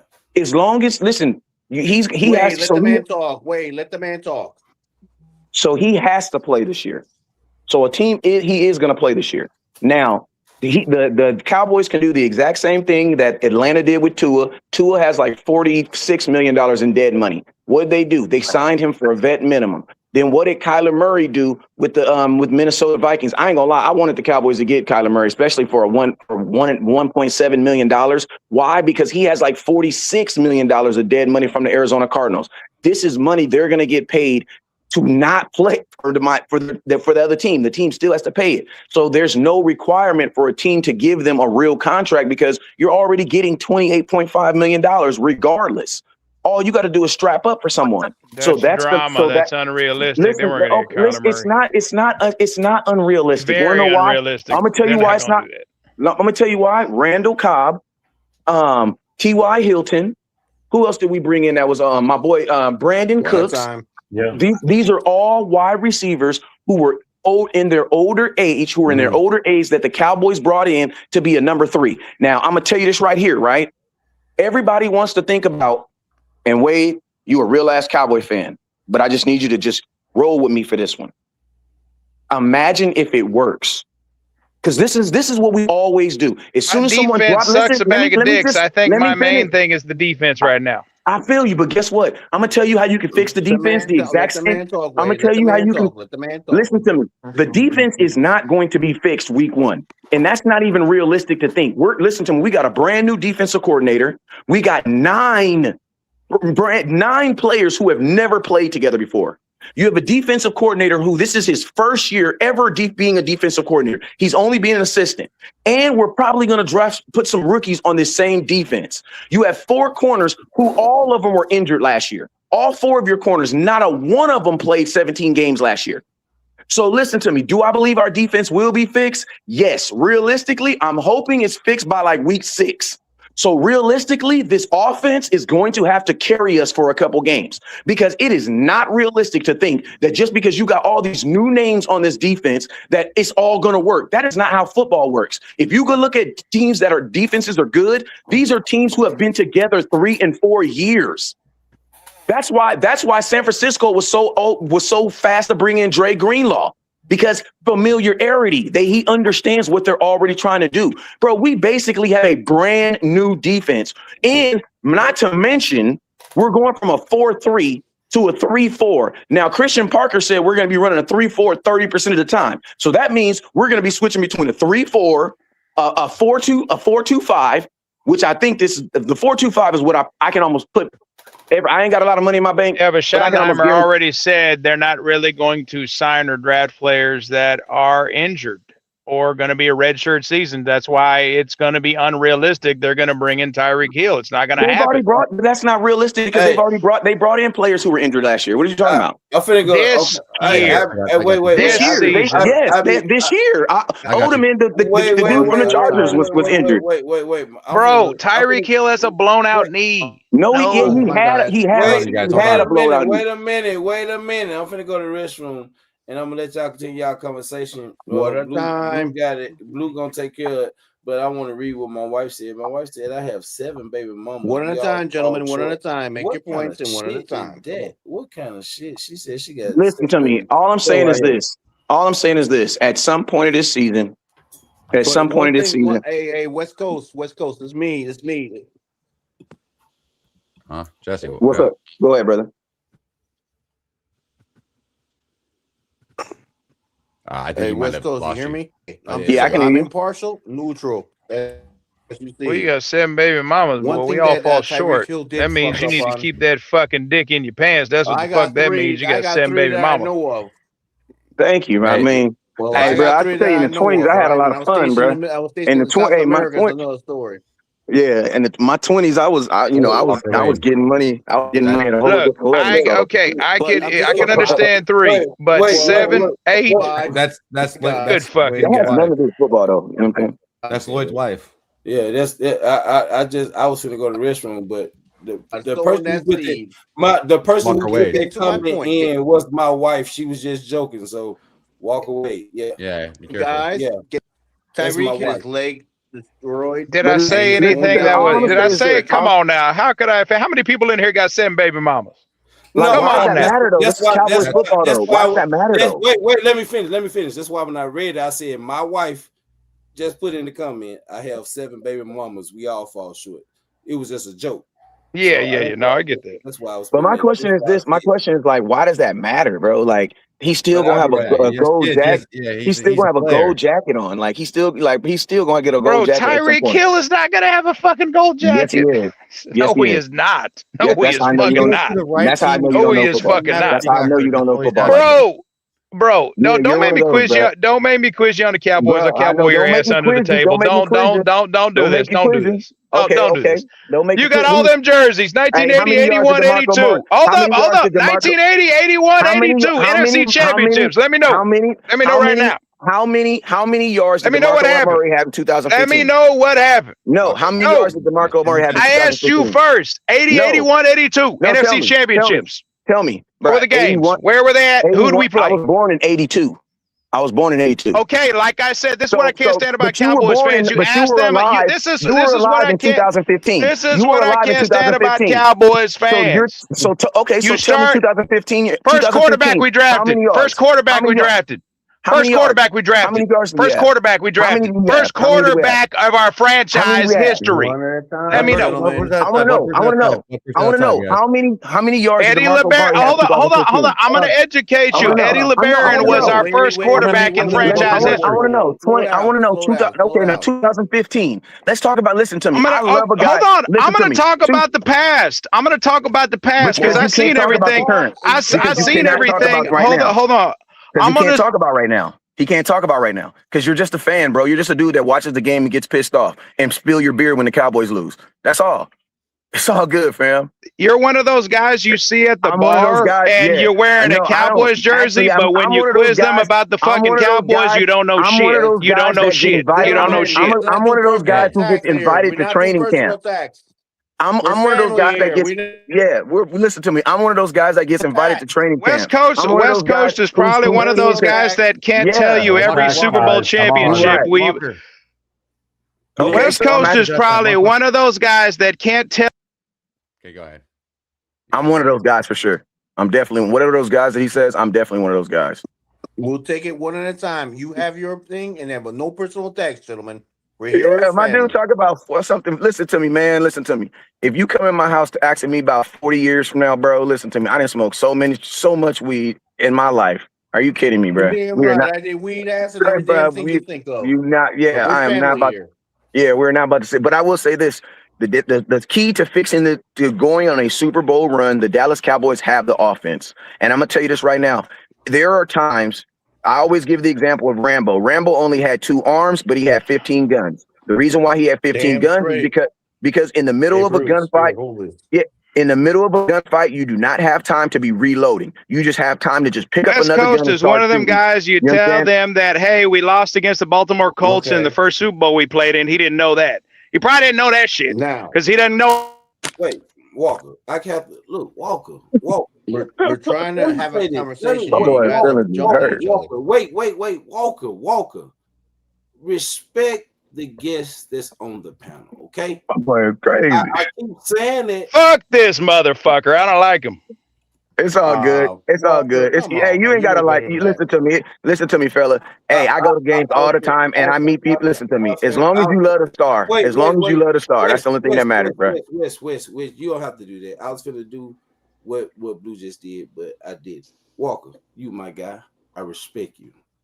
But when you come in talking like that on this channel, this is not the channel for you to even express like that. Respect my guests. Respect my panel. Respect the people in the chat. This is not, I ain't built that type of channel for you to be coming the way you are. And I've always respected you. But since you come in like that, you gotta go, my guy. And you've been my guy. Walk away. You've been my guy. I've met you on Mark's channel. I've met you on Game Time channel. And you want to come in on this channel where this guy, West Coast, is a guest on this channel, and you want to say, fuck him, you don't like him? Well, then fuck him. And you can go to another channel and express what you want to feel. But this is not the channel for that. So I hate to be this way, and I try not to be this way, my guy.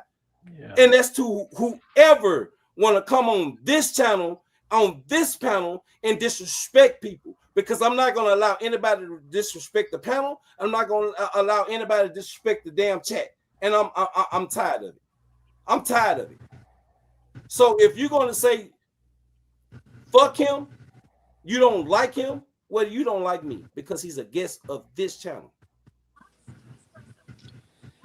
So I guess you don't like me neither. And I don't give a damn who don't like Lloyd. Ain't nobody gotta like Lloyd. Wait, we talked. I see. And this is me. No, let me finish. Put me on fucking screen. Gotcha. Put my face on this fucking screen. Because look, this is not what we've created here. And I'm not gonna allow you to come on this channel and disrespect nobody who I allow on this panel, period. He's a fucking guest. So if he's a fucking guest of this fucking, of the Next Level Sports Lounge, you're going to respect him or you don't have to be here, period. Now let's get you comfortable and I'll tell you tonight's. Because other people can watch this and like this channel, but see that and not want to be a part of this channel, or we can have people in the chat that come and subscribe to this channel that no longer want to be fucking subscribers or members to this channel because you come in and you come in with the bullshit. You can't come to people's channel and people's podcasts with the goddamn bullshit, period. All right, baby. And I'm not finna allow it. So if you don't like the guest that's on here, then you don't like me. And I don't give a damn if anybody likes Lloyd. But Lloyd started this channel, and you can say what the fuck you got to say about Lloyd. But one thing you're not going to do, you're not going to see it on here. And you're going to respect this panel. You're going to respect the guests, and you're going to respect the people in the fucking chat. Everybody is entitled to their own fucking opinions, whether you like it or if you don't like it. Period. I'm sorry. It is what it is. I'm not sorry, but it is what it is. And Man, I'm sick of the disrespect that comes onto this channel, and I'm not going to allow it no more. I sit back, I allow everybody to speak freely. I get everybody a chance to talk, and that's what we do. But the disrespect, that shit over with. So if this is what y'all want when it comes to me on this channel, on the Next Level Sports Lounge, you're going to get it every fucking time. You're going to get it every fucking time. Let's go with the talk. Sorry, guys. Sorry. Yep. Let's get it again. Sorry, right, West Coast. It is what it is. So, West hey, Coast, man. Hey, man. Thank you for being a hey, no, you gotta say what you gotta say, man. Go ahead. Bro, you ain't have to come in this channel. And you came into an area where you didn't know how. All you was looking at is Cowboy fans. Everybody is not going to agree with each other, y'all. Everybody. Me and Rock didn't agree with each other. Me and Dan didn't agree with each other. Hell, Benny didn't agree with all Cowboy fans, and Benny has his own perspective. Fucking me and Marcus, before West Coast got here, me and Marcus was going at it. Arguing back and forth. And I was enjoying every minute of it, man. We was going at it. But you got to be respectful, though. You got to be respectful. I didn't say exactly. I don't like him because I didn't agree with what he had to say. That shit doesn't make sense to me. Yep. West Coast was a guest, so that was it. Going at it with West Coast, but he didn't say fuck him. He don't like him. Right. No, because DeMarcus were he felt that DeMarcus were wasn't a playmaker. He didn't make big plays. Look, I was going to ask. It's not. We're not going to have that here, y'all. This is not understandable. This is not the space for you to come in and get your fucking rocks off like that. I'm sorry. No, I understand that. I was trying to ask West Coast a question and whatever. Okay, West Coast, you there, bro? I'm here. I'm neutral. As you see, I'm neutral. My question is, after all that's said and done, after what he did something really stupid in front of the entire nation when he got hurt, giving a thumbs up, saying like he acted like he's like Tyreek Hill, saying, "Oh, I'm out of here." Oh. You think the value is going to go down? No, because man, listen, I'm gonna tell you, like, what I try to do when I talk Cowboy content is I try to take the emotions out of it. Because when Jerry Jones is in these offices and they're thinking about this stuff, they're not thinking like fans. They're not thinking like that. Jerry don't give a damn about how the fans think. You got to remember, this is the same dude who signed the Kraken when he was coming off of domestic violence. Remember, they was trying. Jerry didn't give a damn about what the fans said. Jerry said Jerry probably told him in the back. Jerry, listen, my boy, I got a boy that's real close with the Joneses, and he was basically assigned to Greg Hardy when he got to the Cowboys, and he basically told me that the same thing I know Jerry would say. He said, "Man, listen, if you get sacks, people won't pay. They won't care about none of that. Like Jerry is that dude. Jerry understands that. Thugs. Jerry thugs. Yeah, like he and it's like because Jerry understands that. Like if you make plays, the crowd, you got to win the crowd. You know what I'm saying? If you win the crowd, man, the crowd don't give a damn what you're doing. You know what I'm saying? That's why Michael Irvin was able to do it. What Michael Irvin was able to do. It reminds me of he ran the Barnum and Bailey circus. He's like, "As a sucker every minute."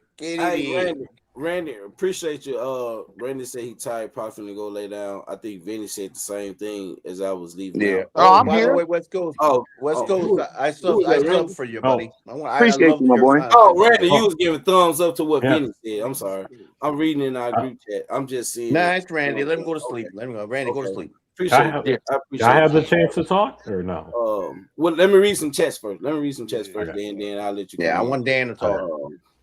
My wife said, "I love when he makes that face." Get the shit retarded. She said, "Okay, Big Daddy." Get the fuck. Another baby coming. No more babies coming. Oh my god! You don't want an eighth one? What are you talking about? You don't want an eighth one?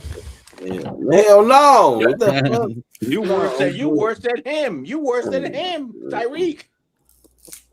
They're both going to make a football team right there. 7-on-7. Yeah, hell yeah. But you know what?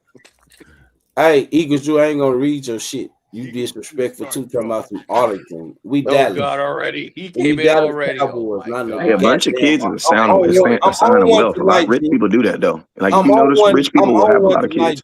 We not Arlington. We are fucking Dallas Cowboys. Dallas Cowboys. Go ahead, Dan.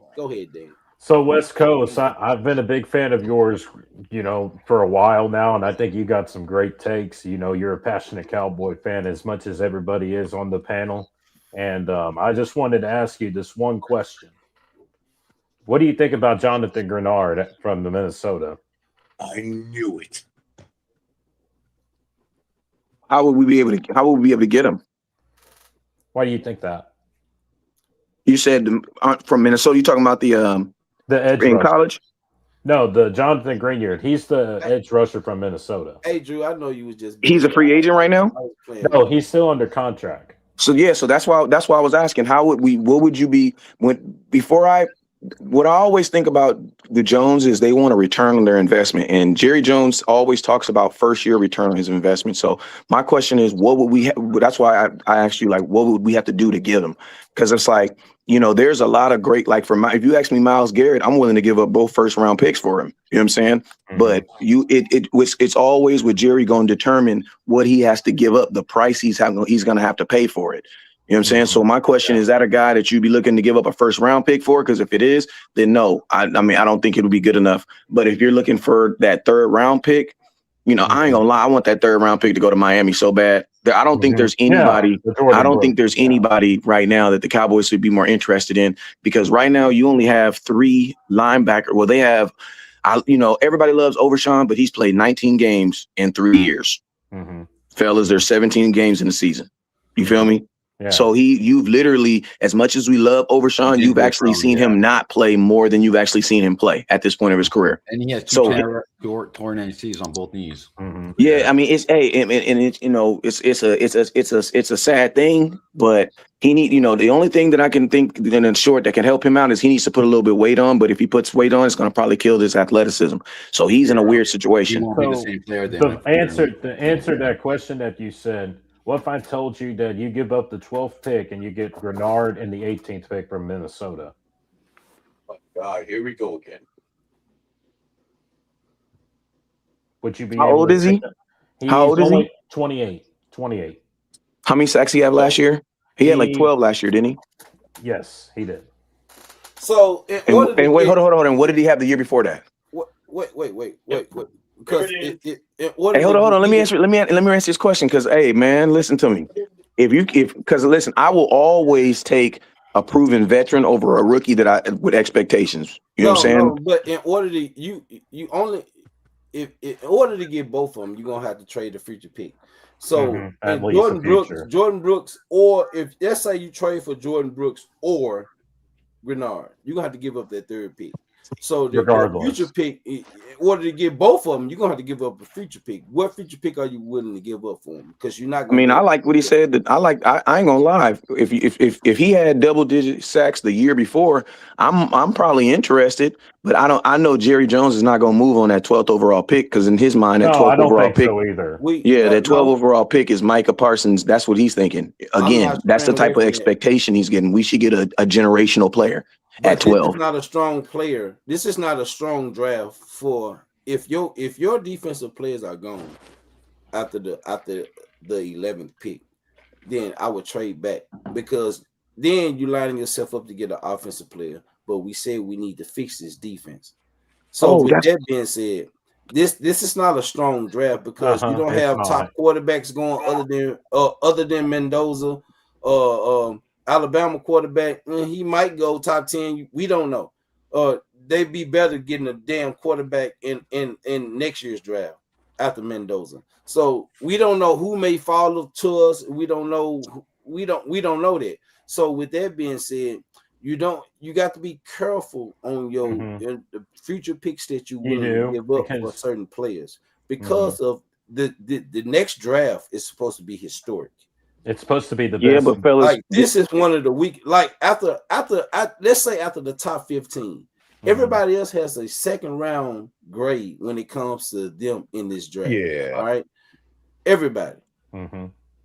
So if everybody else has a second round grade after the first 15 picks, then why not? If the players that you are looking to draft at 12 are gone, why not trade your 12th pick knowing that you still have 20 in order to get another first round pick for next year? Yeah. And a second round draft pick for this year. So you can do that. Trending right now. You see what's trending right now. If this ain't listen to me, if this is not a good draft, though, if you don't feel that strongly about a draft, you would have to think that the other 31 teams would feel the same way.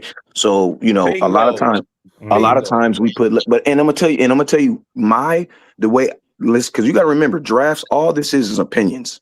Right. So that's why I don't even do mock drafts. I don't do none of that stuff. The reason being is because it really takes 3 years before you can determine if a draft class was a good draft class or not. You can't determine if this is a good draft class based on what kids did in college. You know what I'm saying? That's just, I know they built this whole monster and conglomerate around us doing that. But realistically, you cannot determine if a draft was good until 3 years later.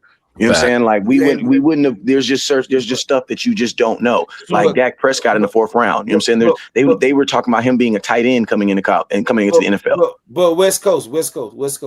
If you're a player away when it comes to this draft, who's a player away? I'm talking about a team that's a player away in this draft. Okay, they will be willing to trade up. But when it comes to the Cowboys, and if your players are not there at 12. Yeah, I would trade that motherfucking pick back. Why not? Because you're not a player away. So if you're not a player away, this is not a strong draft, and you're not a player away, and this next draft is supposed to be historic, and the player that you have on your board is not there. So yeah, a team that's a player away that's willing to trade up would take that, and they would give you a haul for that 12th pick. Yeah, but I think the Cowboys have. You got to see, but you got to remember though, when you look at a draft, I'm pretty sure the Cowboys have more than 11, 12 players that they have first round grades on. So if you have 19, I think they were Nick Eatman when he was doing this. He said the Cowboys had like 19 to 20 first round grades. That means they looked at the whole entire draft class and they didn't draft you they didn't give you the grade based on where they thought you should go. They graded you based on if they thought you were an actual first round pick. And they said they had like 19 and we pick at 12. So that means that there is going to be someone at 12 that they feel is a first round pick. You just got to have the balls to pick them or not. You know what I'm saying? Yeah. And then in the draft, it's never what teams really draft. They draft based on best player available by your need. You know what I'm saying? There you Because go. if that's how you have to. That's really how you have to draft, because you can't just take the best player available. What if the best player available is a quarterback? Are you really gonna draft a quarterback at 12? No. So you're not taking you. They never take best player available. It's best player available by what you need. You know what I'm saying? So that's why. Go ahead. That's So why I think the cornerbacks are in play. Me personally, I think that the Cowboys, this is just what I feel, and I've been saying it. I think, and Rock been saying it too, I think the Cowboys will trade Cleveland up to number 6 to get who they want. Honestly, trading up, I'm gonna keep it real. I don't think the Cowboys.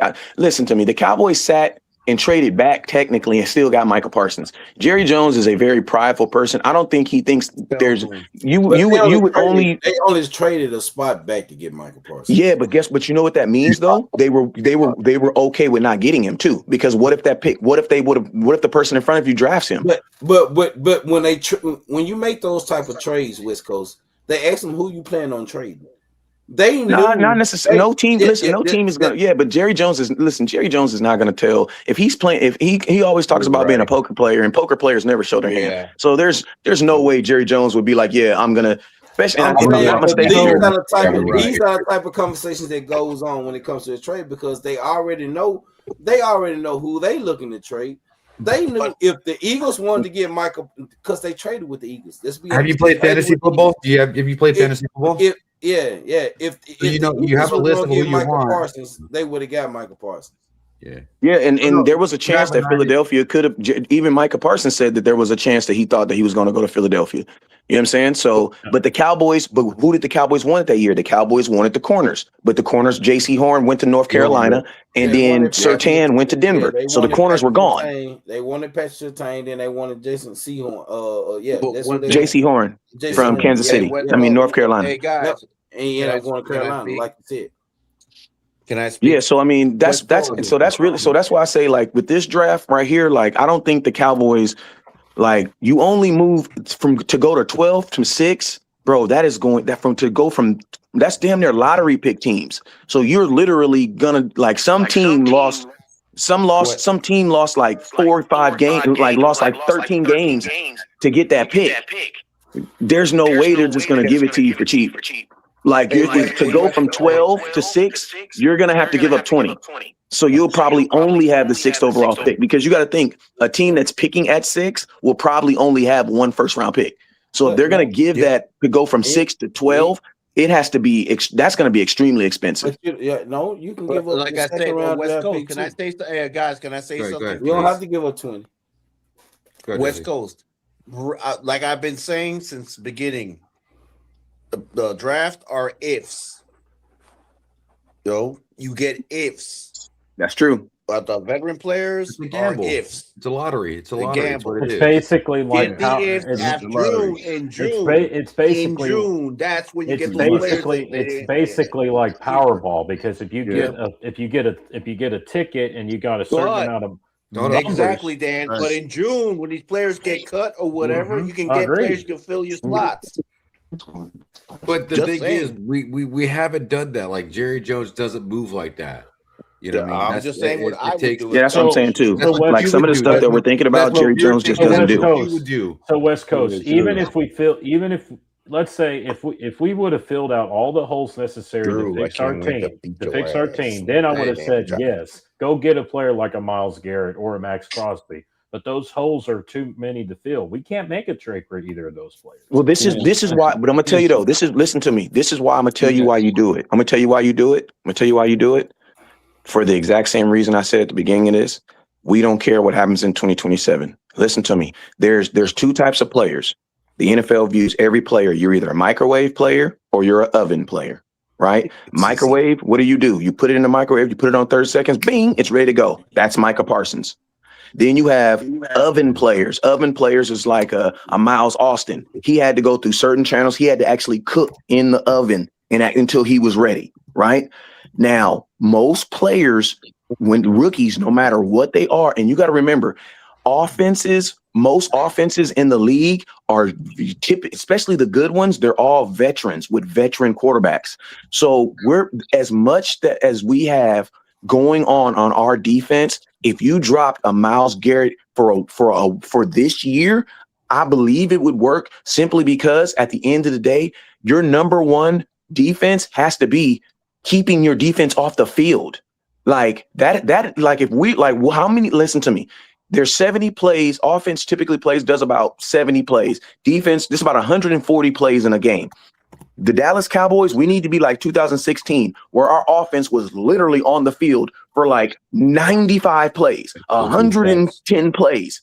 Because Jerry Jones said it when we drafted Zeke. He said, Jerry, what are you going to do about the defense? He said, well, the best defense is a really good offense. And that's why I said we get a Tyreek Hill, or honestly, Tyreek Hill is just me being superfluous, just saying whatever you can do. But there's Jennings out there. You just need to go get a third receiver that moves that safety so that we can have big, long drives and we can stay away from third down. So what was your thoughts on the Crosby situation when the Cowboys send their doctor to go check on him?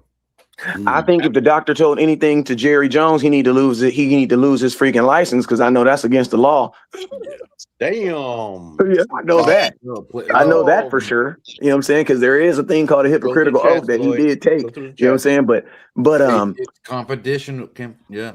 If I'm Max Crosby, I'd be trying to sue the brakes off that dude. What is he talking about? So West Coast, and I probably win too. West Coast, I'm finna put my email in the link. Reach out to me. I want send me your information, man. We can talk and maybe we can collab.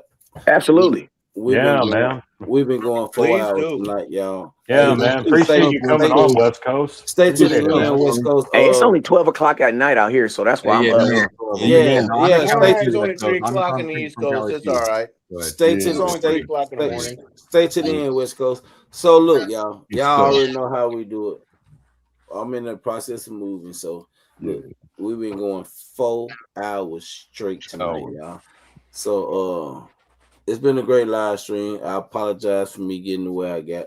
Y'all already know how we do it. So let's go with the final thoughts for the night. Let's start with Dan. Dan, you came in late, so Dan, give us your final thoughts for the night, Dan. Well, my final thoughts, shout out to the panel, shout out to our special guest, West Coast Cowboy, for coming in here and just giving out his takes and everything. Shout out to the chat as well.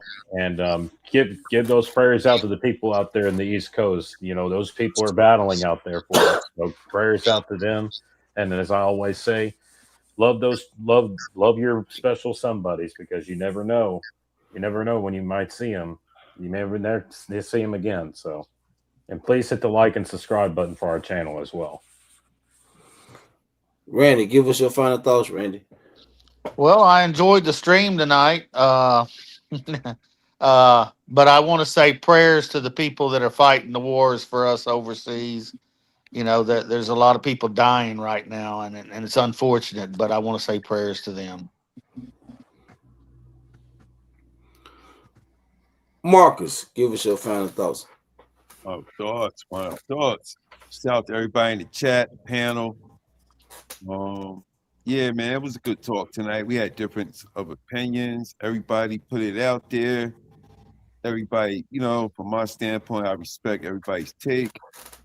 Sometimes it gets crazy in here, but we cannot disrespect. That's the key. Got to keep it civil. And that's what makes it fun, you know. You always got to keep it fun because this is all entertainment. You know, that's all I got.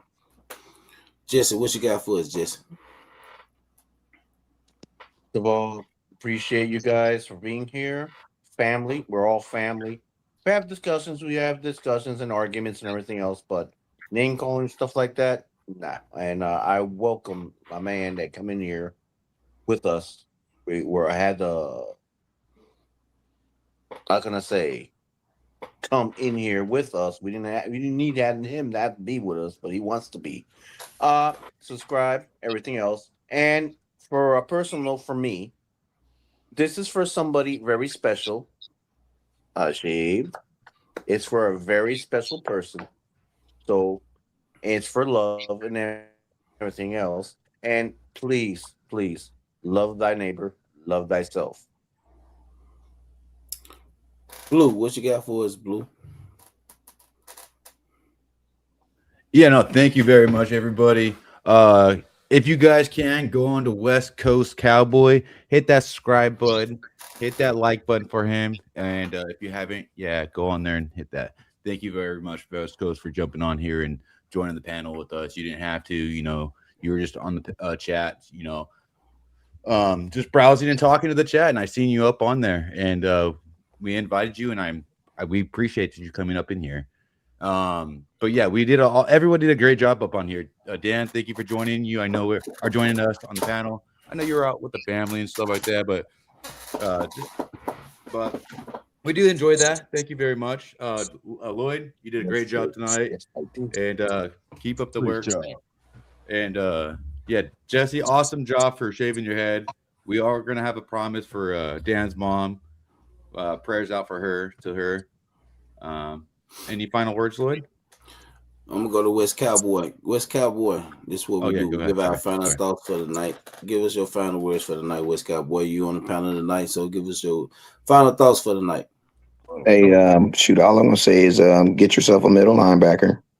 Get you a group of guys, maybe 3 guys that can get you at least 8 sacks apiece. That's but 24. Hope to God that one of these corners ends up being halfway good. And get you a better tight end, or just get you someone that can take the top off the top of the defense, and we gonna roll in 2026. Have faith in your quarterback for 1 year. That's all I'm saying. Never look down because stars up. Peace. And we appreciate. Hey, and I put my phone number. I put my phone number in the chat. I put my phone in that group chat thing. Okay. I ain't see that. I look over there before. Appreciate. And the private chat part where it say private chat. Okay. Yeah, I got it. Private chat. I got you. Thank you very much, West Coast. I'll see you on the gridiron, West Coast. Yes, sir. And anytime y'all do a show, man, shoot, just send me a link, man. I'm always, man. I'm around the house, man. And I'm gonna get y'all on my. I'm gonna get y'all on mine too, man, because y'all know what. We're trying to do. We're doing after show. You my family now. We're not gonna end the show. We're trying to end the See, live I feel you. Hey, but yeah. Wait up. Just wait. So with that being said, y'all, we appreciate everybody on the panel. We appreciate everybody in the chat, y'all. No, he left. We didn't mean to. All right. But okay, that's fine. It's all good. But like, y'all, we appreciate everybody in the chat. We appreciate everybody on the on the panel. Like I said, y'all, I've been saying this, and I'm gonna continue to say it. This channel is being built differently. Do not come in. If you're gonna come in, you able to talk your shit. And I always say this, we're not gonna always agree, but we can always agree to disagree. Respect the guests and respect the panel and respect everybody in the chat. This is a family-based podcast channel content that we've created, and that's how we want to keep it. All right. Even if you are Eagles fan and you don't agree with the other Eagles fan, like I agree with you, but if you don't agree, it's fine. We Cowboys fans, we're not gonna always agree. Like all my brothers are here on this panel. All right, we don't always agree.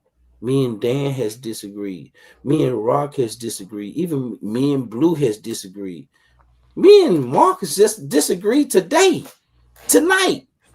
But we got to respect when it comes to guests that comes in. Like this is what we're building here to where everybody can come in and speak what they feel, and we move forward, y'all. Yeah, we don't make it personal. We never want to make it personal. That's not what it is. And look, I would sit back and I would listen and I would listen and I would listen until it gets too much. And like I said, walk away. You my guy. I've been watching you, listening to you, Mark's channel, Game Time channel, but you was being very disrespectful, my guy. You was being very disrespectful, and I don't appreciate that on this channel, and I'm not going to tolerate it. It is what it is, and if, like I said, you ain't got to like me. It is what it is. I don't care who don't like me. I really don't care who likes me or who don't. I know the type of man I am. I know the type of person I am. And I'm going to take up for family. I'm going to take up for the people that's on this panel. And I will always take up for the people that's in this chat that help create what we've built here. And I continue to do it. But when it comes to guests, no. Respect the guests. So with that being said, it's been a long night, y'all. And I'm in the process of moving.